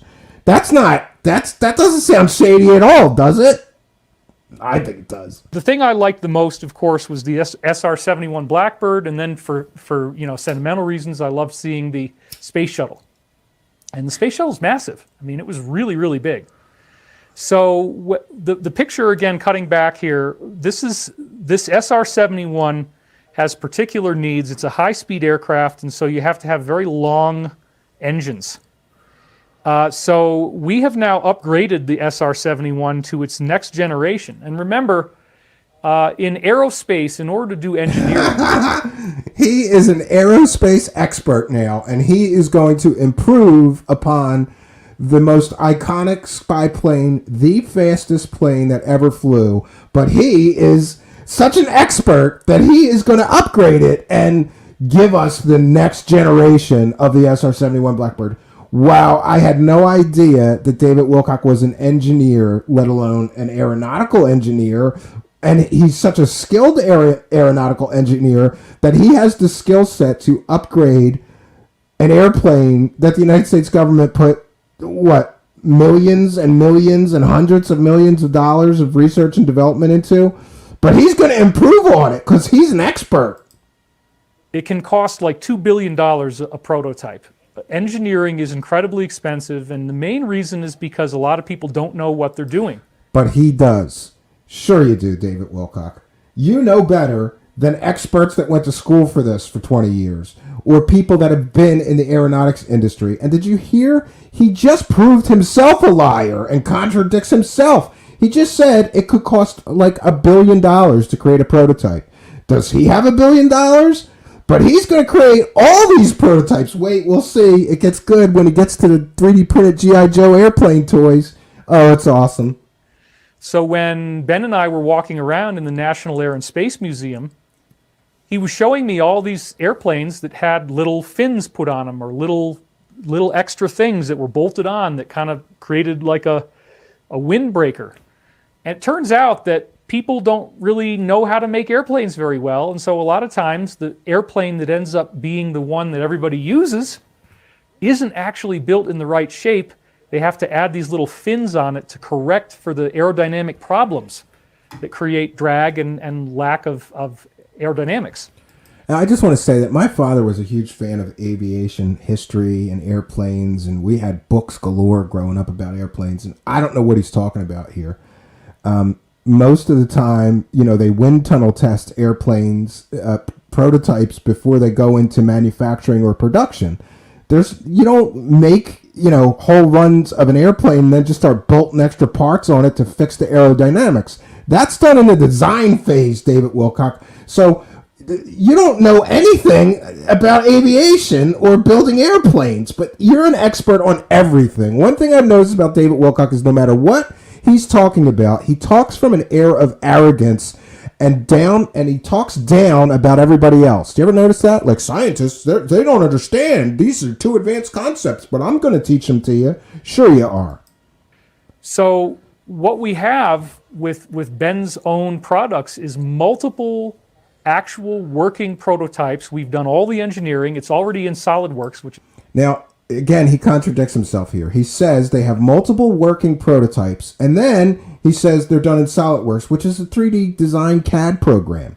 That means he's got some computer program files, some design projects in a computer program. He just contradicts himself. We have these working prototypes. The engineering's all done. Sure, it's done in a computer program. Doesn't mean it's working. It's got to be in the real world, David Wilcock. Show us your hovercar, David Wilcock. Which is the program that these engineers use. So we can 3D print the models of our airplanes directly out of our SolidWorks engineering designs. And bear in mind, when you build a plane in SolidWorks, more or less, the program allows you to break it down piece by piece, create blueprints, create all the things you need to have that plane be completely able to be manufactured. So we already have the engineering done for multiple prototypes. And again, this is something that costs potentially $2 billion per prototype. It is very expensive to make new jets, but... He's saying that they've developed all these different prototypes, and it could cost $2 billion a prototype, but they've already done it. And then he's going to go on to show you like 5 or 6 of what he's calling his prototypes, him and his partner's prototypes. So that's got to mean that he's put $11 billion into development by his own words here.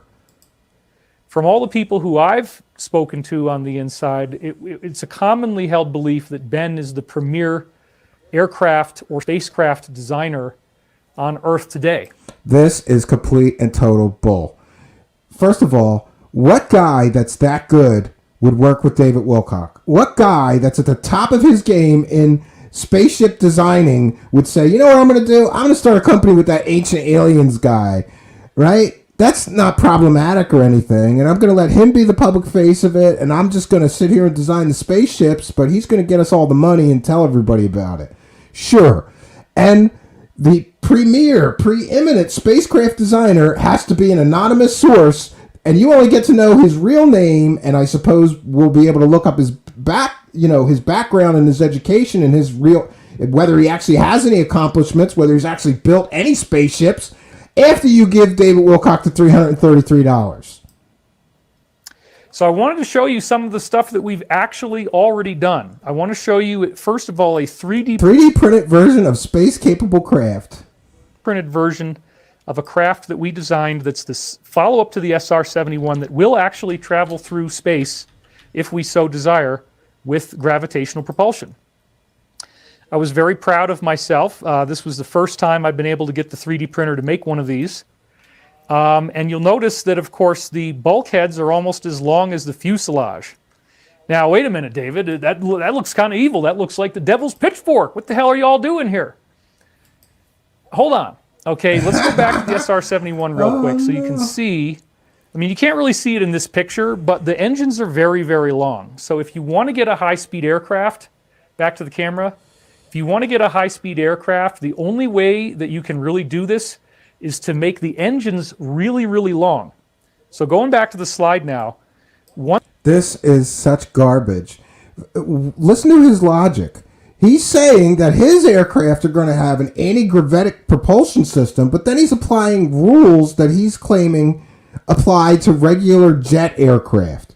Why would the engineering rules of developing a very fast jet engine aircraft apply to an aircraft that uses an anti-gravity or completely different propulsion system than a jet? This makes absolutely no sense. And look at this thing. I saw it and I went, man, that looks kind of familiar. Why does that look so familiar to me? And I'm going to show you why, and it's a laugh riot of fun. I always accuse his partner in slime, Corey Good, of being, telling his fake Buck Rogers space adventure stories. And maybe that sunk in with David Wilcock, and he went, yeah, maybe I can mine Buck Rogers for, material. And look at this, friends.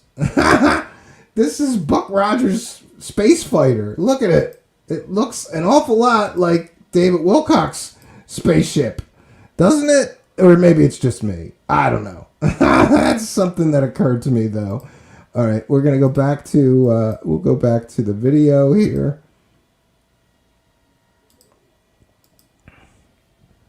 Once we produce this is a plane that is literally capable of traveling at Mach 4. This will be the fastest airplane ever made. Yeah, this is a problem. This is a huge problem because any aircraft traveling at Mach 4 would need an incredible amount of heat shielding, or it would burn up going that fast. The SR-71 Blackbird employed a titanium shell that they had to specially develop in order to get it to go, Mach 3. And that cost, I don't know, hundreds and hundreds of millions of dollars. So where is he getting hundreds of millions of dollars to develop a skin that's going to be able to withstand the heat of a Mach 4 flight? These are little details that he hasn't thought of, I guess. But this outright bragging that he's going to do these things is exactly like a guy in a bar getting too drunk and just starting to tell tall tales and not thinking about how ridiculous the stuff that the guy's saying is. This makes no sense. You can't just make a Mach 4 airplane out of, 3D printed parts in your garage, David Wilcock. and it will use exotic alloys for the cockpit so we don't melt the cockpit. Like I said, the transparent metals have 5 times the strength of bulletproof glass. Oh, now he's going to use transparent metals, which, by the way, is an early, not yet adopted technology that is also patented. He's not allowed to use that technology. That technology is patented, and he doesn't own the rights to use that technology. But wait, he's only going to shield the cockpit? What's he going to do about the rest of the airplane burning up in the atmosphere at Mach 4 heat? And that's how the cockpit's going to go. So the bulkheads are really long so that the engines can be really long so that we can achieve that high speed. So in other words, the actual physics requirements demand that you make a jet if you want the highest speed. I thought he was making an airplane that's a space plane with he said gravitic technology or something like that, which implies it's going to be an anti-gravity craft. Why do you need big engines in an anti-gravity craft? He just said that you just need these little needles and you can generate anti-gravity around the shell of the... He contradicts himself constantly, and it's annoying to listen to him. With conventional propulsion, demands that you make a jet that has bulkheads that are as long as the fuselage. So I was very proud of this. Here is an image of the 3D printer. I chose the Pro 2 from Raise 3D. It's the one I happen to have used. Here's another one of our prototypes being printed on the printer. And so here's more of our fastest jet ever made. And look at this. It's like he purposefully made it H.R. Geiger-like to make it more alien-looking. I can't lie. It's kind of cool looking, but do I believe that David Wilcock's going to be able to build a working model of this? Not in your life! We made 2 size versions of it. And so we have the smaller ones and the larger ones. And you might say to yourself, well, David, why does it look like it's made out of wood grain? Okay, let me just explain this. Now he's going to give everybody a 3D printing lesson, and it is because he's an expert. He just bought a 3D printer, and he's an expert on 3D printing already. What a smart guy David Wilcock is. Printed, again, out of SolidWorks models. These are 3D models that actually are in a program that breaks it all down into individual components that you can print out the blueprints for, tell people how they work, and be able to manufacture these. So when we 3D print, we're using a filament printer, so it's taking individual filaments, and you can have up to 2. So you can have one color and then a separate color, and you're going to see in the next image. Thanks for the 3D printing lesson. Play around with double David filament Wilcock. printing. Oh wow, you got a double filament printer. So when you get this filament kind of printing, it takes the original model and it breaks it down into slices. So each slice represents a particular layer of the model that gets printed as the head goes around. And there are very, very small differences in height between each of these layers. So when the actual program that Raise 3D made, when that program actually slices the model, it goes vertical, it goes horizontally from the top to the bottom, makes layers. And you get this very interesting wood grain effect actually when you're printing out jets, because of the nature of the changing curvature of the surface. So again, back to the slide. Does he really think he's just going to 3D print a working prototype full-size version of this thing because he can 3D print a little toy airplane? My God, David Wilcock. Did you know what kind of level of humiliation this man is in for a year from now when he figures out in the next couple of months that none of this crap he's talking about is actually going to work in the real world? And oh God, and I had to stop. BG's almost made me crack up. He can't get his audio right. No way he could put a USB into a 3D printer. Yeah, he can't even get the audio on his show right. But somehow he's going to bring us hover cars and free energy devices. Sure you are, David Wilcock. Sure you are.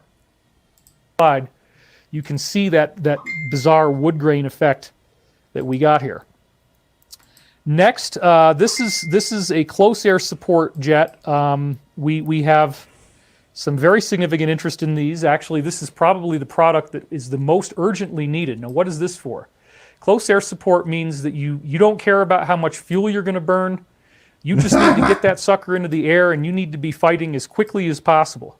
So this is what you would use if there's a sudden spontaneous... This thing looks like exactly like a plane that I remember from Cobra, a G.I. Joe plane. I'm not kidding you. This. Now the next prototype, which again is 3D printed. This looks like a G.I. Joe toy I had when I was a kid, too. I'm a retard, okay, so y'all can laugh. I put the wings on upside down. This is before Ben, I said, could we please make some, like special part on the wings? It's like a square notch that we can put it in. He did. So the engines are upside down, but I just thought, I don't know, maybe they work that way. When I thought about it more. A man who didn't know which way the engines went on an airplane model claims that he's the genius that's going to bring us free energy and anti-gravitic technology and build a hovercar prototype within a year, and within 4 years, you too can buy one. Sure, he doesn't know which way the engines go on an airplane. Or it didn't make any sense. But anyway, so back to the slide. The wings are upside down. The engines are supposed to be upside down. But this was the first one I made. Now this is our transport aircraft, which, as I said before, back to the yeah. I wonder how scatterbrained this man is too, because he originally said, we're going to bring you a free energy device and a hovercar.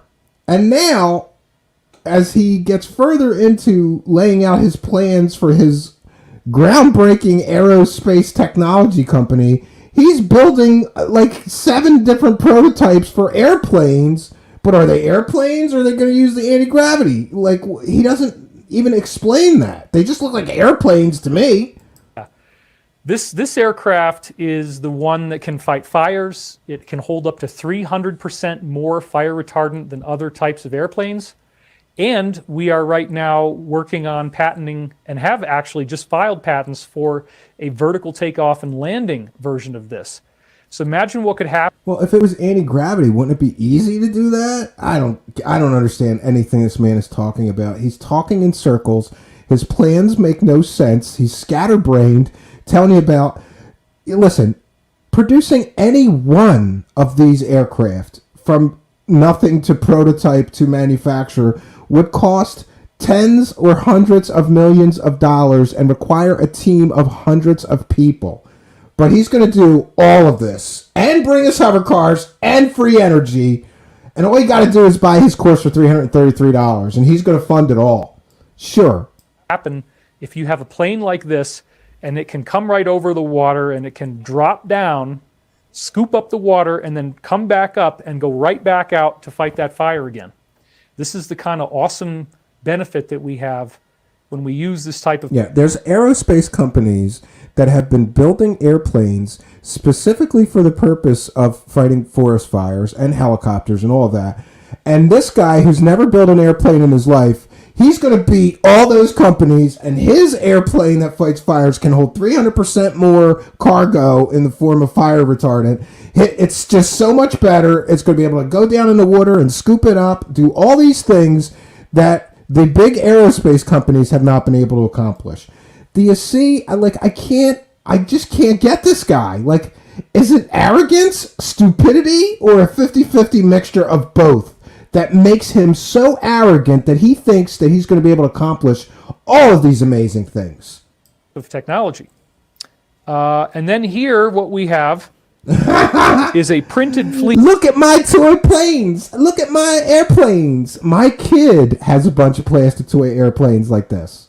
This is childish and stupid.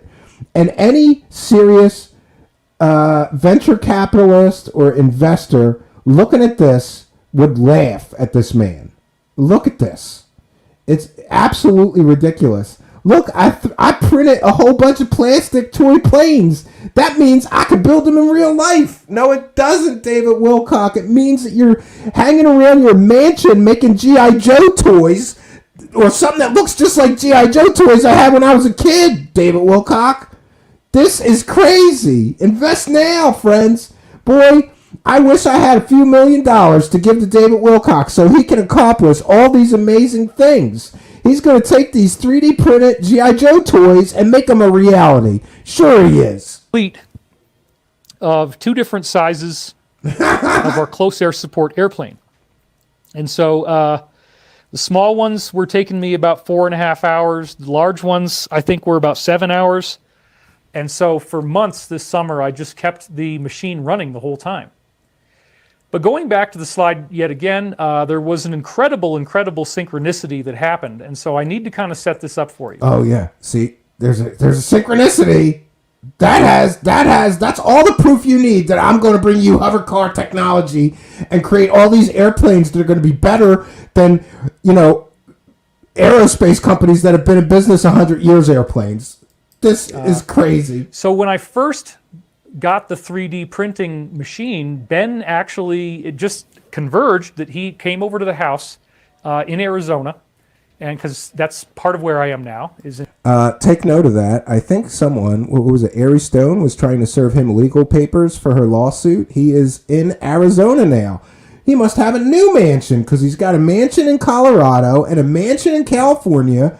And knowing David Wilcock's tastes, expensive ones, he must have bought a new mansion or is renting a new mansion now. Now he's in Arizona in a whole new mansion. Great. In Arizona, so we got the hell out of California. So he came out to Arizona, and and I'm very, very happy being in Arizona, by the way. We are on the front line of truth and freedom, and it's awesome. So no regrets at all. Anyway, Ben came out to Arizona, and we set up the 3D printer together because I had no idea if this was going to work. I just want to mention, what kind of CEO of an aerospace company has time to go, drop everything, go to Arizona, hang out with David Wilcock, and help him 3D print toy planes? Right? Does that sound like something that a respectable CEO of an aerospace company would do? But, we're not allowed to know who the respected expert aerospace engineer CEO partner is. Only if we pay him the $333 will he tell us who his anonymous partner in this anti-gravity company is. Great. Speculatively bought it because everybody that was wanting to invest in our company said, where's the prototype? Where's the prototype? Well, we have them. In the machine, we can make pictures of them, but no, people want a model. So when we started 3D printing, especially with... No, David Wilcock, investors don't want to see a plastic 3D printed model or toy G.I. Joe plane that you're printing on a printer. They want to see a working, flying prototype that's full size and a proof of concept. No one... Listen, people can say whatever they want about me, but I have been running a startup for years now trying to develop products, and you got to have something that works that you can show people or you're going nowhere. But David Wilcock seems to think that all he has to do is 3D print some G.I. Joe toy planes and people are going to throw money at him. Double filament where we can make the cockpit a different color. People started to get a lot more excited, and it was a great thing to perk up our... What difference does the color of a 3D printed toy make? What investor is going to go, I wasn't sure I was going to put my money into this project, David Wilcock, but now that you got 2-color 3D printed toys, I'm in. Sign me up. Here's my money. Our investments. Now, when Ben was at my house at the very beginning, we fired up the 3D printer, and the very first thing that we used was vegetable-based plastic. It's a cheaper... Again, he's going to give you a 20-minute lesson on 3D printing. And he's only had a 3D printer, I believe, for less than 6 months or a year. But he's an expert, and why does he feel the need to tell people all these useless facts?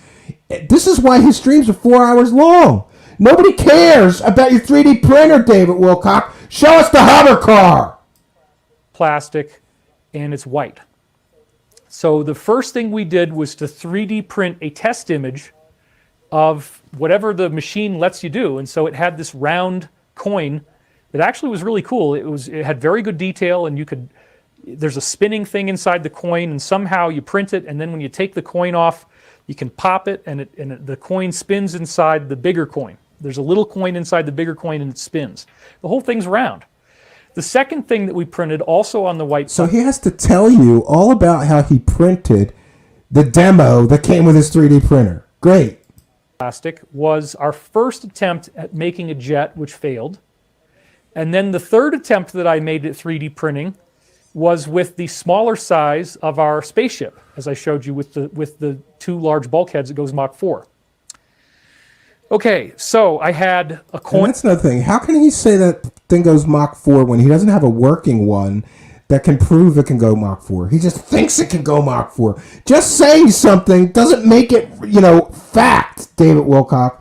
I'm a making Mach 5 plane, and I'm going to compete with David Wilcock's Mach 4 space plane because mine's going to go Mach 5 or Mach 6. Just because I said it doesn't mean I can do it. This is ridiculous that he expects people to give him money for this garbage. I had a smaller jet and I had a larger jet. Now, I had no idea that when I printed these out that any pattern would emerge. But this is actually what happened. If you look at the image of the first three... Thanks, F. Griff. I'm going to call all the super chats out So there's in a moment. plate. So obviously I'm not... The Jesus statue is already there in our house. I'm talking now about the plastic below Jesus. So the round image that you see is the first thing that we printed, and every 3D printing makes a plate. There's always a plastic plate. You have to kind of terrifyingly break the plate off of the 3D printer with a spatula. It's hot, it's dangerous, and it's terrifying because it might break. Once you break off the bottom plate, then you got to get the model off of the plate. Like I said, listen to all these useless facts. Like, people aren't tuning in to hear you give them a lesson about how a 3D printer works, David Wilcock. If they wanted to hear that, they would look up, 3D printer beginner tutorial. You're a beginner at 3D printing, but somehow you're going to 3D print a hover car. Sure. And then what you're left with is this piece of plastic that is essentially just recyclable, and you can't do anything with it. So when I printed the third model, and then I looked on the back side, I had the shock of my life. Take a look at this, folks. Because there, on the back side of this model, was the image of what looks to me an awful lot like the crucifix, right? The standard Christian. This is such garbage. This is about as impressive as the people who think that they see Jesus in their toast, right? Or in a Dorito. Cross. What's even more interesting is that, and again, I didn't change any of this. The white residue is just left over from the old ABS plastic. Or you could have drawn it on there with chalk. Who cares, David Wilcock? What does this have to do with anything? Look, I really am going to build hover cars because I was playing with my 3D printer one day, and look, it's the image of Jesus Christ. It's a sign from God. I'm going to be the father of anti-gravity. This is so stupid and this is the most stupid and ridiculous thing I've ever seen David Wilcock do, this whole hover car garbage company. Before we went over to the new plastic that's a much higher grade, so some of the white got into the other plastic. So it actually looks to me like the Rose Cross. And this is really incredible. I mean, I don't know what the hell to make out of this, but just to show you, here's the other side of that model. So this was the first small spaceship that we printed. And yet, here again, when you look on the back side, there's this astonishing Christian crucifix that was mysteriously 3D printed into the plate. I showed this to everybody on the board. Everybody got really excited about it because, to me, it's an indication that we are all being guided here. This does not appear to be an accident. When you get... Yeah, Jesus wants David Wilcock to invent hover cars. Sure. As a Christian, that's offensive. This is so offensive to Christians worldwide that you would insert Jesus into your scam. Some phantom version, some phantom image that you say is Jesus is a sign from God that you're supposed to invent these hover cars.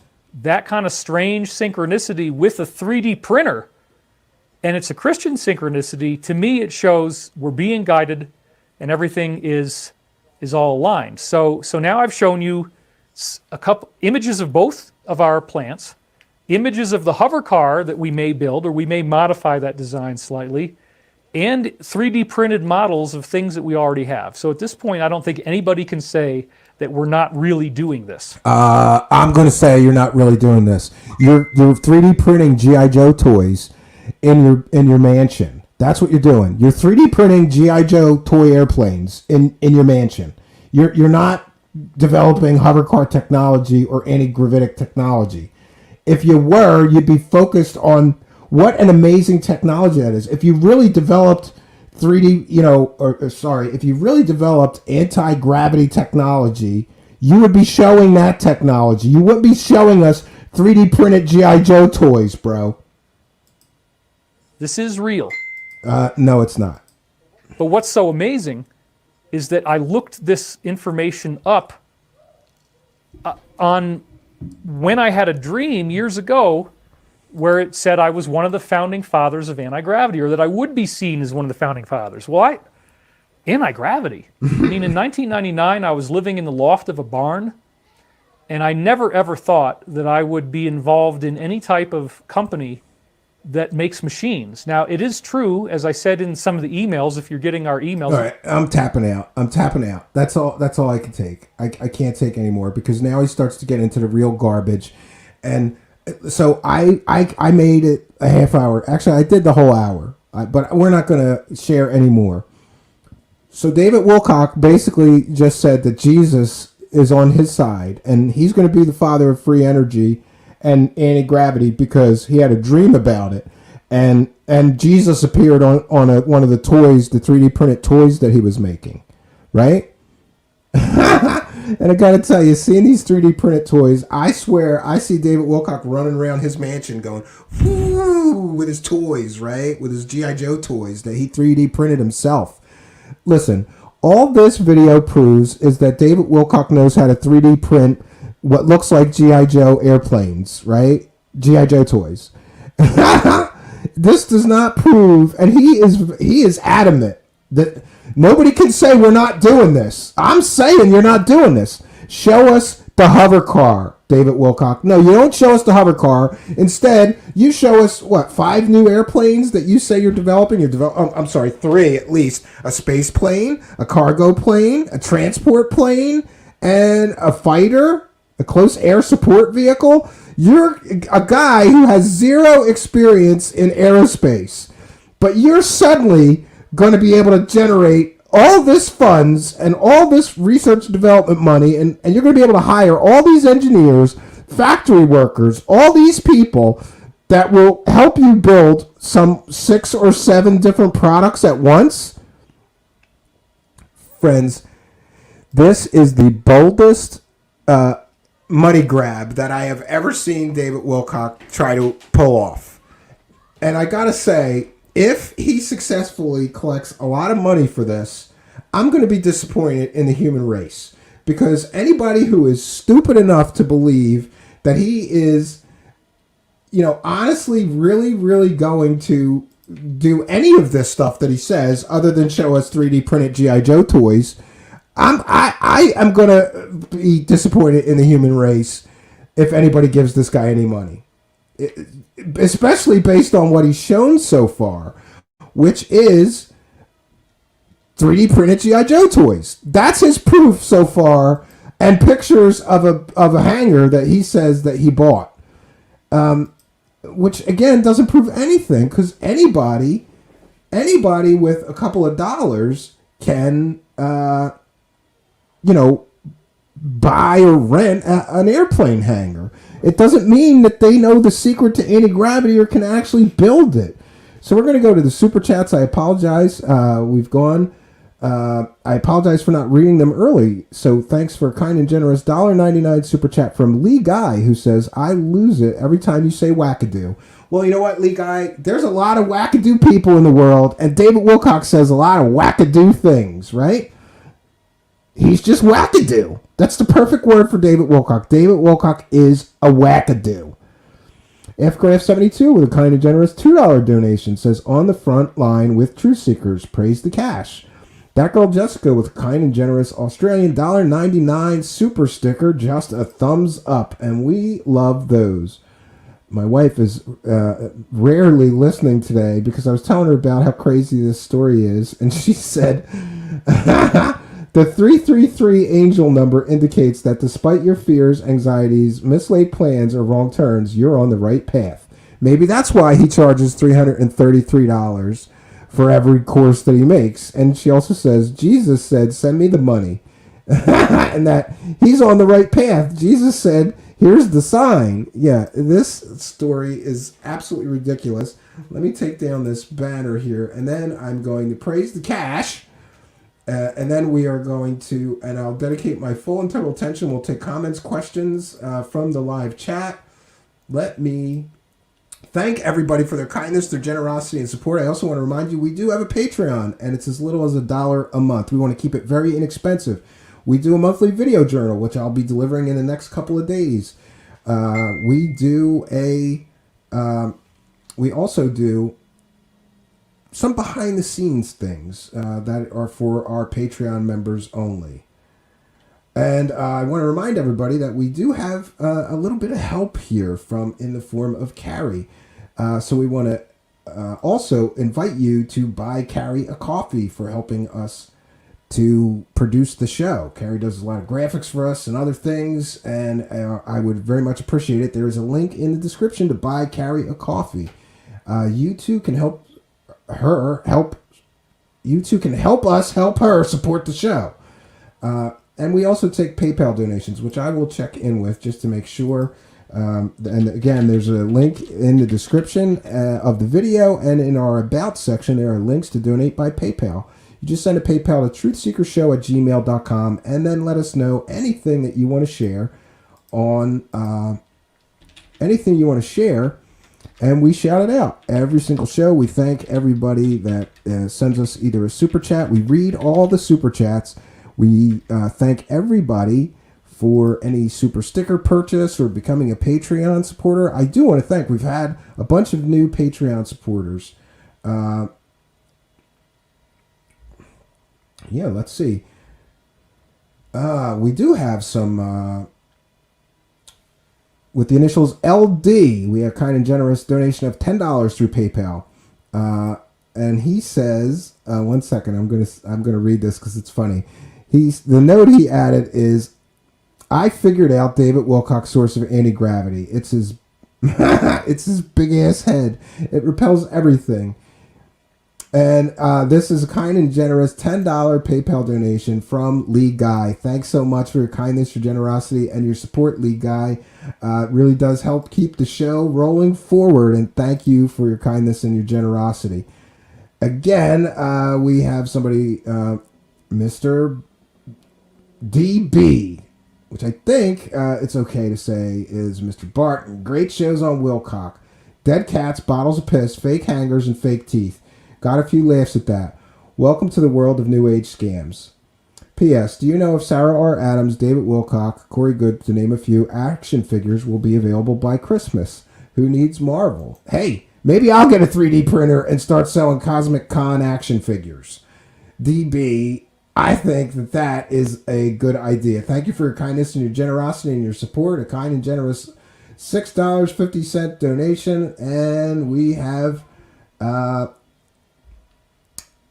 with the initials MB, please do try to remember to include your chat room user ID when you send a PayPal donation, because then we'll get your name right. I don't want to be reading people's full names or legal names in case they don't want that read on air, so we ask that you just include your chat room user ID. But MB, with the kind and generous $2.50 PayPal donation, thank you for your kindness, your generosity, and your support. Every dollar does help. So now I will devote my full and total attention to the live chat. We forgot to praise the cash. I want to thank everybody that is contributing to the show for your kindness, your generosity, and your continued support of the show. It really does mean a lot to me that there are people literally all over the world sending me a few dollars to help me continue in this work.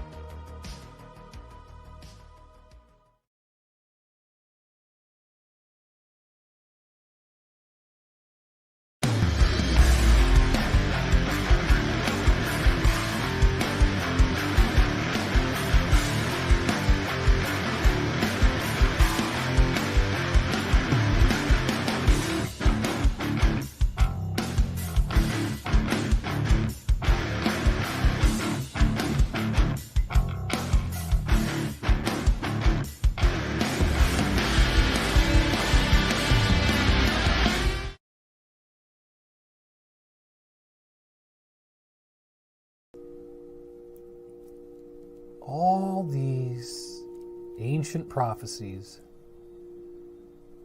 telling us that the world will be transformed. Wacky world of Wilcock, where make-believe is real. It's the wacky world of Wilcock. How much money can he steal? It's the wacky world of Wilcock, where make-believe is real. It's the wacky world of Wilcock. How much money can he steal? He makes all this stuff up and claims that it's all true. The aliens want to eat us. Be careful that they don't get you. It's the wacky world of Wilcock, where make-believe is real. It's the wacky world of Wilcock. How much money can you steal? It's the wacky world of Wilcock, where make-believe is real. It's the wacky world of Wilcock. How much money can you steal? This is where if I have a live audience, I get everybody to hug each other. I say, give your neighbor a handshake or a hug, whatever you feel is appropriate to you. And that way everybody feels the love a little more. I will never believe it, I will never believe it. Okay, that's fine. Maybe you need 25,000 more years, I don't know, buddy. But look, this is really compelling information, and it's going to get a lot more intense. It's coming up in a couple days here on Sunday. So if you haven't already signed up, we have reopened the cart. We still have the payment plan in place.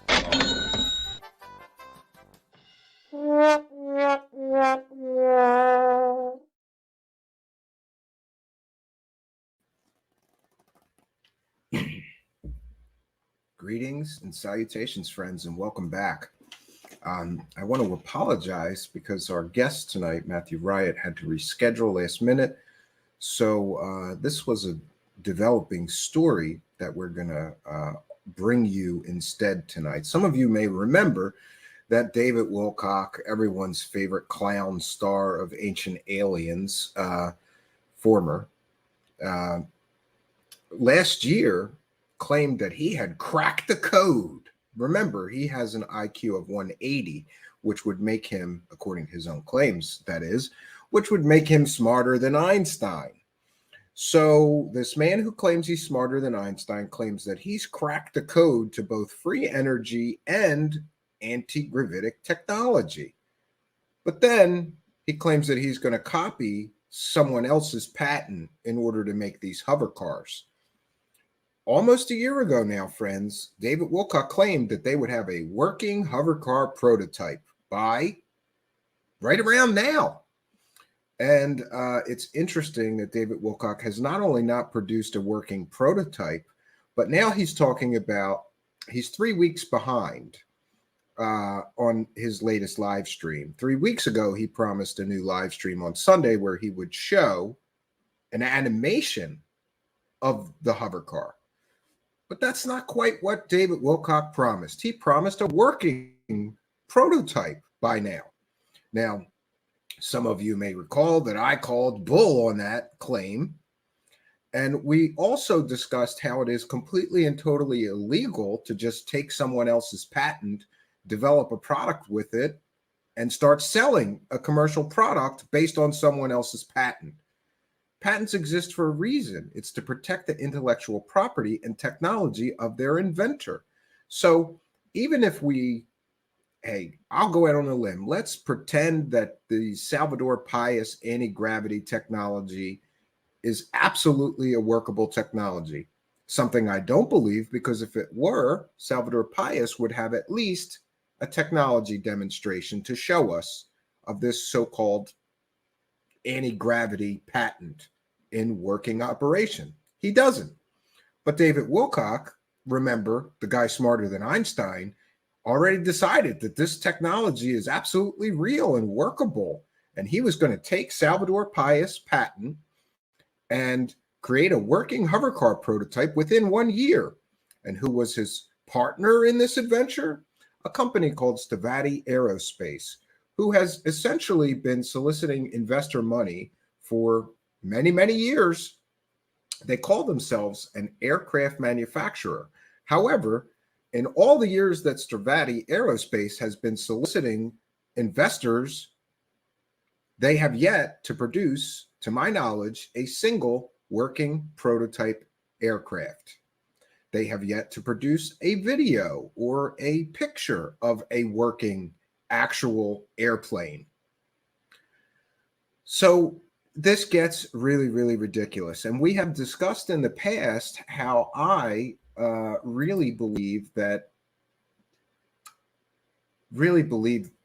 karma has had its way with David Wilcock, because it is my personal belief, based on all available evidence, that David Wilcock has been simply selling people fake stories and lying to people for decades now. That's how he became wealthy.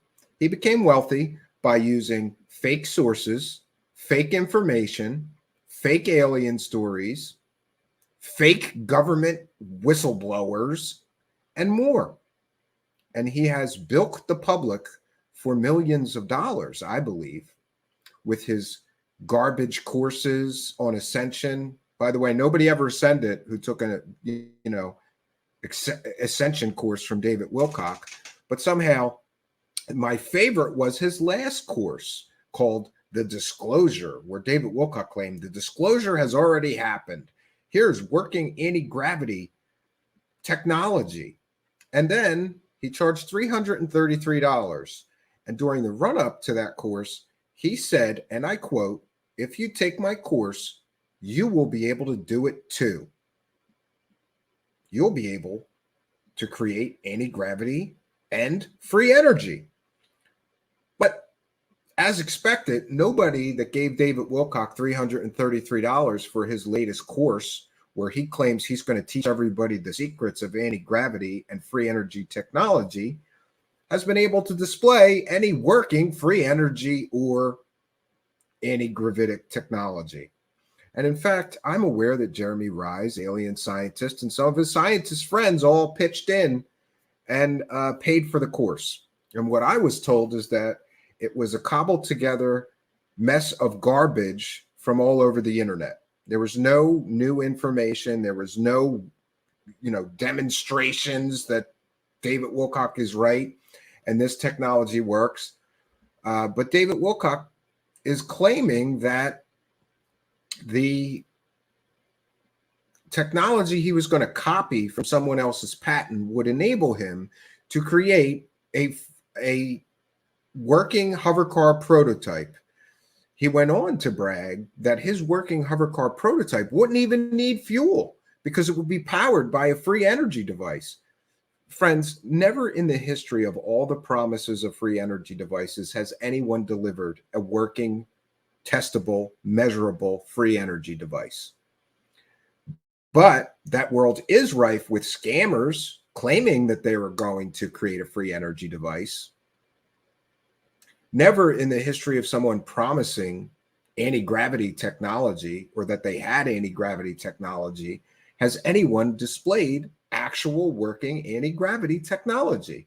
So when you put those two promises together, he's going to bring you both anti-gravity technology and free energy technology together. You're going to have a hover car and you won't even need to put fuel in it.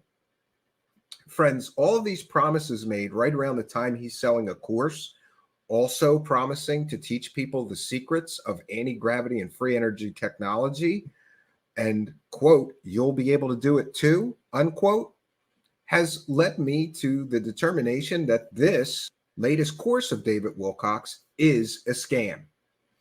And I'm very careful with using that word, given legal threats that we have been under. I used to be much freer with my language here, but I had learned over the course of, lots of angry lawyer letters claiming I'm slandering somebody for saying the word scam, to be very careful with that word. But in this case, I'm going to use that word.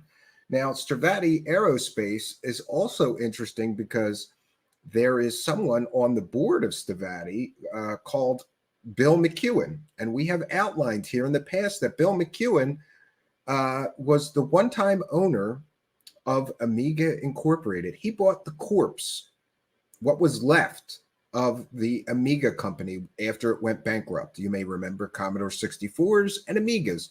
People loved those computers. So people were willing to give that guy a chance. And for a decade, that guy promised new Amiga computers, a new operating system. And essentially all he did was lie to everyone, collect money, and never deliver anything. And that guy from Amiga Technologies is on the board of Stevati. This is very, very suspect. That company is very, very suspect. After all, they've been making all kinds of promises that they're going to create super incredible advanced aircraft for, I believe, more than a decade now, and have never produced a single working prototype that they can flight test or show being flight tested. But that hasn't stopped them from continuing to solicit investors to invest money with their company. Now, we recently detailed how I was, at least someone told me, you know what, we're not even going to get into that. Let's get into the facts that we do know. David Wilcock has claimed that he has invested a lot of his money. In fact, he has said he's invested all of his money into this, what I believe to be very shady company, Stevati Aerospace, who essentially has done nothing but show very nice computer generated images of high-tech airplanes that they claim that they're building prototypes of. And there have been many iterations of this company and many different projects that they claimed that they were developing. Once they even were caught saying that they were developing a laser weapon for the United States military. It turns out someone in the United States military got wind of their claims, and they were forced to take that off their website because it turned out to be complete horseshit. They were never developing any weapon for the United States government, laser or otherwise. So what we get is an ancient aliens theorist that I believe has been lying to people and filling his pockets full of UFO dollars for many, many years now. And we also get a company that has been promising it's developing these super advanced aircraft that are going to be so much better than anything out there for over a decade and never produced a single prototype. And we put those two together, and David Wilcock apparently invests an awful lot of money and suddenly becomes the company, Stevati Aerospace's director of advanced technology. But it gets better. I reached out to this CEO, Chris Beskar, and asked some questions on the phone once. And before he realized who I was, he called me back and started answering questions. But then he said something like, wait a minute, you're Steve Campion? Is that what you said your name is? And I said, yeah. And then he said, I can't answer any more questions, and hung up on me. So I encouraged other people, since they've kind of gotten wind of our show here. They're aware that we're covering what a joke their company is. David Wilcock is aware that we cover him and the wacky world of Wilcock. So they clammed up. They don't want to answer my questions. I encouraged other people. You go. His email is public. The phone number is public. Anybody can call them. And by the way, let's be clear here. I'm not encouraging anyone to, harass anybody or anything like that. I'm encouraging people to ask questions. After all, this is a company that is begging for investors to invest money in their incredible technology that they can't show anyone. Over a decade, we're developing this incredible technology. Not a single working aircraft, not a single working airplane, not a single even technology demonstrator, not a single real physical thing, except that David Wilcock 3D printed a bunch of what looked like G.I. Joe airplane toys. And then David Wilcock called those the prototypes. And if you listen to David Wilcock talk, their airplanes are worlds cheaper to produce and worlds better. They have better cargo capacity, better fuel, all of these incredible promises. And remember, this is where it gets really dicey for them. They're making all of these incredible claims, including David Wilcock, a board member of their company, while they're soliciting public investors, is telling people we have cracked the code of anti-gravity. We have cracked the code of free energy technology, and we will have a working hover car within a year. And David Wilcock, an officer of this company, is on record. We have the clips of him saying this stuff while they are soliciting investors to invest with their company. This, my friends, is a nightmare for them, or it could be. After all, someone who invests money based on these pie-in-the-sky promises can come to me or someone else and get clips of an officer of their company promising a working hover car prototype within a year. By the way, tick-tock, David Wilcock, time's up. Where's the hover car? Oh, you're going to show us an animation of it. Well, that's not what you said. It's taken you a year to do an animation of a hover car that you promised would be in real and prototype form by this time last year. You said 1 year. It's been about a year, David Wilcock. Where's the hover car that you promised everyone? Where's the hover car that you were telling potential investors about? Does the SEC know? And by the way, in this email exclusive, this is another Truth Seekers exclusive story. We're getting good at doing these. We're going to be sharing information no one else has, no one else is aware of. Another Truth Seekers exclusive. And in this email we will share, they mentioned the private investment firm that is handling investors that want to invest in their shady aerospace company that's promising people hover cars, that has the guy from Ancient Aliens on their board as the director of advanced technology. So I haven't had a chance to do it yet, but all of you have my word. First thing tomorrow, I am going to call that investment company. I'm going to offer to send them the clips of the promises that David Wilcock is publicly promising.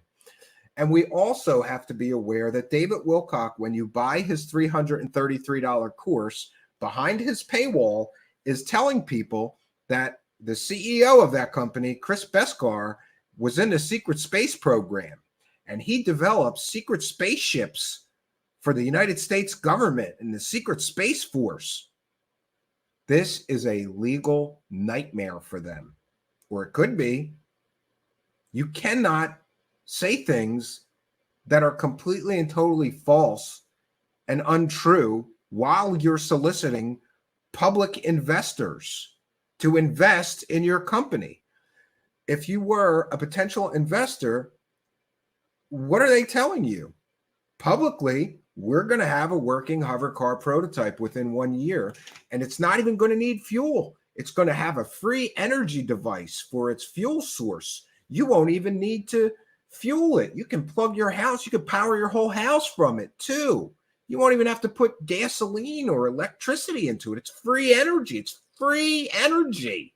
This hover car we've got a prototype for coming. I wonder if the people investing in this company, by the way, the minimum investment is $50,000.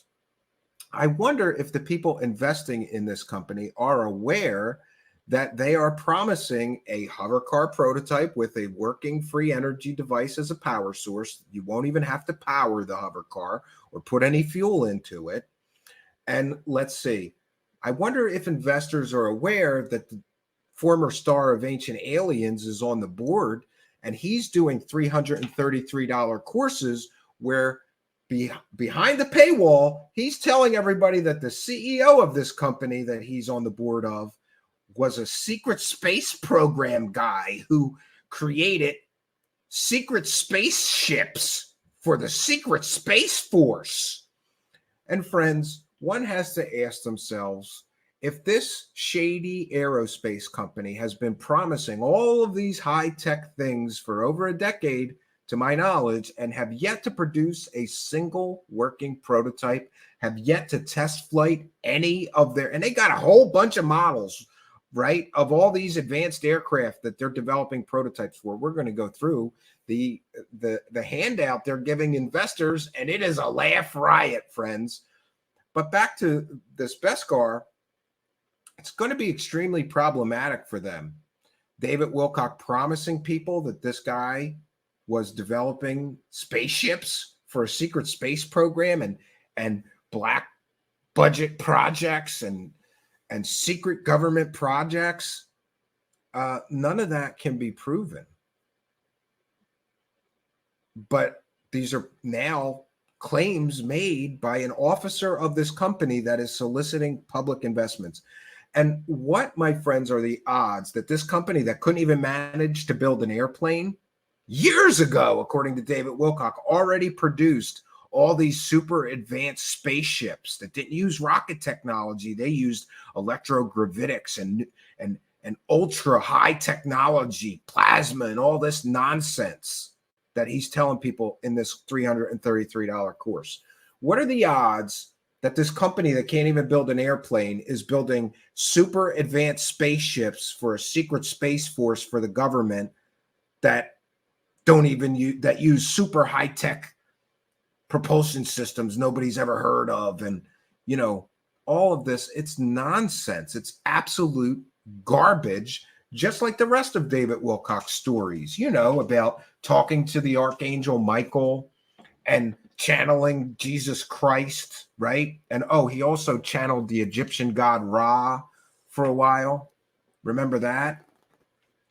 I do want to take a moment to thank and recognize we have Road Stub S, who just became a YouTube channel member. Thank you for your kindness, your generosity, and your support of the show. It is much, much appreciated.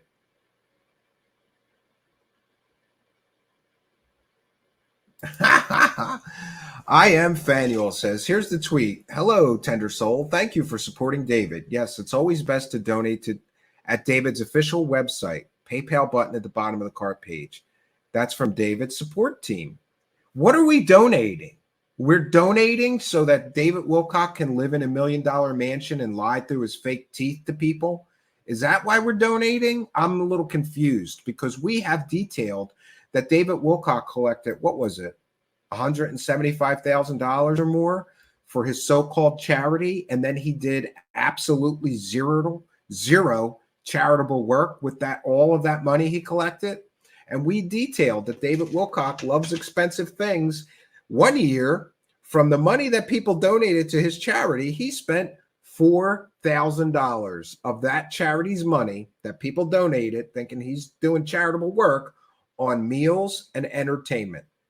Great.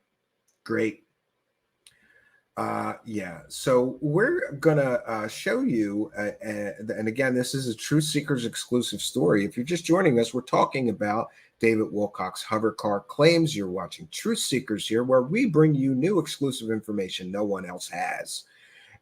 We try to make a habit of that here. So I mentioned that I once spoke with Christopher Beskar and asked some questions, and then when he realized who I was, he quickly refused to answer any more questions. So I encouraged others to call or write emails and ask questions like, where's the money that David Wilcock is investing coming from? Is that coming from his charity or his for-profit company? How much money has David Wilcock invested in your company? Because he's telling everybody he invested all of his money. And I didn't get a straight answer out of Andrew Beskar, but a friend of our show here did get an answer, right? And 1 second, I just want to make sure. We have a friend of the show here who has reached out to Andrew Beskar, the CEO of the shady company that David Wilcock invested all his money in. I don't know how to say it, but it's supposedly from Dune. Fedaykin reached out, or Fedaykin, Fedaykin. We want to thank them for their being a fellow truth seeker and trying to help us to get to the truth. Since Andrew Beskar won't answer my questions, it's great that some viewers of our show here have pitched in and they started asking questions. So we have an exclusive email from Andrew Beskar after somebody started asking a lot of questions about David Wilcock's involvement in his company. Sandy says he's still hanging out with squirrels. Last I checked, he is, yes. And he's trying to figure out how to explain away that he promised everybody a year ago there'd be a working hovercar prototype, and he doesn't have shit. He can't even get an animation going to show people. Great. And we want to thank Lord Ludacris for a kind and generous $1.99. And he says, didn't he use GoFundMe to scam people too? Yes, we detailed a GoFundMe scam that was headed by David Wilcock for his fake whistleblower, in which they claimed that the men in black were riding over this guy's house with bulldozers and destroying everything he owns and all of these fake stories. And the police were, entering his home and all this stuff. And there was a GoFundMe, which raised $60,000, largely from the UFO community. And every word in the text body of the GoFundMe was false. There were fake stories about this fake whistleblower of his, Pete Peterson. It turned out that Pete Peterson, for years, the bank was telling him they were foreclosing on his home.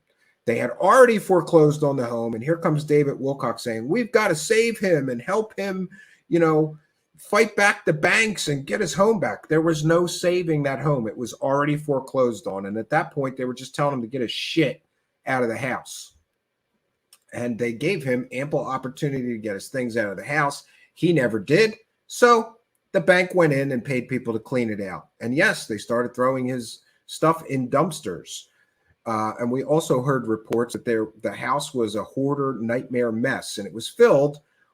David Wilcock claimed that the contents of that home were worth millions of dollars, all this scientific equipment. But it turns out mostly what was in that fake whistleblower's home, the senile fake whistleblower of his, Pete Peterson, what was actually in the home was dead cats and bottles of piss everywhere. Great. So according to David Wilcock, dead cats and bottles of piss are worth millions of dollars. But this is the wacky world of Wilcock. And David Wilcock also took part in a PayPal donation scam for Emery Smith, in which they told everybody that Emery Smith was under deep state attack, and they showed pictures of him in the hospital. But it turned out that his one-time, let's just call him father-in-law, turned on him and told the truth. Emery Smith, while they were collecting over $50,000 in PayPal donations for Emery Smith telling fake stories with David Wilcock, what actually happened is Emery Smith apparently got alcohol poisoning. So it wasn't the deep state attacking Emery Smith. It was a bottle of vodka.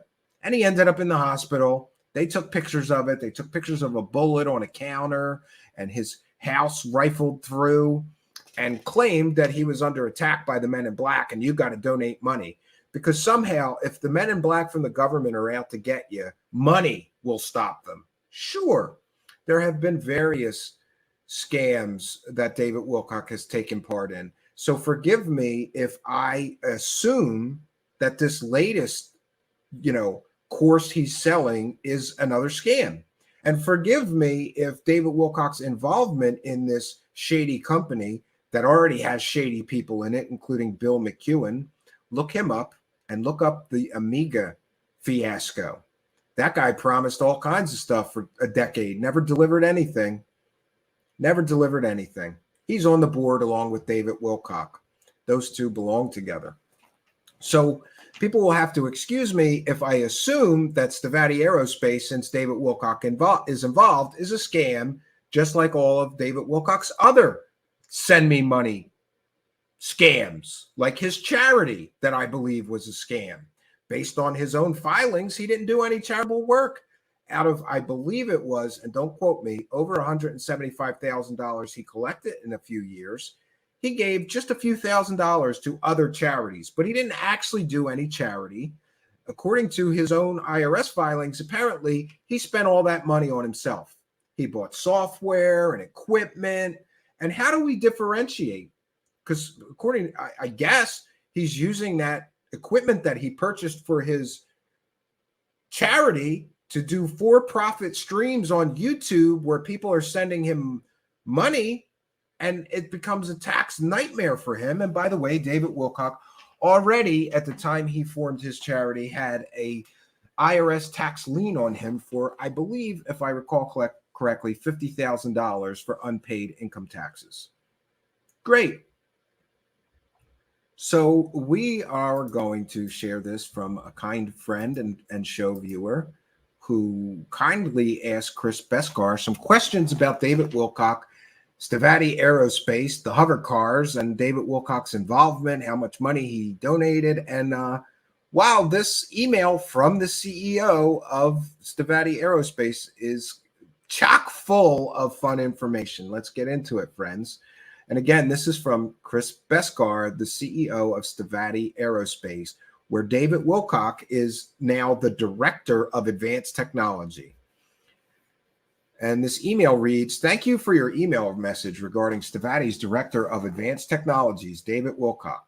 David Wilcock joined Stevati Aerospace Ltd. In an official capacity some years ago and officially became a shareholder in April of 2019 as shareholder number 28.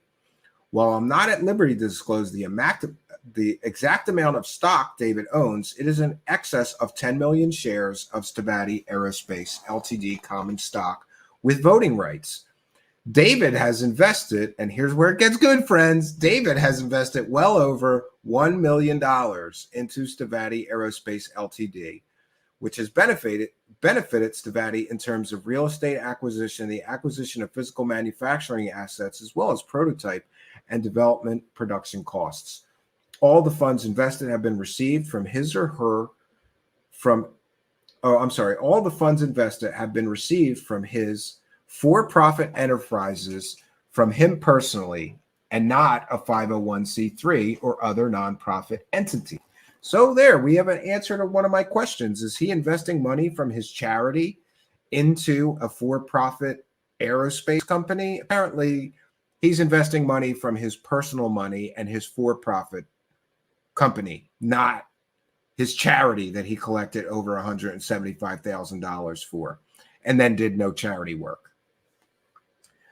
Beskar goes on to write, "Stevati does not accept investment from nonprofit organizations, only accredited investors, qualified lenders, and qualified investment entities, institutions.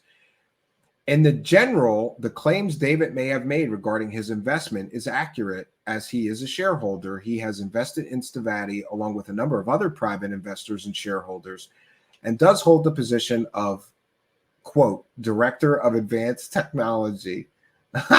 It's great. A guy who claims that he's smarter than Einstein and has a 180 IQ, a guy who channels the Egyptian god Ra, a guy who talks to the archangel Michael all the time,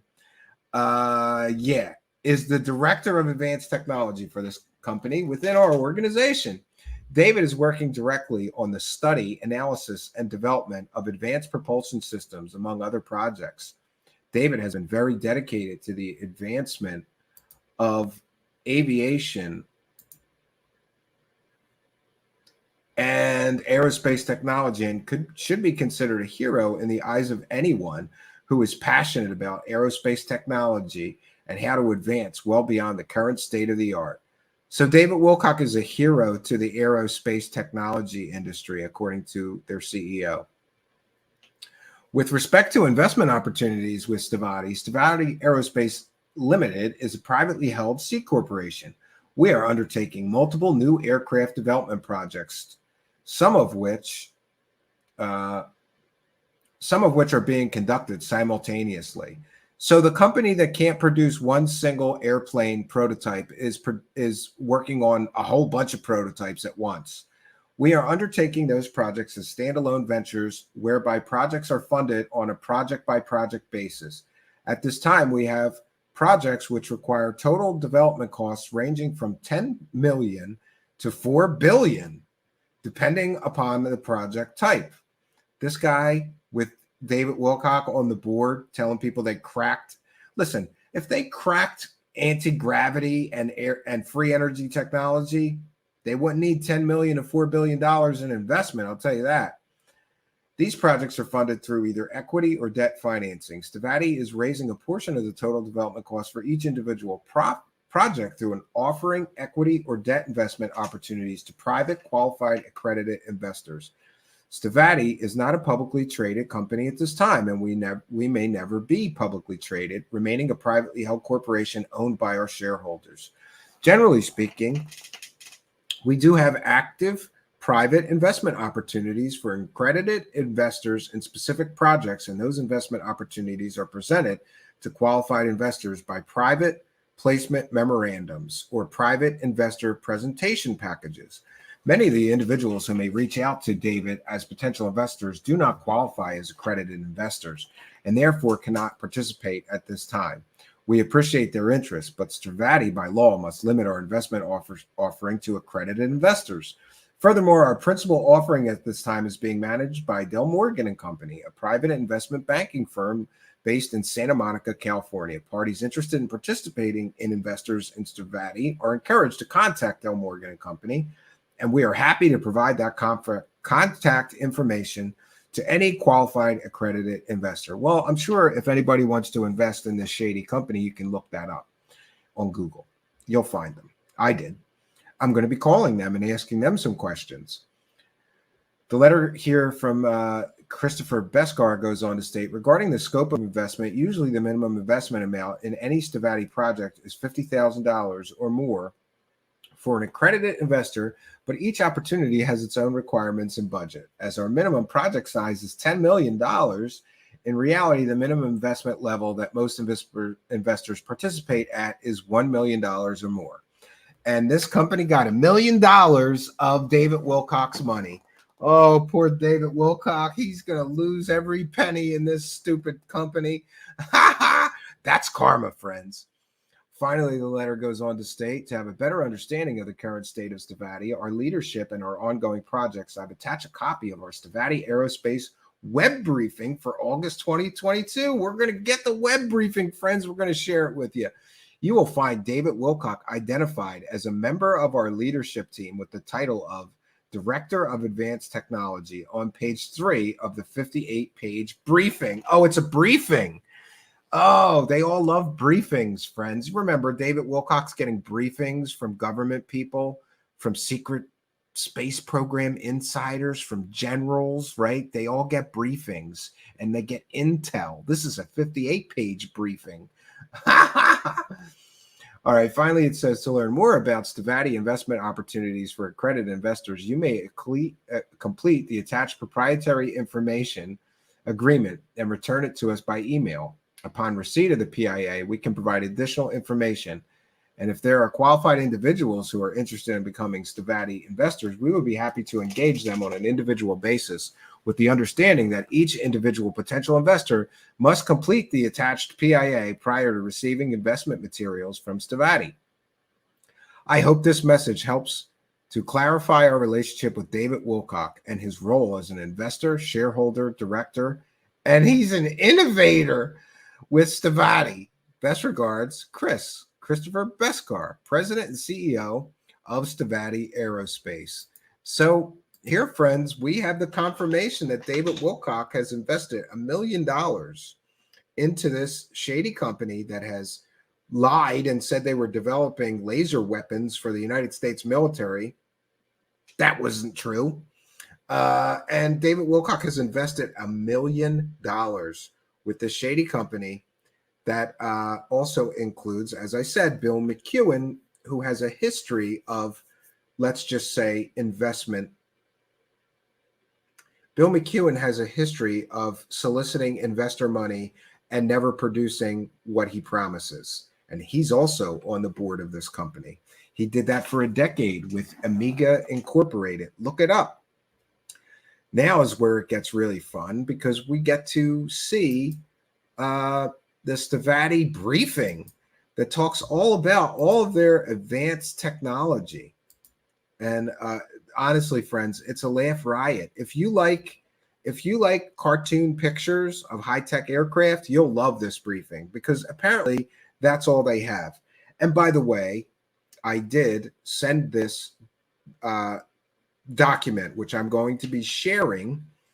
I shared this document with an actual, real, verifiable aircraft designer.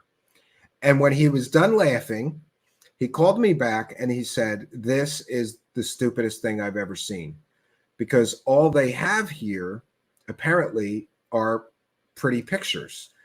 And what he explained to me is that in this briefing, they are showing so many different aircraft that Boeing would not be able to do this, that Lockheed Martin would not be able to do this. You know, in other words, in order to claim that you're developing a prototype and to show investors, you have to have real designs. You have to have blueprints that would take months, in some cases years, just for the blueprints.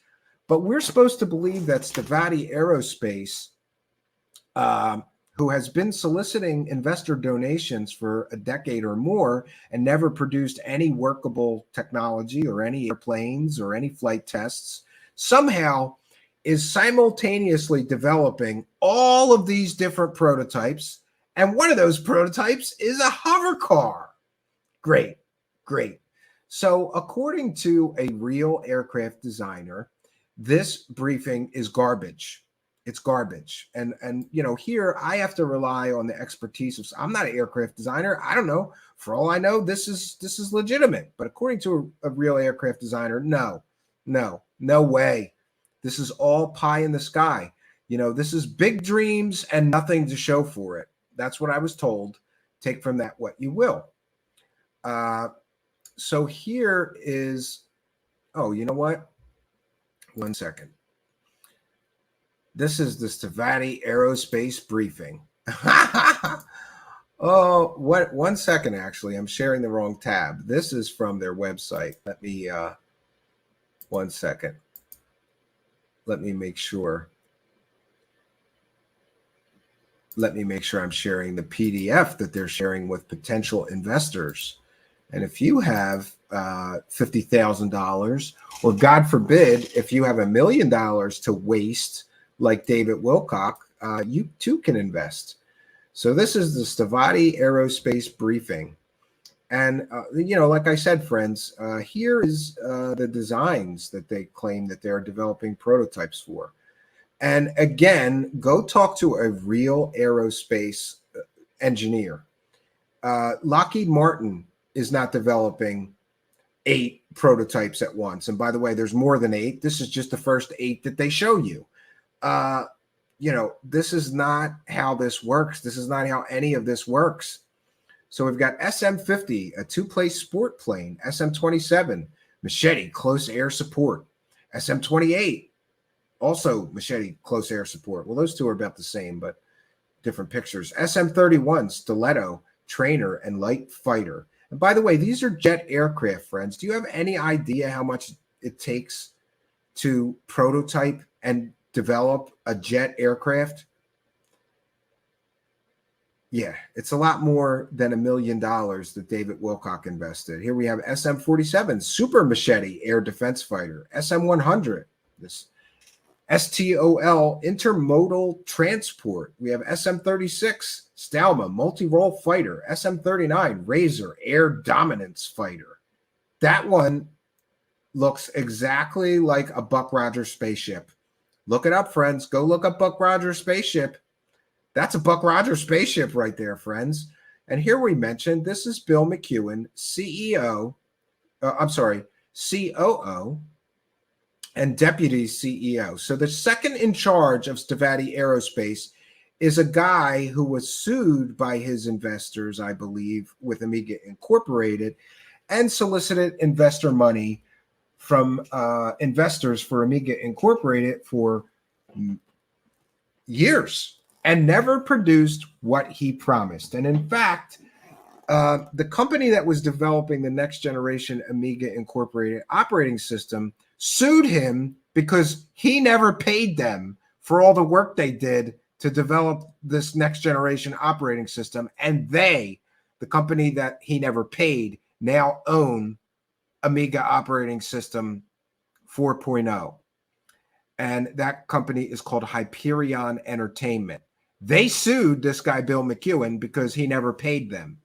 And it was such, it was amazing, actually, because essentially Bill McEwen contracted a company full of programmers, made them work for, I think it was more than a year or two, to develop an operating system for his company. Then he never paid them. Then Bill McEwen sued Hyperion. Hyperion sued Bill McEwen. Eventually, they had to settle. And what ended up happening is the company that actually did the work that Bill McEwen's company never paid them for ended up owning the rights to the operating system because it was their work. They developed it, and Bill McEwen never paid them. Great. That's the guy who is the second in charge of this shady company. And here, of course, we have David Wilcock with that famous picture that's from like 15 or 20 years ago that he loves, that headshot. He's still using it. David Wilcock is listed as the director of advanced technology. Sure he is. Come on, Christopher Beskar, show us some advanced technology that David Wilcock has developed or directed for your shady company.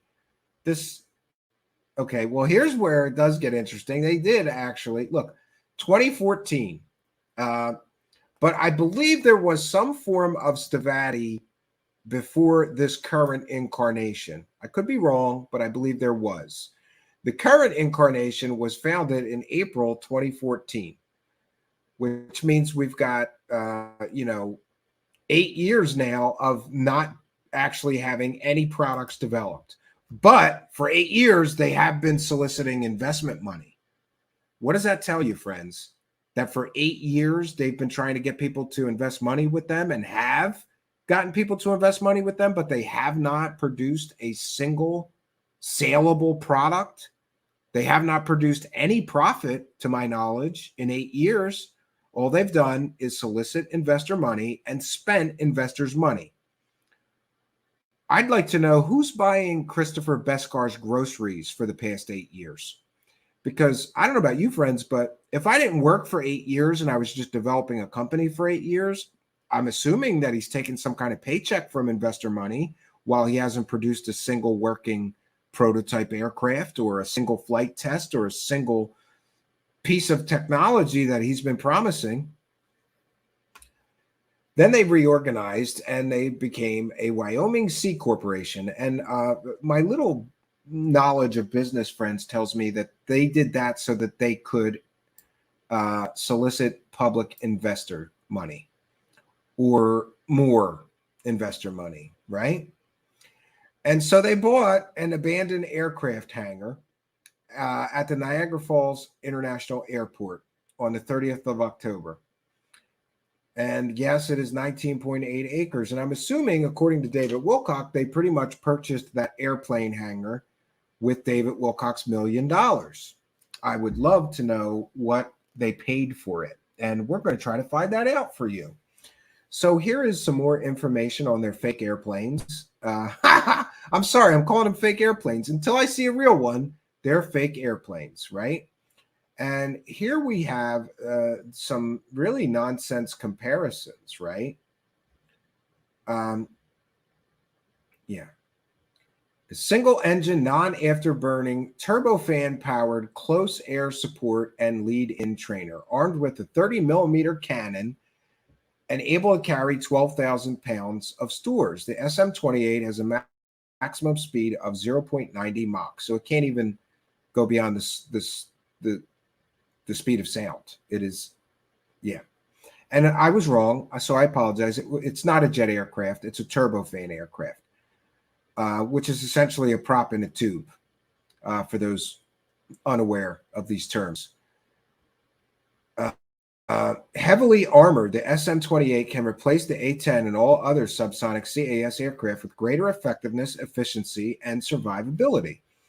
$20 million. That's what they say it's going to cost. And friends, go look up what it costs to manufacture a similar airplane, an A-10 Warthog. You know what? We'll do it in real time. A-10 Warthog cost. Let's see if we can find that out. Then we get a sense of what they're promising.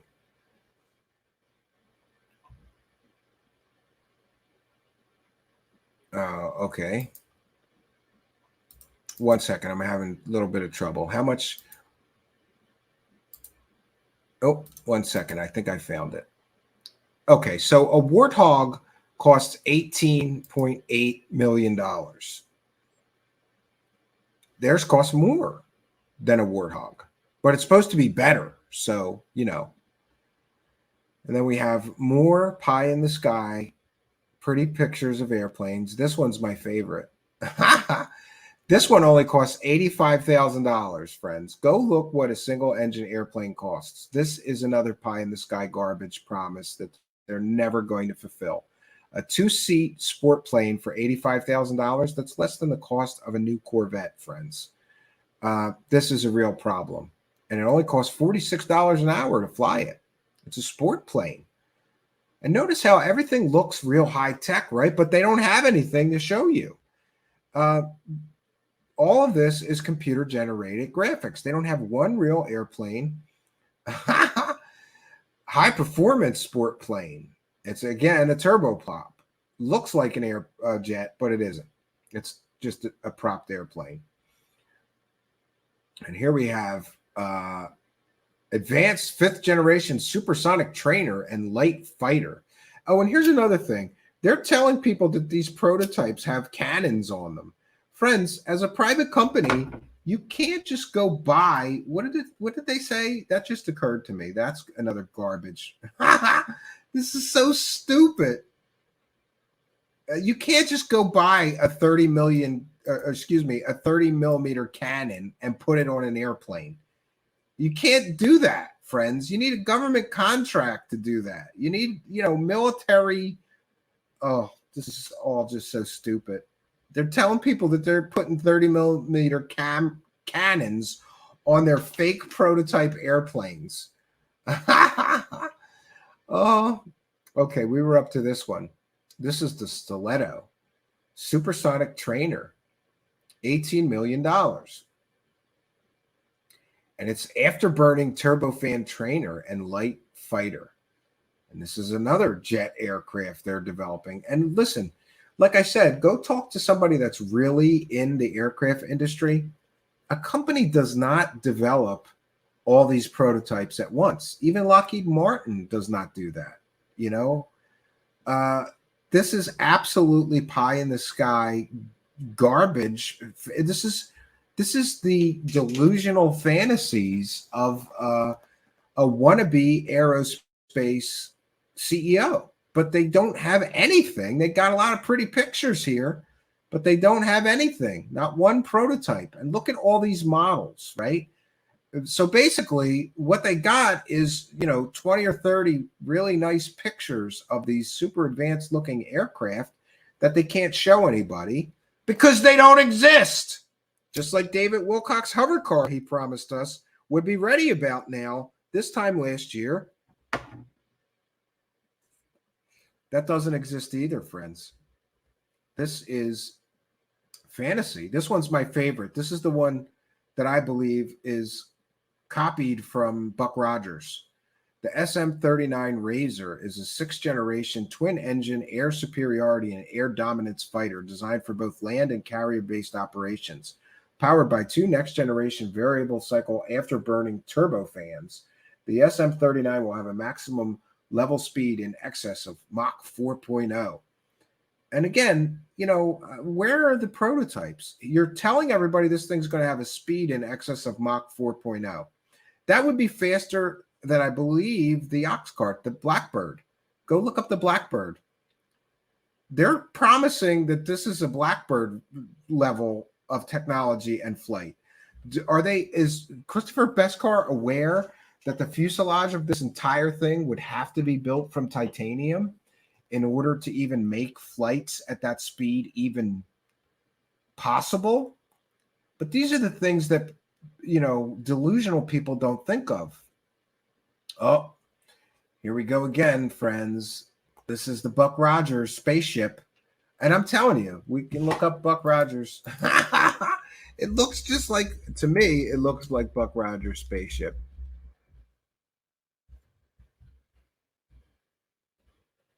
Oh, it's close enough.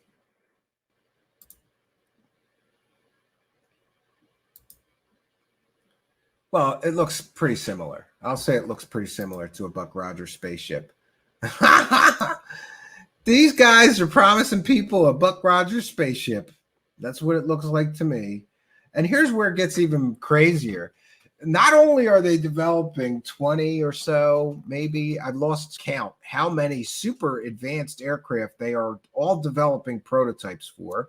They're also developing spaceships. But here's where it gets stupid. David Wilcock is promising people behind his $333 paywall that Andrew Bhaskar was a member of the secret space program, and he developed spaceships for the secret space program that didn't use rocket technology, but used all this super advanced physics and propulsion systems. Then why are they developing rocket technology? That makes no sense, David Wilcock. You've just contradicted your own bullshit stories here.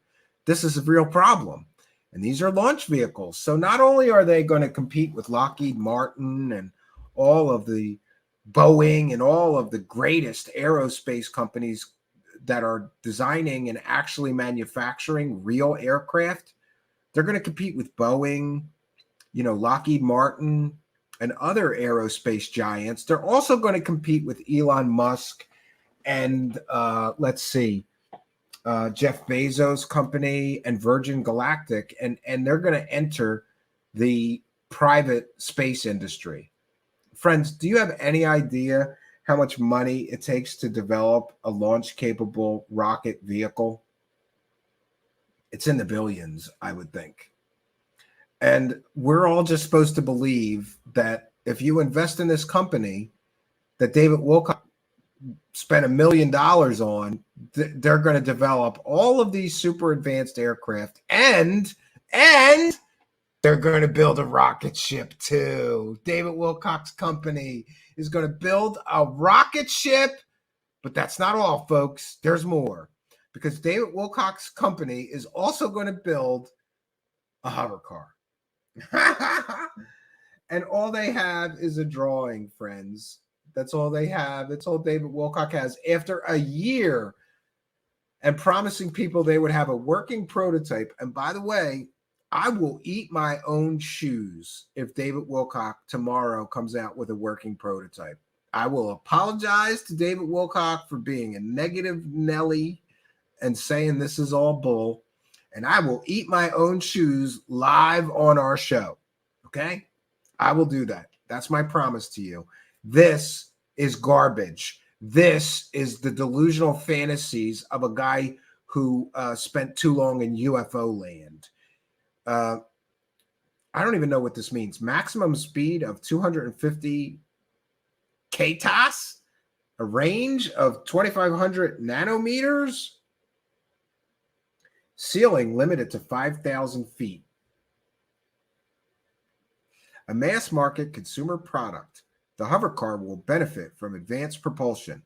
Great. Can you tell us about the advanced propulsion that your hovercar is going to use? Of course not, because according to David Wilcock, they're just going to steal patents from the United States Navy. And the Navy is just going to let them steal patented technology that the Navy has already patented. And by the way, that's even if it works. And I don't believe that that is workable real technology. Because if it was, Salvador Payas would be able to show us at least a technology demonstrator. Oh, and it's a 4-seater, so you can take your whole family around in your personal air vehicle for the 2030s, right? But here, friends, here is where it gets really nutty. Human spaceflight. Stavati's vision includes the design and production of interplanetary and interstellar spacecraft. That's right. You know, all those things that even NASA, with the full support of the Federal Reserve and the United States government funding them, can't do. Stavati's going to do what NASA, what Russia, what China, and every other nation on Earth with a space program could never do. And that is the design and the production of interplanetary and interstellar spacecraft. Stavati is pioneering advanced fusion propulsion and Starship enabling technologies. So, you know, it's getting pretty thick in here. Not only are they designing and producing, 20 different super advanced airplanes, and they're building rocket ships, and they're building hover cars. They're also pioneering advanced fusion propulsion and starship enabling technologies. Friends, go look up fusion propulsion. Just look it up and then come back to me and let me know if you think that David Wilcock's shady company here is really developing fusion propulsion. This is garbage. But there's more, friends. Their interplanetary vehicles will include orbital shuttles, moon Mars transports, and space fighters. Stavati's long-range vision concentrates on interstellar spaceships for human spaceflight.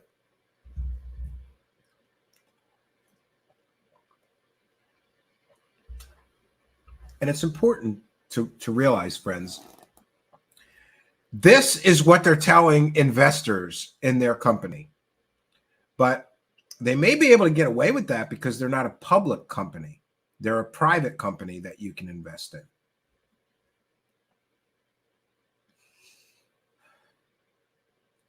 Okay, Stavati's proposed, I think it's a $2 million plant, will have a footprint of 2 million square feet and provide over 2 million square feet of combined office and aircraft manufacturing and assembly space.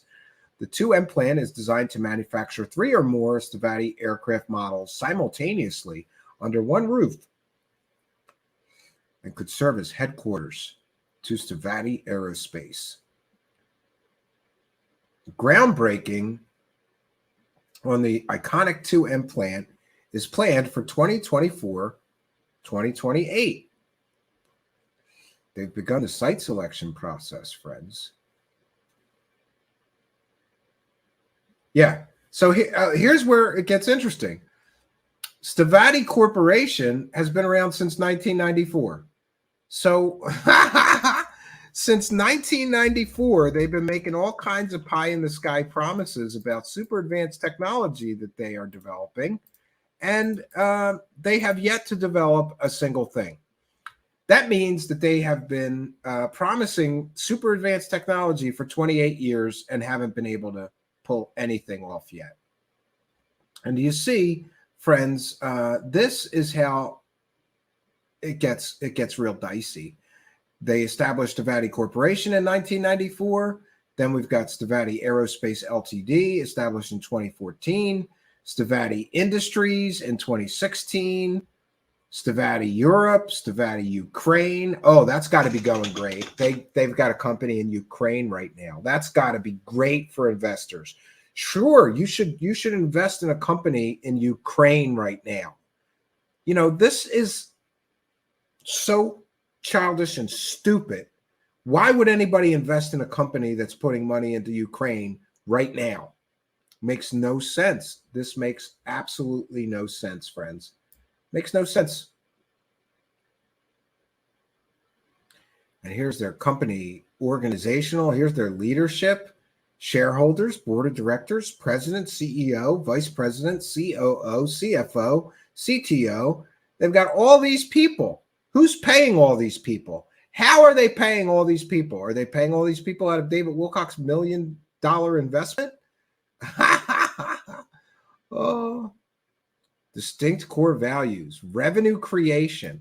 They have yet to create any revenue since 1994, but that's one of their values, right? Mission focus, customer success.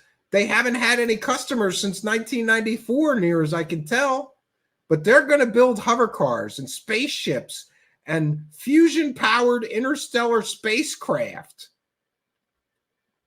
New aircraft development programs are funded by internal resources of Stavati Aerospace and strategic investment partners through equity and debt financing, as well as a combination of sources.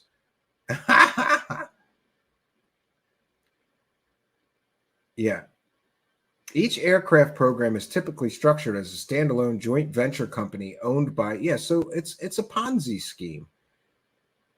To me, it appears to be a Ponzi scheme. Oh, look, more pretty pictures of computer generated graphics of airplanes that don't exist, right? Oh, gosh.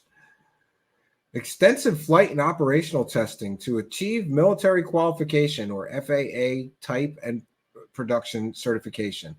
Military aircraft will be flight tested at Airport Flight Test Center, Edwards Air Force Base. You know what? We're going to call the United States Air Force and see if they have any permission to flight test their so-called prototypes that don't exist. I think this is another pie-in-the-sky garbage promise to investors. They have not even gotten permission yet. They're also going to be using China Lake will be employed throughout the Stavati weapons system testing effort. They're going to be testing weapons at China Lake. No, friends, no. This is garbage. Full contractor logistical support of comprehensive aerospace defense enterprises. Stavati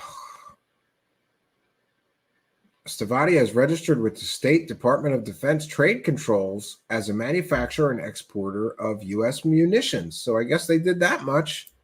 But where's the weapons? Can we see some of them? You're saying you got 30 millimeter cannons you're strapping on your prototypes. Where's the cannons? Can we at least see the cannons? They have pretty pictures of cannons. Contact Stravati today. You too can invest. And that's what we've got for you, friends. This is absolute garbage. And you know what? I hate to be glad for someone else's misfortune, but considering David Wilcock has scammed so many people in the UFO community out of money, for one, I'm glad that he invested $1 million with this shady company because he's going to lose every penny. And by the way, we have heard here that his wife left him because of that. He gave all their money to this shady company. And that's a real problem.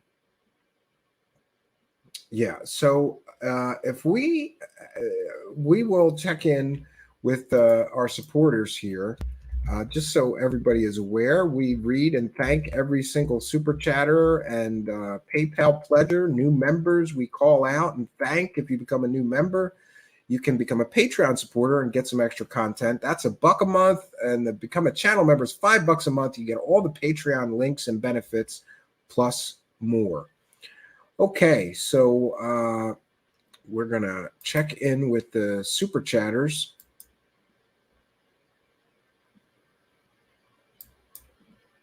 One second here. Okay, we had Lord Ludicrous, so we've already done that. Let's check in with the PayPal pledgers. We want to thank each and every one of you kind and generous benefactors. It's due to your kindness, generosity, and support that we can bring you the real truth behind some of this stuff. Okay, one second here. We do have a PayPal pledge from Christopher, a kind and generous $10 PayPal pledge. So we thank you for your kindness, generosity, and your support. It is much, much appreciated. Anyone else feeling generous, you can use the super chat or the PayPal buttons that are in the description of the video to throw a couple of bucks in our hat. Otherwise, we'll take some comments and questions from the live chat. And yeah.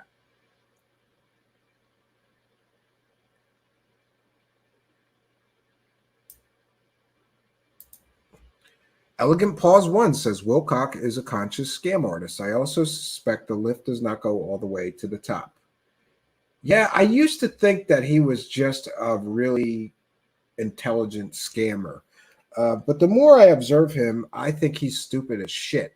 That's what I think. He is really dumb and believes anybody that comes to him talking about aliens or secret space program. He just believes them. And then he does not vet any of them. He doesn't check their claims of education or work history. He just runs with their fake alien stories because he can make money from it, right?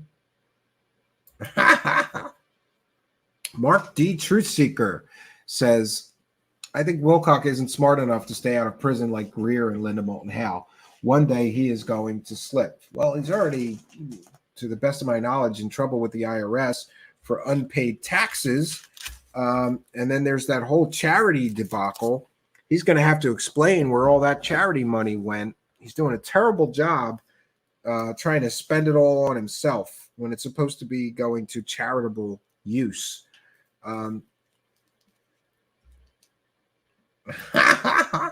Elegant Pause says Dolan is a mess and a cross between a libertarian and a right-wing fascist. Oh, by the way, I neglected to talk about yesterday's story, and many people would like me to, so here's my 2 cents. Since we broke the story yesterday, by the way, another exclusive story yesterday from Truth Seekers here on the fact that KGRA, the Paranormal Show Network, has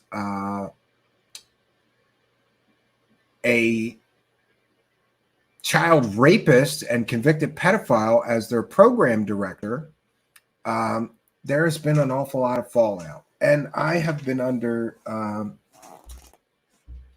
I have dealt with a lot of garbage people today. And just as I always say, what happens when we catch these slimy UFO celebrities doing slimy things? What happens when we have facts and evidence and dead to right can prove that they're doing slimy things? Out come the nameless, faceless, new Twitter accounts to attack me, to tell everybody how wrong I am, to muddy the waters, and more. But remember, we have a defense for that now, and that would be stop the op. And here's how we stop the op. When we catch UFO celebrities doing slimy things, like working with and for convicted child rapists, and those nameless, faceless Twitter accounts start coming at us to muddy the waters, tell everybody how wrong I am. Here's the issue. The issue I'm getting attacked for is I said that my sources believe that all the people working at KGRA were aware that they were working with and for a convicted child rapist. That's what my sources told me. But because I didn't name the sources, I'm just making up things, right? And everybody knows how I feel about anonymous sources. But in this circumstance, you can understand this dirty shit involving a convicted child rapist. People don't want their names associated with that. So people came to me in confidence and told me some things about that situation. And, you know, friends, so this is what we do. When confronted by the nameless, faceless cowards that are defending UFO celebrities working with and for convicted child rapists. That's what they're defending. Isn't this great? What moral and ethical, wonderful people will come on Twitter and attack me and defend people's right to work with and for convicted child rapists while they're running shows where they're telling people we're going to get to the truth about those aliens, right? We're going to bring you the truth about those aliens, but we're just not going to tell you that while we're doing all this, we're working with and for convicted child rapists, friends. So I use my graphic, and this is how we stop the op. Why am I under attack? Did I work for convicted child rapists? Did I hide from my audience the fact that my network that my show is on is being run by convicted child rapists? No. I told people the truth. And for that, I get attacked, belittled, harassed, threatened, intimidated by nameless, faceless cowards hiding behind sock puppet accounts on Twitter. But it's okay, because we show this graphic. I have adopted a policy of not engaging with nameless, faceless Twitter accounts. If these UFO celebrities working for child rapists want to muddy the waters and defend themselves, let them do it with their own names. Let them do it with their own faces, not, my friends, with nameless, faceless Twitter accounts that are all anonymous. And isn't it great that the only people willing to defend these despicable people working for child rapists is nameless, faceless, anonymous accounts? But it's okay, Now I'm just going to post the graphics, but I did fall into it and didn't realize I was conversing with one of the nameless, faceless idiots defending. And let's be clear, they were defending UFO celebrities working for child rapists. And I'm the bad guy. And their argument was there's no proof that they knew they were working for child rapists. And by the way, in at least a few cases, I am aware of 2 specific shows on that network that did not know. And those would be Jesse, MUFON Jesse. He didn't know. He had no idea. And Lou from Unidentified Celebrity Review. Those 2 guys, I'm sure, based on sources and other available information, they didn't know that they were involved with that. So they get a pass. And they should. They didn't know. If you didn't know you're working for convicted child rapist, convicted pedophile, violent child-related sexual predator, then it's not your fault. But we have information that these UFO celebrities, the bigger names, did know. And besides the sources who told me that they knew, there is other substantial and supportive evidence that they knew or they should have known, because there are public posts about this convicted child rapist that go back to 2016. And those posts were, I'm told, a big uproar for a little while, but then it all got swept under the rug. So about those UFO celebrities that were working at KGRA at the time that those posts in 2016 were made, everybody heard about that. So those UFO celebrities either knew or they should have known that they were working with a convicted child sexual predator, a violent child sexual predator. But it gets worse, friends. It gets so much worse because it would appear that KGRA knowingly hired a convicted child rapist. And we have proof of that. We have proof that KGRA knew that they were hiring a convicted child rapist. And then admitted it and defended hiring a convicted child rapist.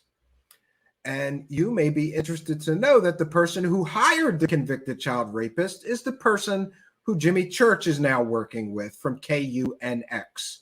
That, my friends, is the person who knowingly hired a convicted child rapist to be a producer, to be a program director, or whatever. And I would just submit to you that I guess we all have to make our choices. Myself, I would not work with or for a convicted pedophile, not knowingly. And additionally, I would not work with or for someone who would hire a convicted pedophile knowingly. And this, my friends, is where it gets dirty and slimy. So what we've got is the guy who runs KUNX knowingly hired a convicted pedophile. He knew that he was a child rapist, and he hired him anyway. And then we get all of the UFO celebrities working at KGRA.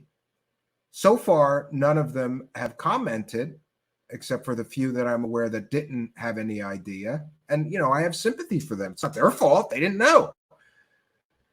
So we've got all these UFO celebrities that worked knowingly for the convicted pedophile squad, right? Well, that's not maybe a fair characterization. Anyway, I'm going to share something. And this is for the benefit of the idiots that are defending the UFO celebrities working with and for a convicted child rapist. And let me remind everyone that Jimmy Church left KGRA in October of 2021, right after I put Jimmy Church and Richard Dolan on blast for working for J3 Films, who was at the time and is still right now promoting and profiting from a film about a kiddie porn collector, Stanley Romanek. Look it up. The Stanley Romanek story. It was produced by J3 Films. And apparently, Jimmy Church and Richard Dolan, who had to be aware by this time that J3 Films produced a documentary about a kiddie porn collector in the form of Stanley Romanek, who got arrested and convicted and is now serving jail time for collecting kiddie porn. And by the way, that lovely man tried to blame it on his son, why there was all that kiddie porn on all of his computers. He also, during the court proceedings, tried to blame the Men in Black. The Men in Black put the kiddie porn on all his computers in his house because he was getting too close to the truth about aliens. So there's the timeline for you. Right around September, I believe, to the best of my recollection, we did a show talking about how Jimmy Church and Richard Dolan were working for a company that was profiting from and promoting a documentary about a kiddie porn collector. At that time, Jimmy Church was working for KGRA, working with them, with and for a convicted child rapist. And then in October, after the news that Jimmy Church is working for J3 Films, who was promoting and profiting from a documentary about a kiddie porn collector. Now, again, it's not really, the documentary's not about a kiddie porn collector, but instead of taking that film down, when the subject of their film, Stan Romanek, got busted, arrested, and convicted for being in possession of hordes of child pornography, they didn't take that film down. No, they kept promoting it and profiting from it. And to this day, you can go on J3 Films and they still list that film like they're proud of the documentary they produced about who we now know is a despicable kiddie porn aficionado. And Jimmy Church and David Wilcock and others worked for the same company, J3 Films. And Jimmy Church and Richard Dolan worked for the company KGRA, who knowingly hired a child rapist. How do I know that they knew they were hiring a child rapist? Because the person who hired him defended his hiring of a child rapist. And this is from Race Hobbs, who is the head of programming at the time of KGRA Digital Media. And in this post, he says, "This is one of the many personal attacks against me, not Bill, as Jeff has found himself over and over again at the bottom of that as levied against me in KGRA Digital Broadcasting." And by the way, everything to my knowledge that this person, Jeff, said about them was true. He said that they were employing a child rapist. And anyone can check the public records. We shared them on last night's show. This Mr. Hobbs, Race Hobbs, it's a fact, knowingly and willingly hired a convicted child rapist, a man who is a violent sexual predator who raped a 13-year-old boy. He knew about the case. He knew the specifics of the case, and he hired this man anyway. I wanted to go on the record regarding Bill, his arrest record, and his position here with KGRA. When we put out the word that we were looking for intern producers, Bill Forte was among the few that responded with the equipment and the background requirements needed for the position. I love that. Listen, I needed a producer, and yeah, that guy raped a 13-year-old boy, and he's a violent sexual predator who was also convicted for being in possession of child pornography, but we needed a producer, and William Forte, the child rapist, was among the few that responded, and he had the equipment and the background requirements needed for the position. Well, I would submit to anyone within the sound of my voice that no matter how bad you need a producer or any employee, maybe, just maybe, if you have a choice between hiring no one and hiring a convicted child rapist who's also convicted of being in possession of child pornography, you should hire no one and just wait until you can find a non-child rapist with the right equipment and background requirements needed for the position. This Race Hobbs goes on to say, I want it to be known that the first thing Bill made me aware of was his arrest record. So there we have the proof that the people at KGRA that hired the child rapist knew of his arrest record. They knew he was a child rapist. They hired him anyway. The specific charge he was arrested for and the details of the case.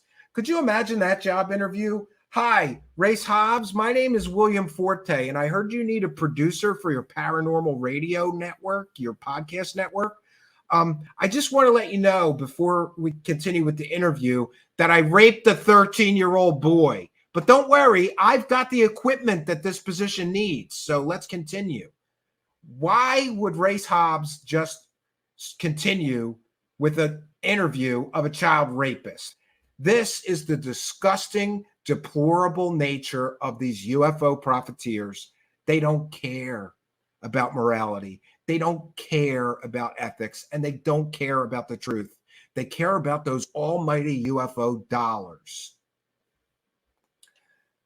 I asked him for further details, then ended the phone call with him and began my own research with the information he provided. After several days of inquiry, I found everything Bill told me to be completely accurate. I then reached, it was accurate. He told you that he got arrested and convicted and did 5 years in jail for raping a 13-year-old boy, and then you called him back and gave him a job. Congratulations, you slime ball. I then reached out to Bill by phone to follow up conversation and asked Bill if he could provide us with copies of his paperwork regarding this case, and he agreed to do so. So Race Hobbs not only was told, hi, I'm a child rapist and I'm applying for the job you have, and let him apply anyway and gave him the job. Race Hobbs got copies of the court records detailing the violent rape of a 13-year-old boy by this man, and he gave him a job anyway. Since coming to KGRA, Bill's work has been exemplary. Oh, I'm sorry, I'm jumping ahead. After reviewing the information I received and talking it over with many hosts and staff here at the station, this means that Race Hobb had to talk this over with the people that they were hosting on KGRA. He talked over hiring a child rapist with many hosts and staff here at the station. And apparently, those hosts and staff at that KGRA that he talked to said, sure, we're okay with you hiring a violent child-related sexual predator. And then Race Hobbs made the decision to reach out to Bill and begin the interview process for the open position they had advertised. Great. So this person, who, by the way, now runs Jimmy Church's network, Race Hobbs, was the head of programming. He needs producers. He puts out an ad or something for producers. A child rapist comes to him and is actually honest and says, by the way, I'm a convicted child rapist. I did 5 years in prison for for raping a 13-year-old boy and being in possession of child pornography. Then this Race Hobbs goes to other hosts and staff here at the station and talks over the child rapist with the hosts and staff here at the station. And by the way, I know how to use Wayback Machine, and we can see who all the hosts and staff were at that station at the time of this post, which is October of 2016, right? And Race Hobbs, why don't you name the hosts and staff at the station that were okay with you hiring a child rapist so that we know who kept their mouth shut about you hiring a child rapist? Why don't you tell us which hosts and staff here at that station you talked over hiring a child rapist with before you made the decision to reach out to Bill and begin the interview process. Bill was found to have all the tools and talent necessary to handle the position. Yeah, great. So look, man, we need somebody with the tools and talent necessary to handle this position. So the only applicant we got was a child rapist. I talked it over with the hosts and the staff here at the station, and apparently the hosts and the staff were perfectly fine with me hiring a convicted pedophile. So then the convicted child rapist was brought on with the KGRA intern staff as an associate producer beginning 9/20/2016. And by the way, this is October 8th, 2016. So as soon as they hired the child rapist, somebody alerted the UFO community and they didn't care. They defended their position for hiring a child rapist. Right after they hired the child rapist, here they are, just a few weeks later, defending hiring the child rapist. And right here in this text, we get to see that Race Hobbs talked to the hosts, the show hosts at KGRA and the staff, and then made the decision to hire the child rapist. And since coming to KGRA, Bill's work has been exemplary. He completes every task asked of him, and his work performance is top-notch. Great. Great. I'm glad that you got such good work. You know, that child rapist that you hired has such good work ethics, right? All right. So for those people who are attacking me on Twitter saying there's no evidence that the hosts and the UFO celebrities on that network knew that they hired a child rapist, yeah, they knew. There's your proof. Besides the multiple sources that I have talked to, that, yeah, they don't want to be named in a story involving child rapists. Imagine that. People don't want their names associated with a story involving child rapists. But it gets even better because, like I said, we have to look at this timeline. So Jimmy Church leaves KGRA right after we did a story outlining how he and Richard Dolan were working for J3 Films, who also apparently employed a pedophile. Right after that, he leaves KGRA to start his own sort of network. But who did he leave KGRA with? And who started that new network of Jimmy Church's? Well, Jimmy Church and Race Hobbs started that network. The person who hired a child rapist at KGRA went right after Jimmy Church worked for a company that was profiting from a known kiddie porn collector. Jimmy Church and Race Hobbs go and start KUNX. And there's other people on there on KUNX that I'm not going to name because I believe some of them may be victims and not be aware of this whole disgusting story. But here's what we get. We get a man that's willing to hire a convicted pedophile, even defend his right to hire child rapists, who says in a public post that he talked to the hosts before making the decision to hire the child rapist. And this was all, friends, known. Then it all got swept under the rug so everybody could make those UFO dollars since 2016. Great, great. Really, really. And of course, people are attacking me left, right, and center. And we are going to share some other things that are very, very disturbing because shortly after our broadcast about this disgusting story involving KGRA knowingly hiring child rapists to be producers, program directors, or whatever, and right after we aired our story about all these UFO celebrities who are working with child rapists, the cover-up began. It worked in 2016. This came out in 2016. They didn't fire the child rapist. They defended their right to hire a child rapist. And not only did they defend their right to hire a child rapist, but right after our story aired, the cover-up began. And thanks to B. Baker, who went in their KGRA's live chat and asked some important questions. And this, by the way, was a live stream from law enforcement professionals. And B. Baker, asks, will there be a search warrant for Bill Forte, a.k.a. Bill Skywatcher? He was convicted of being a violent pedophile with a 13-year-old boy, and everyone at KGRA knows and is seemingly okay with. Comments? ? B. Baker.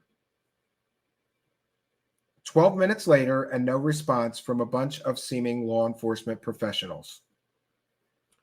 Right after somebody asked them about the child rapists working with and for them, KGRA turned on subscribers only mode. And only channel subscribers of 24 hours or longer can send messages in their live chat.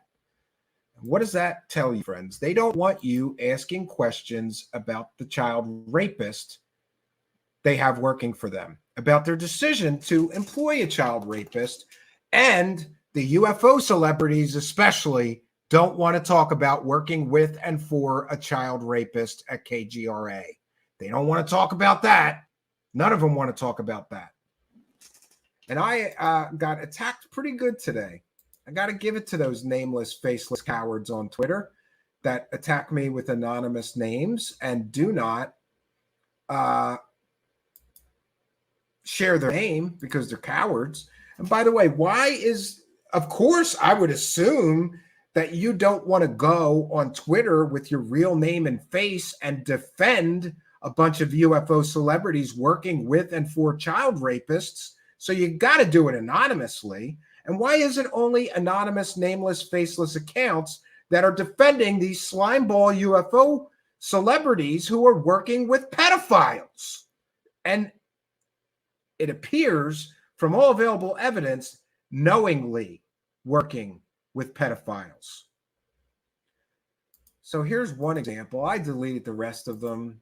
I killed the replies. I don't want that kind of ugliness in my life, but I did save one just to display to my audience that I get to now. And by the way, I have a feeling I might know who this nameless, faceless account is. Yeah, so a nameless, faceless Twitter user says, ready? I heard your mom gets banged by preteens on the regular. Anonymous source, though. Sorry. Should we use her not responding to that as proof it happens? Right? And we have Mr. Buck. It's not even original or funny of a troll either. It just sounds like what QAnon types do if you show them reality. Geez, it gets worse every day. Somebody said he has a point, and I reminded them it's been public knowledge that the guy was a child rapist since at least 2016. There are posts about it from 2016, and it was covered up and swept under the rug. There is more than just sources saying, sources that don't want to be named, telling me that people knew they were working with and for a child rapist. Somebody that asked who. Yeah. This is the kind of stuff that you can expect when you point out that maybe, just maybe, UFO celebrities shouldn't be working for child rapists or working with child rapists or hiring child rapists to work with UFO celebrities. If you do that, people will tell you that your mom gets banged by preteens on the regular. And then it came from an anonymous source. Man, where did we hear that before?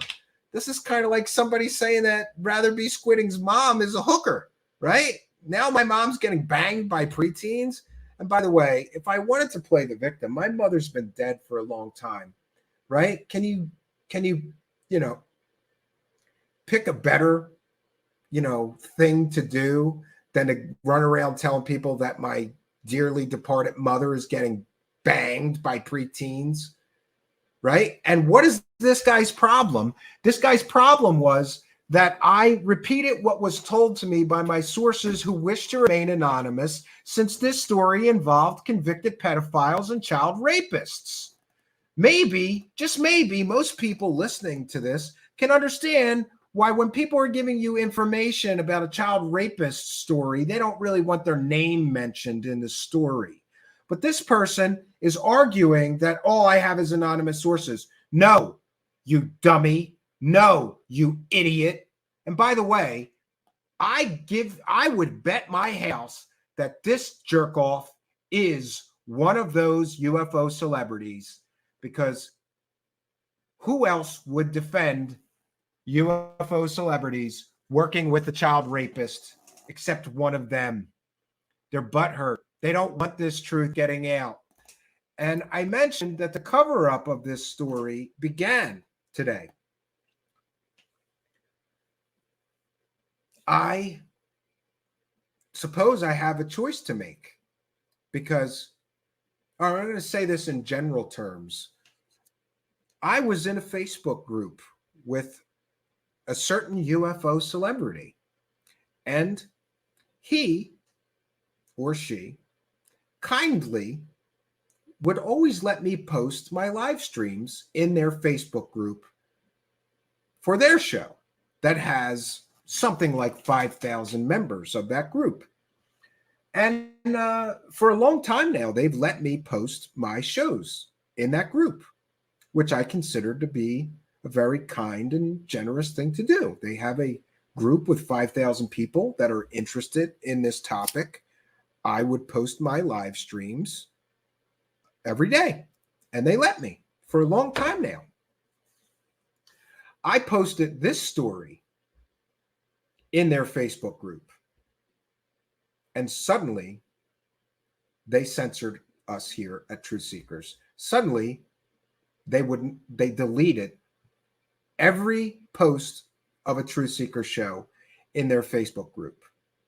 Now, I'm not going to get too conspiratorial, but that person who censored our post about this child rapist story also has their show on KGRA.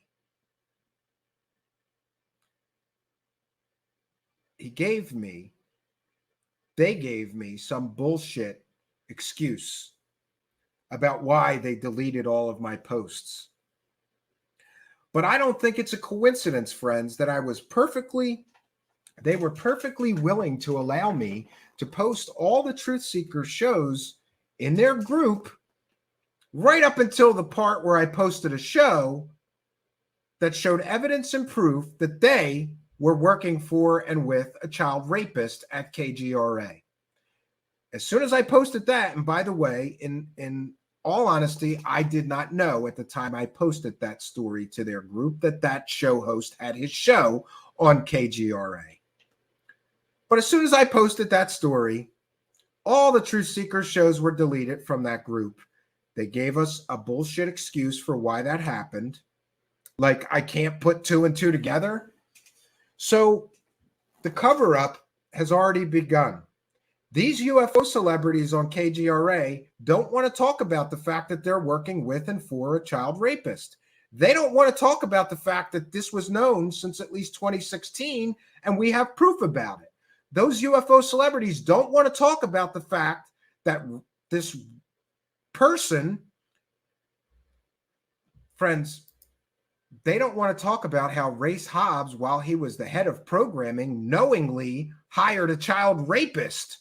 Talk to the other show hosts at the network who apparently must have been okay with them hiring a child rapist, because then he hired the child rapist after talking to the show hosts there, according to his own words and admission.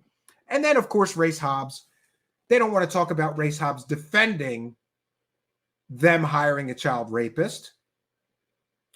They don't want to talk about how they don't want to comment on working with and for a child rapist. No, What they want to do is sweep this whole story under the rug. They want to censor anyone's ability to ask them questions about it. But we cannot let them. We cannot let this happen, friends. So I would ask you to do me the favor. And what we're going to do here is I am going to copy the show which details the pedo paranormal producer and program director. I'm going to take that and put the link to that show in our live chat. You always hear me occasionally, not always, hear me ask, some would say beg, that you copy our show links on your social media page. But in this case, I believe that this is the most important show I've ever asked people to share, because UFO celebrities who are working with and for child rapists who were knowingly hired by the group, they knowingly hired a child rapist, are right now trying to censor our show here. They are right now trying to silence our voice. And by the way, this is all facts. This is all the truth. We have the evidence. We have the receipts here. And these idiots that claim they're bringing people the truth about those aliens, sure, they're bringing us the truth, except when it involves them all working for child rapists. Then they don't want anybody to know about that truth. So I am going to, one second, I have to go to our actual live chat to share a link. So I'm going to do that right now. Then we'll have time for some comments and questions from the live chat. Please share this link and show on your social media. Please don't let people sweep this all under the rug. This is terrible. Oh, there we go. Default view. 1 second. It was swept under the rug before. Don't let them silence our voices here, friends. Send them a message that it's not okay to censor people that are telling the truth about this situation. It's not okay to delete our posts in Facebook groups because you work for a company that knowingly hired child rapists and even defended their right to employ child rapists. Send a message to these UFO celebrities by posting this show on your social media. And by the way, when I get a chance, we'll clip out the end portion of this show, which is sort of the update to this disgusting story. And I will ask you again to share that. Arlene Atkins is here. So now we'll take some comments and questions from the live chat. And by the way, to everybody who reached out to me offering their support, saying you're doing the right thing, Stephen, thanks for telling us the truth. I love and honor all of you, because this is not an easy thing to do. I got hammered all day by anonymous, stupid Twitter accounts. For what?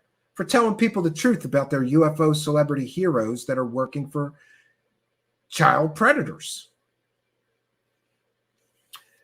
Arlene Atkinzel says, hiding the knowledge of a child predator is the same as enabling them. I have to say, I agree with you 100%.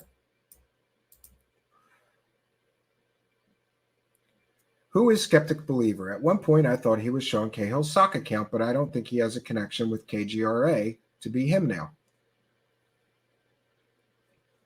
Kepsa, I don't know, but when you come at me on Twitter and suggest that my mother, my dead mother, is getting gangbanged by teenagers, then you get blocked. I have been polite to him, even answered his questions, even though I can show you a list of tweets. Pardon me. That account has always been very nasty to me. But I let people be nasty to a certain point before I remove them delete them from my existence. That account is a brand new Twitter account. No name, no face, brand new account. And all that account does is defend UFO celebrities when they get caught selling bullshit. He defended Ross Coulthart when we did the story about him lying to everybody, claiming that his new documentary piece had conclusive proof of alien technology, all confirmed by Michio Kaku. He defended that. I'm sure he defended Richard Dolan and others. When we went after Jimmy Church for knowingly platforming this fake doctor with the alien in the freezer that was so hokey it was ridiculous, he defended that guy.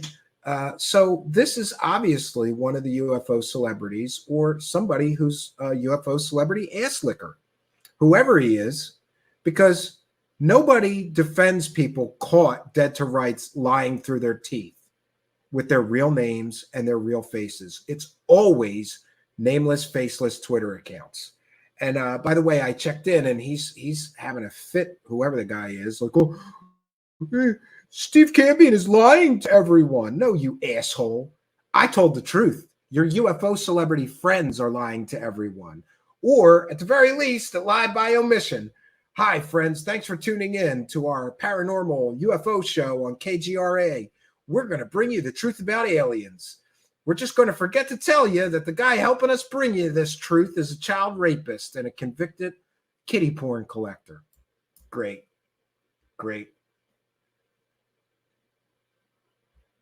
Cosmic Neighbors believes that it's Lou Elizondo, which would make a lot of sense. It could be. Well, see, this is the problem. The comparison is just too similar to Faceless Bureaucrat. Yeah. This coming Tuesday is Steven's 100th day of not getting hammered. Well, thank you for recognizing that, Craig William, and that is if I make it. We got to tell you, something about this story made me want to drink myself into oblivion, but I didn't, and I won't. Used to be that when a story,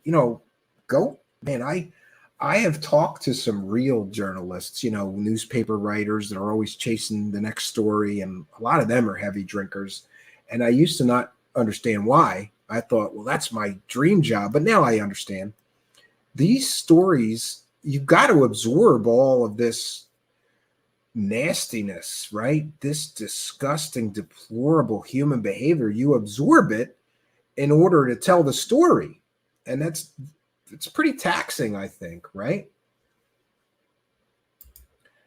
B. Baker, allegedly folks that do things like this sometimes run together and cover for each other. Would not surprise me.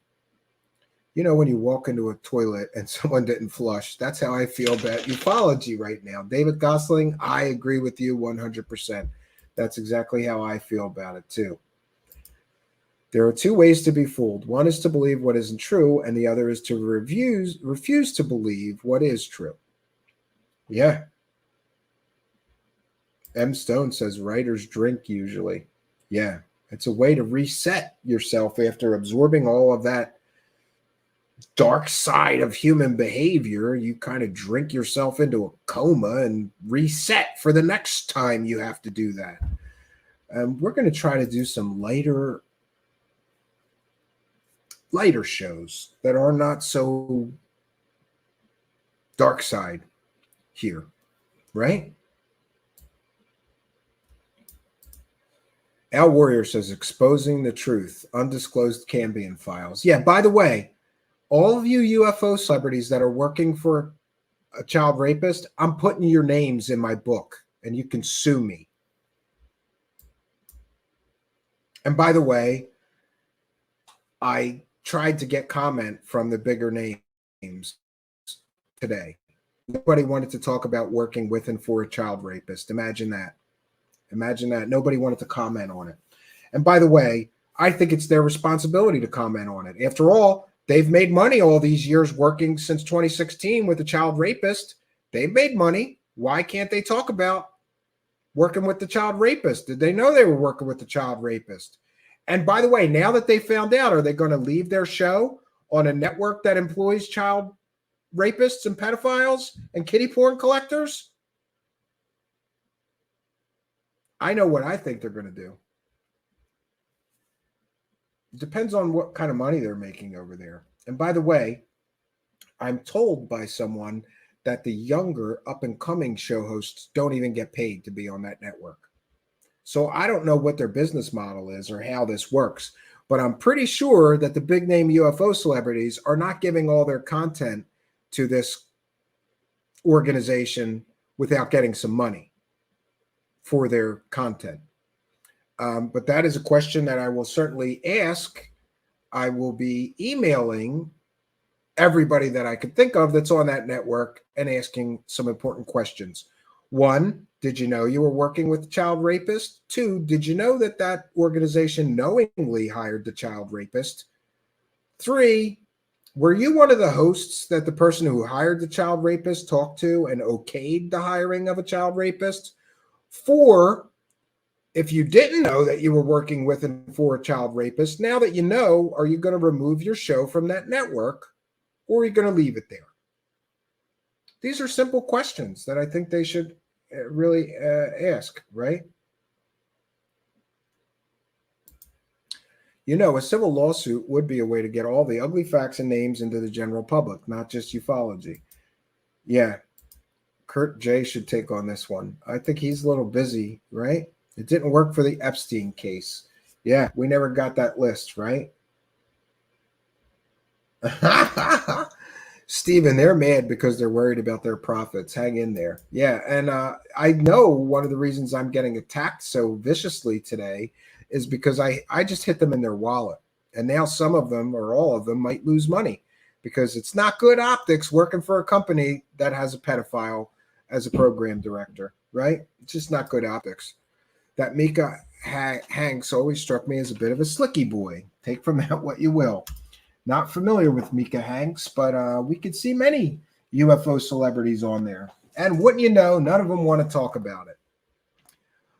But that's not going to stop me from asking them for comment. And then I'm warning you all of you UFO celebrities working at KGRA or working with and for a child rapist, I'm going to email all of you and ask for comment about this story.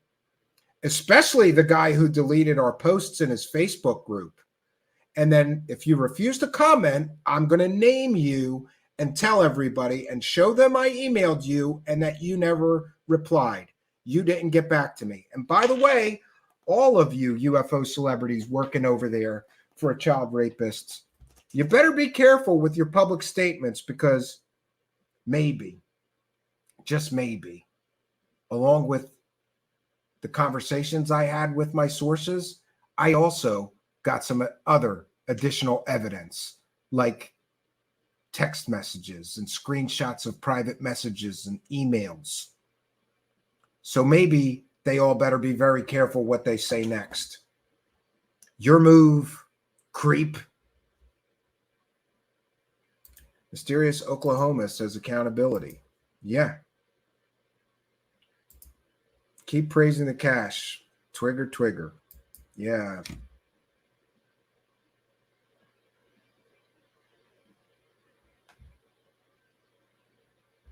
So any more comments or questions for me, please put them in all capital letters. I am aware everybody's talking about this Jeremy McGowan piece. We didn't get to it tonight. I will get to it. I've got some gems of quotes I pulled from there. And isn't it great how where are the Lou Elizondo supporters when we hear that the disclosure hero is telling people not to tell anybody that he's sending UFO reports to the U.S. government? He's withholding information from the public. The disclosure savior, the guy who's going to bring us disclosure, is not telling the truth to the public, but he's telling the truth to the U.S. government. And I love that other quote. I still work. I never stopped working for the government. Great. Lou definitely effed up his money potential in the book. Why do you think he is swinging on Mellon's nuts? Yeah, because he's looking for the payday, and he lost the payday. And by the way, you know, people could say whatever they want to say if I don't name the source, but people have told me that Lou Elizondo is pissed about how much money people like James Fox are making and other UFO celebrities are making, and he's not making any money on this. And I think that his book deal may be gone. That's what I think. We're going to try to get more information on that. What happened to the book? It's supposed to be out in April, right? It's September. April, May, June, July, September. It's 5 months late. 5 months late. But wouldn't you know it? I guess all that damage control he tried, like rebranding himself instead of the director of ATIP, he rebranded himself to be the Pentagon UAP portfolio manager. And people laughed at that because it's a made up fake term, just like the director of the imaginary program. And now, thanks to Jeremy McGowan, we get to hear that Lou Elizondo is running around telling everybody he has superpowers. That's right. He's got superpowers. And he lied and said that he was a 33rd degree Mason, which isn't real, friends. It's not real. You got to love it. Lou Elizondo's whole story is falling apart. And I hate to say I told you so, but I will. You know, I cautioned everybody as soon as TTSA came out with all those CIA people, like, this is not what it appears to be. And this Lou Elizondo is probably just another UFO profiteer. He just hasn't really tried to cash in yet, but he will. And he did, like all of them. And it didn't work out so well for him. Twervik says his book got delayed. The reasoning is classified. He can't talk about it. Sure. Patty Wilhelm says the knowledge of the truth will set you free. Yeah. And Mario's Taco is here and says, Taco. Is it Mario's Taco? Is that how I say that? I always worry that I'm saying your name wrong, Mario, so I apologize. But I'm happy to see you. He says it's all about the money at the end of the day, right? Yeah, who cares if you're working for child rapists? Who cares if the company you work for is knowingly hiring pedophiles and kiddie porn collectors that spent 5 years in jail for raping a 13-year-old boy? As long as you're making money, who cares? It's about the money.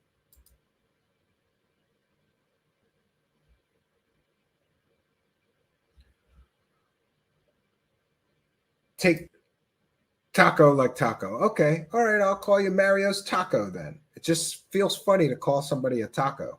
You know, in the United States, you know what a taco is, right? Well, obviously you wrote it. Yeah. You always make me think of tacos too. Every time I see you, I get hungry for Taco Bell. Yeah. So, listen, this is all we got for you. I'm going to try to reschedule with Matthew Riot. I'm sorry, but he had to reschedule at the last minute. But the good news is we've always got a few shows in the pipeline. So, you know, no worries. I my best to Matthew Riot, and, you know, no worries about rescheduling. We'll reschedule it. People were anxious to hear him come here, and I hope that we'll reschedule it as soon as possible. We've already got an amazing thumbnail. We got to use it, Matthew Riot. So, yeah.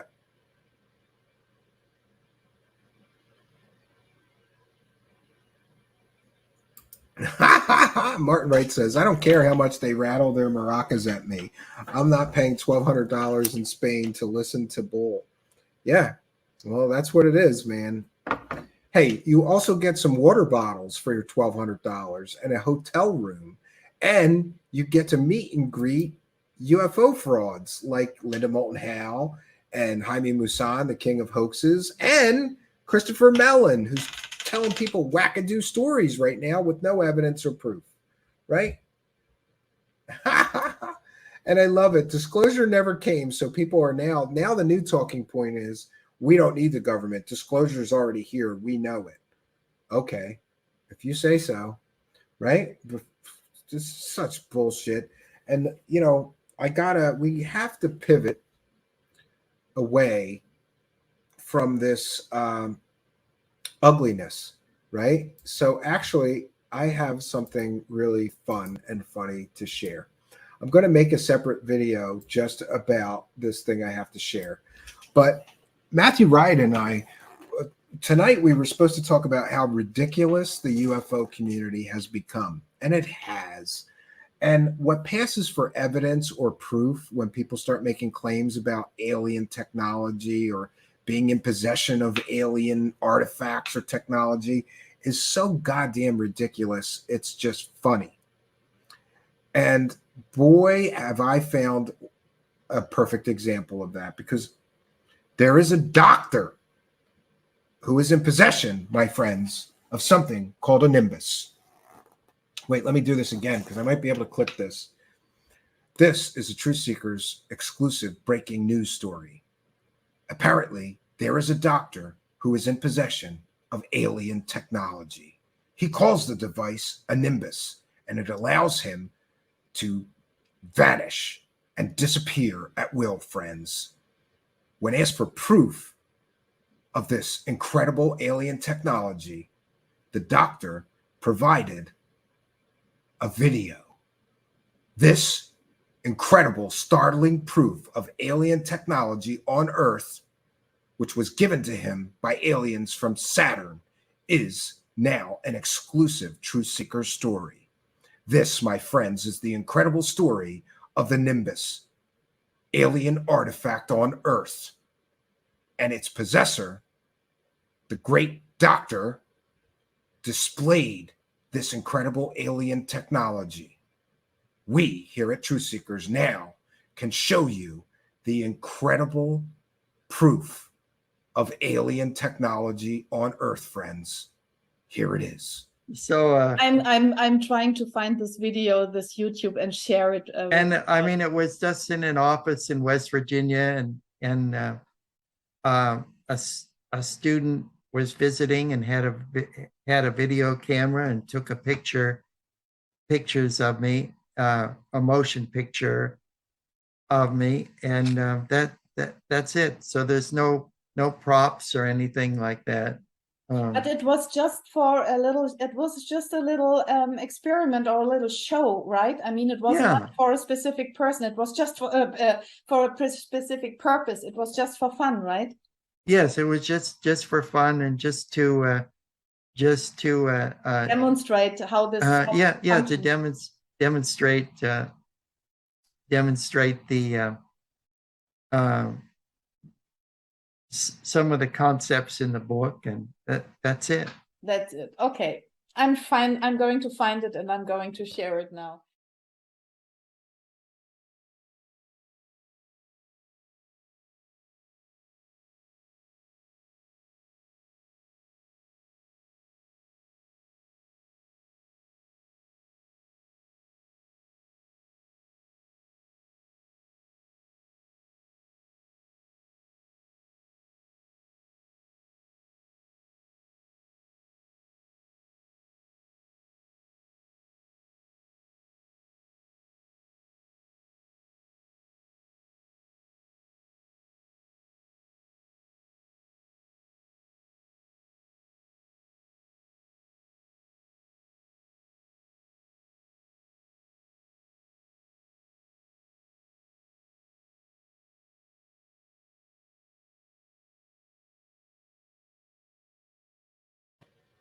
There we have it, friends. The Cosmic Ray, Dr. Raymond Keller, bringing us incredible proof of alien technology now on Earth. The incredible alien artifact he calls the Nimbus allows him to vanish and disappear at will. And we have just shown you exclusive, conclusive proof of that alien technology on Earth. This is where we're at. This, my friends, is how ridiculous this nonsense, this world of aliens and UFOs has become. And I don't even know what to say about that clip, but I will say this: the laser, the swirling light effect that he used, I have one of those. It's a laser DJ party light that you can get on Amazon for $20. This passes for proof of alien technology to some people. And by the way, I did go through the comments of that video, and everybody was shocked and amazed at this incredible proof of alien technology, that this cosmic ray, Dr. Raymond Keller, who, by the way, has a lot of books about aliens from Saturn to sell you. This is what we have devolved into. There is no, Lou Elizondo talks about the serious search for scientific, data and all of this. This is a circus of stupidity. That's what this is. It is a circus of stupidity. And I question my involvement in this. Some time ago, I talked to a reporter who was talking to me about getting burnt out of the same beat. And he said, you got to do other stories. Or you will get burnt out. And yeah, I feel like I'm getting burnt out because, and by the way, just today on Twitter, someone was commenting to me, Stephen, these shows about people that are liars are helpful because that helps us to separate who's credible and who's lying to us. But we really wish that you would get back to doing some shows that show the real truth and the real evidence about the UFOs and the aliens.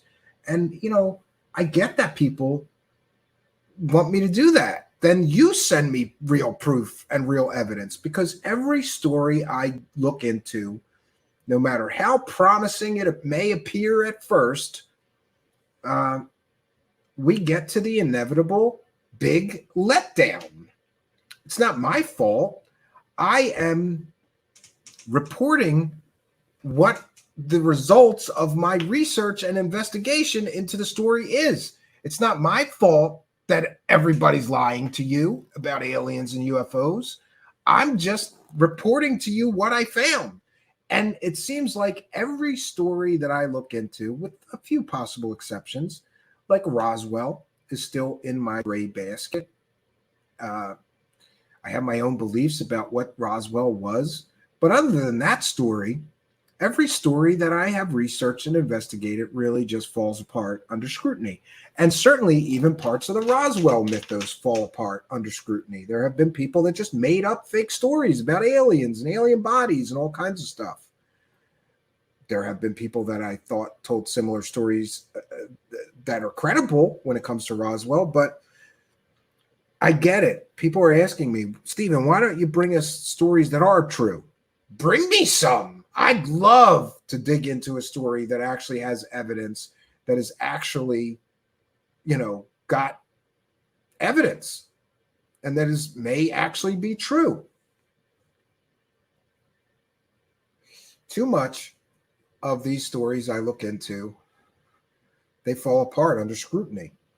And I don't know what people want me to do. I get it. People want me to bring you, stories about aliens that may be true or are true. I'm trying my best here, but every story I look into, inevitably, we get to the part where the story falls apart. The sources aren't credible. Their education is fake. They didn't work where they said they worked or whatever. A perfect example is Jonathan Reed. Boy, I would love to believe that's a true story, because except for the hokiness of his so-called evidence, it's a good story. Guy was out in the woods. They vaporized his dog. He hit an alien in the head with a big stick. He drug it home and put it in a freezer. Man, that's a great story. I would love that story to be true. And by the way, I just want to put on record that Dr. Jonathan Reed is greater than Jason Quitt. Okay? Dr. Jonathan Reed is better than Jason Quitt. All around. Just want to put that out there. I've been busting Jason Quitt's balls because Jason Quitt was just on Jimmy Church right after Dr. Jonathan Reed, and I busted his balls and said that, Dr. Jonathan Reed's stories are much better than his, because he's got an alien in his freezer and he's got an alien armband, and all Jason Quitt has is, some meditation exercises and shit, and stories about astral travel. Jonathan Reed is much better than Jason Quitt. Okay? Yeah. So I would like to bring you all stories about aliens that were true. I would like to believe aliens are here visiting us or have visited us. And those unaware, especially those that attack me, like, why do you think I'm here? I saw something when I was a child that I cannot explain. In my entire life, I've researched this topic. I want to know, what the hell did I see? Was it really aliens? I used to believe it was. Now, I'm not so sure, because all roads down the alien hypothesis lead to bullshit. And that's where I'm at, and that's where I find myself. I'm not going to lie to my audience just to have some story to tell. I'm not going to, I can't just do like everybody else and show you guys fake pictures of aliens and claim that they're real pictures of aliens. I'm not going to do that. That's not what we're about here. The show's called Truth Seekers. And if the truth that I find is that the story's not true, I'm going to report to you the story's not true. Yeah. So I'm glad that we could share with you this astonishing proof of alien technology. That's the best that we have. Garbage like that. Really? That's the best that we have? I guess it is, because I can't find anything better than that lately. By the way, I want to thank the Twitter user who sent that to me, whose name escapes me. I'm so sorry, but it was a few weeks ago. Somebody sent me that video and said, Stephen, you got to see this guy's proof of alien technology. If you thought Ross Coulthart was full of it, wait till you see this guy. And by the way, I'm reaching out to that guy. I want to interview. We'll have some fun, right? Yeah. So that's all we got for you, friends. We're well over the 2-hour mark. I do have to also mention, somebody asked me, why is the audio podcast so far behind? Because it's behind. And I am going to be working until 5 o'clock in the morning tonight to try to get it all caught up. Generally, I have been busy with interviews and other things. Tomorrow I have a few conference calls to do. And off-camera, off-air interviews to do concerning a really, really big story that we've been developing. And if you thought this, everybody in the UFO community, all these people in the UFO community working for a child rapist's story was shocking, wait till you hear the next one that we're bringing you. It's even worse or better, depending on your point of view. If you like shocking stories, it's better. If it's horrific, it's worse than child rape. Yeah. And it involves many, many people in the UFO community. But it also, there's some legal issues there. So we have to be very careful in the development of that story. And I have reached out to everybody that I can think of to give me advice, because this has to be done. It's a really big story and it has to be done right. And we're going to be working on that. I've been working on some other things, which is why the audio podcast is behind. And by the way, I should remind you, if you're listening in audio podcast land, you're missing half the fun. We love and respect all of you over there listening to the audio podcast. The audio podcast, by the way, is growing and more listeners are finding it. A lot of people prefer to just listen to the audio podcast if they're driving or working or doing something. And we provide that as a public service. But sometimes it's behind, and I apologize for that. But in any case, if you're listening to the audio podcast and you haven't yet, please do go on over to YouTube, put Truth Seekers, one word, in the search bar. When you see me, the strange guy with sunglasses, pop up, go to that channel, smash the subscribe button, hit the notification bell, and you too will know when we're doing a live taping. And you can come over here. You can ask questions. You can communicate with other people interested in these strange and esoteric topics. And we welcome you to do that. We welcome skeptics, believers, people somewhere in between. Anywhere on the spectrum of weirdo you are most welcome here. So come on over to YouTube, find our Truth Seekers channel. It's in the description of all the audio podcasts, our link to our channel. But otherwise, just go to YouTube, put Truth Seekers, one word, you'll find us. Look for me with the sunglasses. Go there, smash the subscribe button, hit the notification bell. Come on over here and become a subscriber and take part in the tapings of the podcast, which are all done live right here in our home base at our YouTube channel. Otherwise, I would like to remind all of you that besides throwing money at us, the other best way to support us is to like, comment, subscribe, and share these videos. It really does help. And I would especially like to ask you all to please share yesterday's broadcast, because people are trying to stop people from seeing that. People are trying to stop people from hearing about that. And I think that's wrong. I think people deserve the truth. And if you do too, share that video on your social media. Let's stop the op. Let's stop these cowardly individuals who would rather you didn't know that they're working for child rapists. Great. All right. So let me check in one last time with the live chat.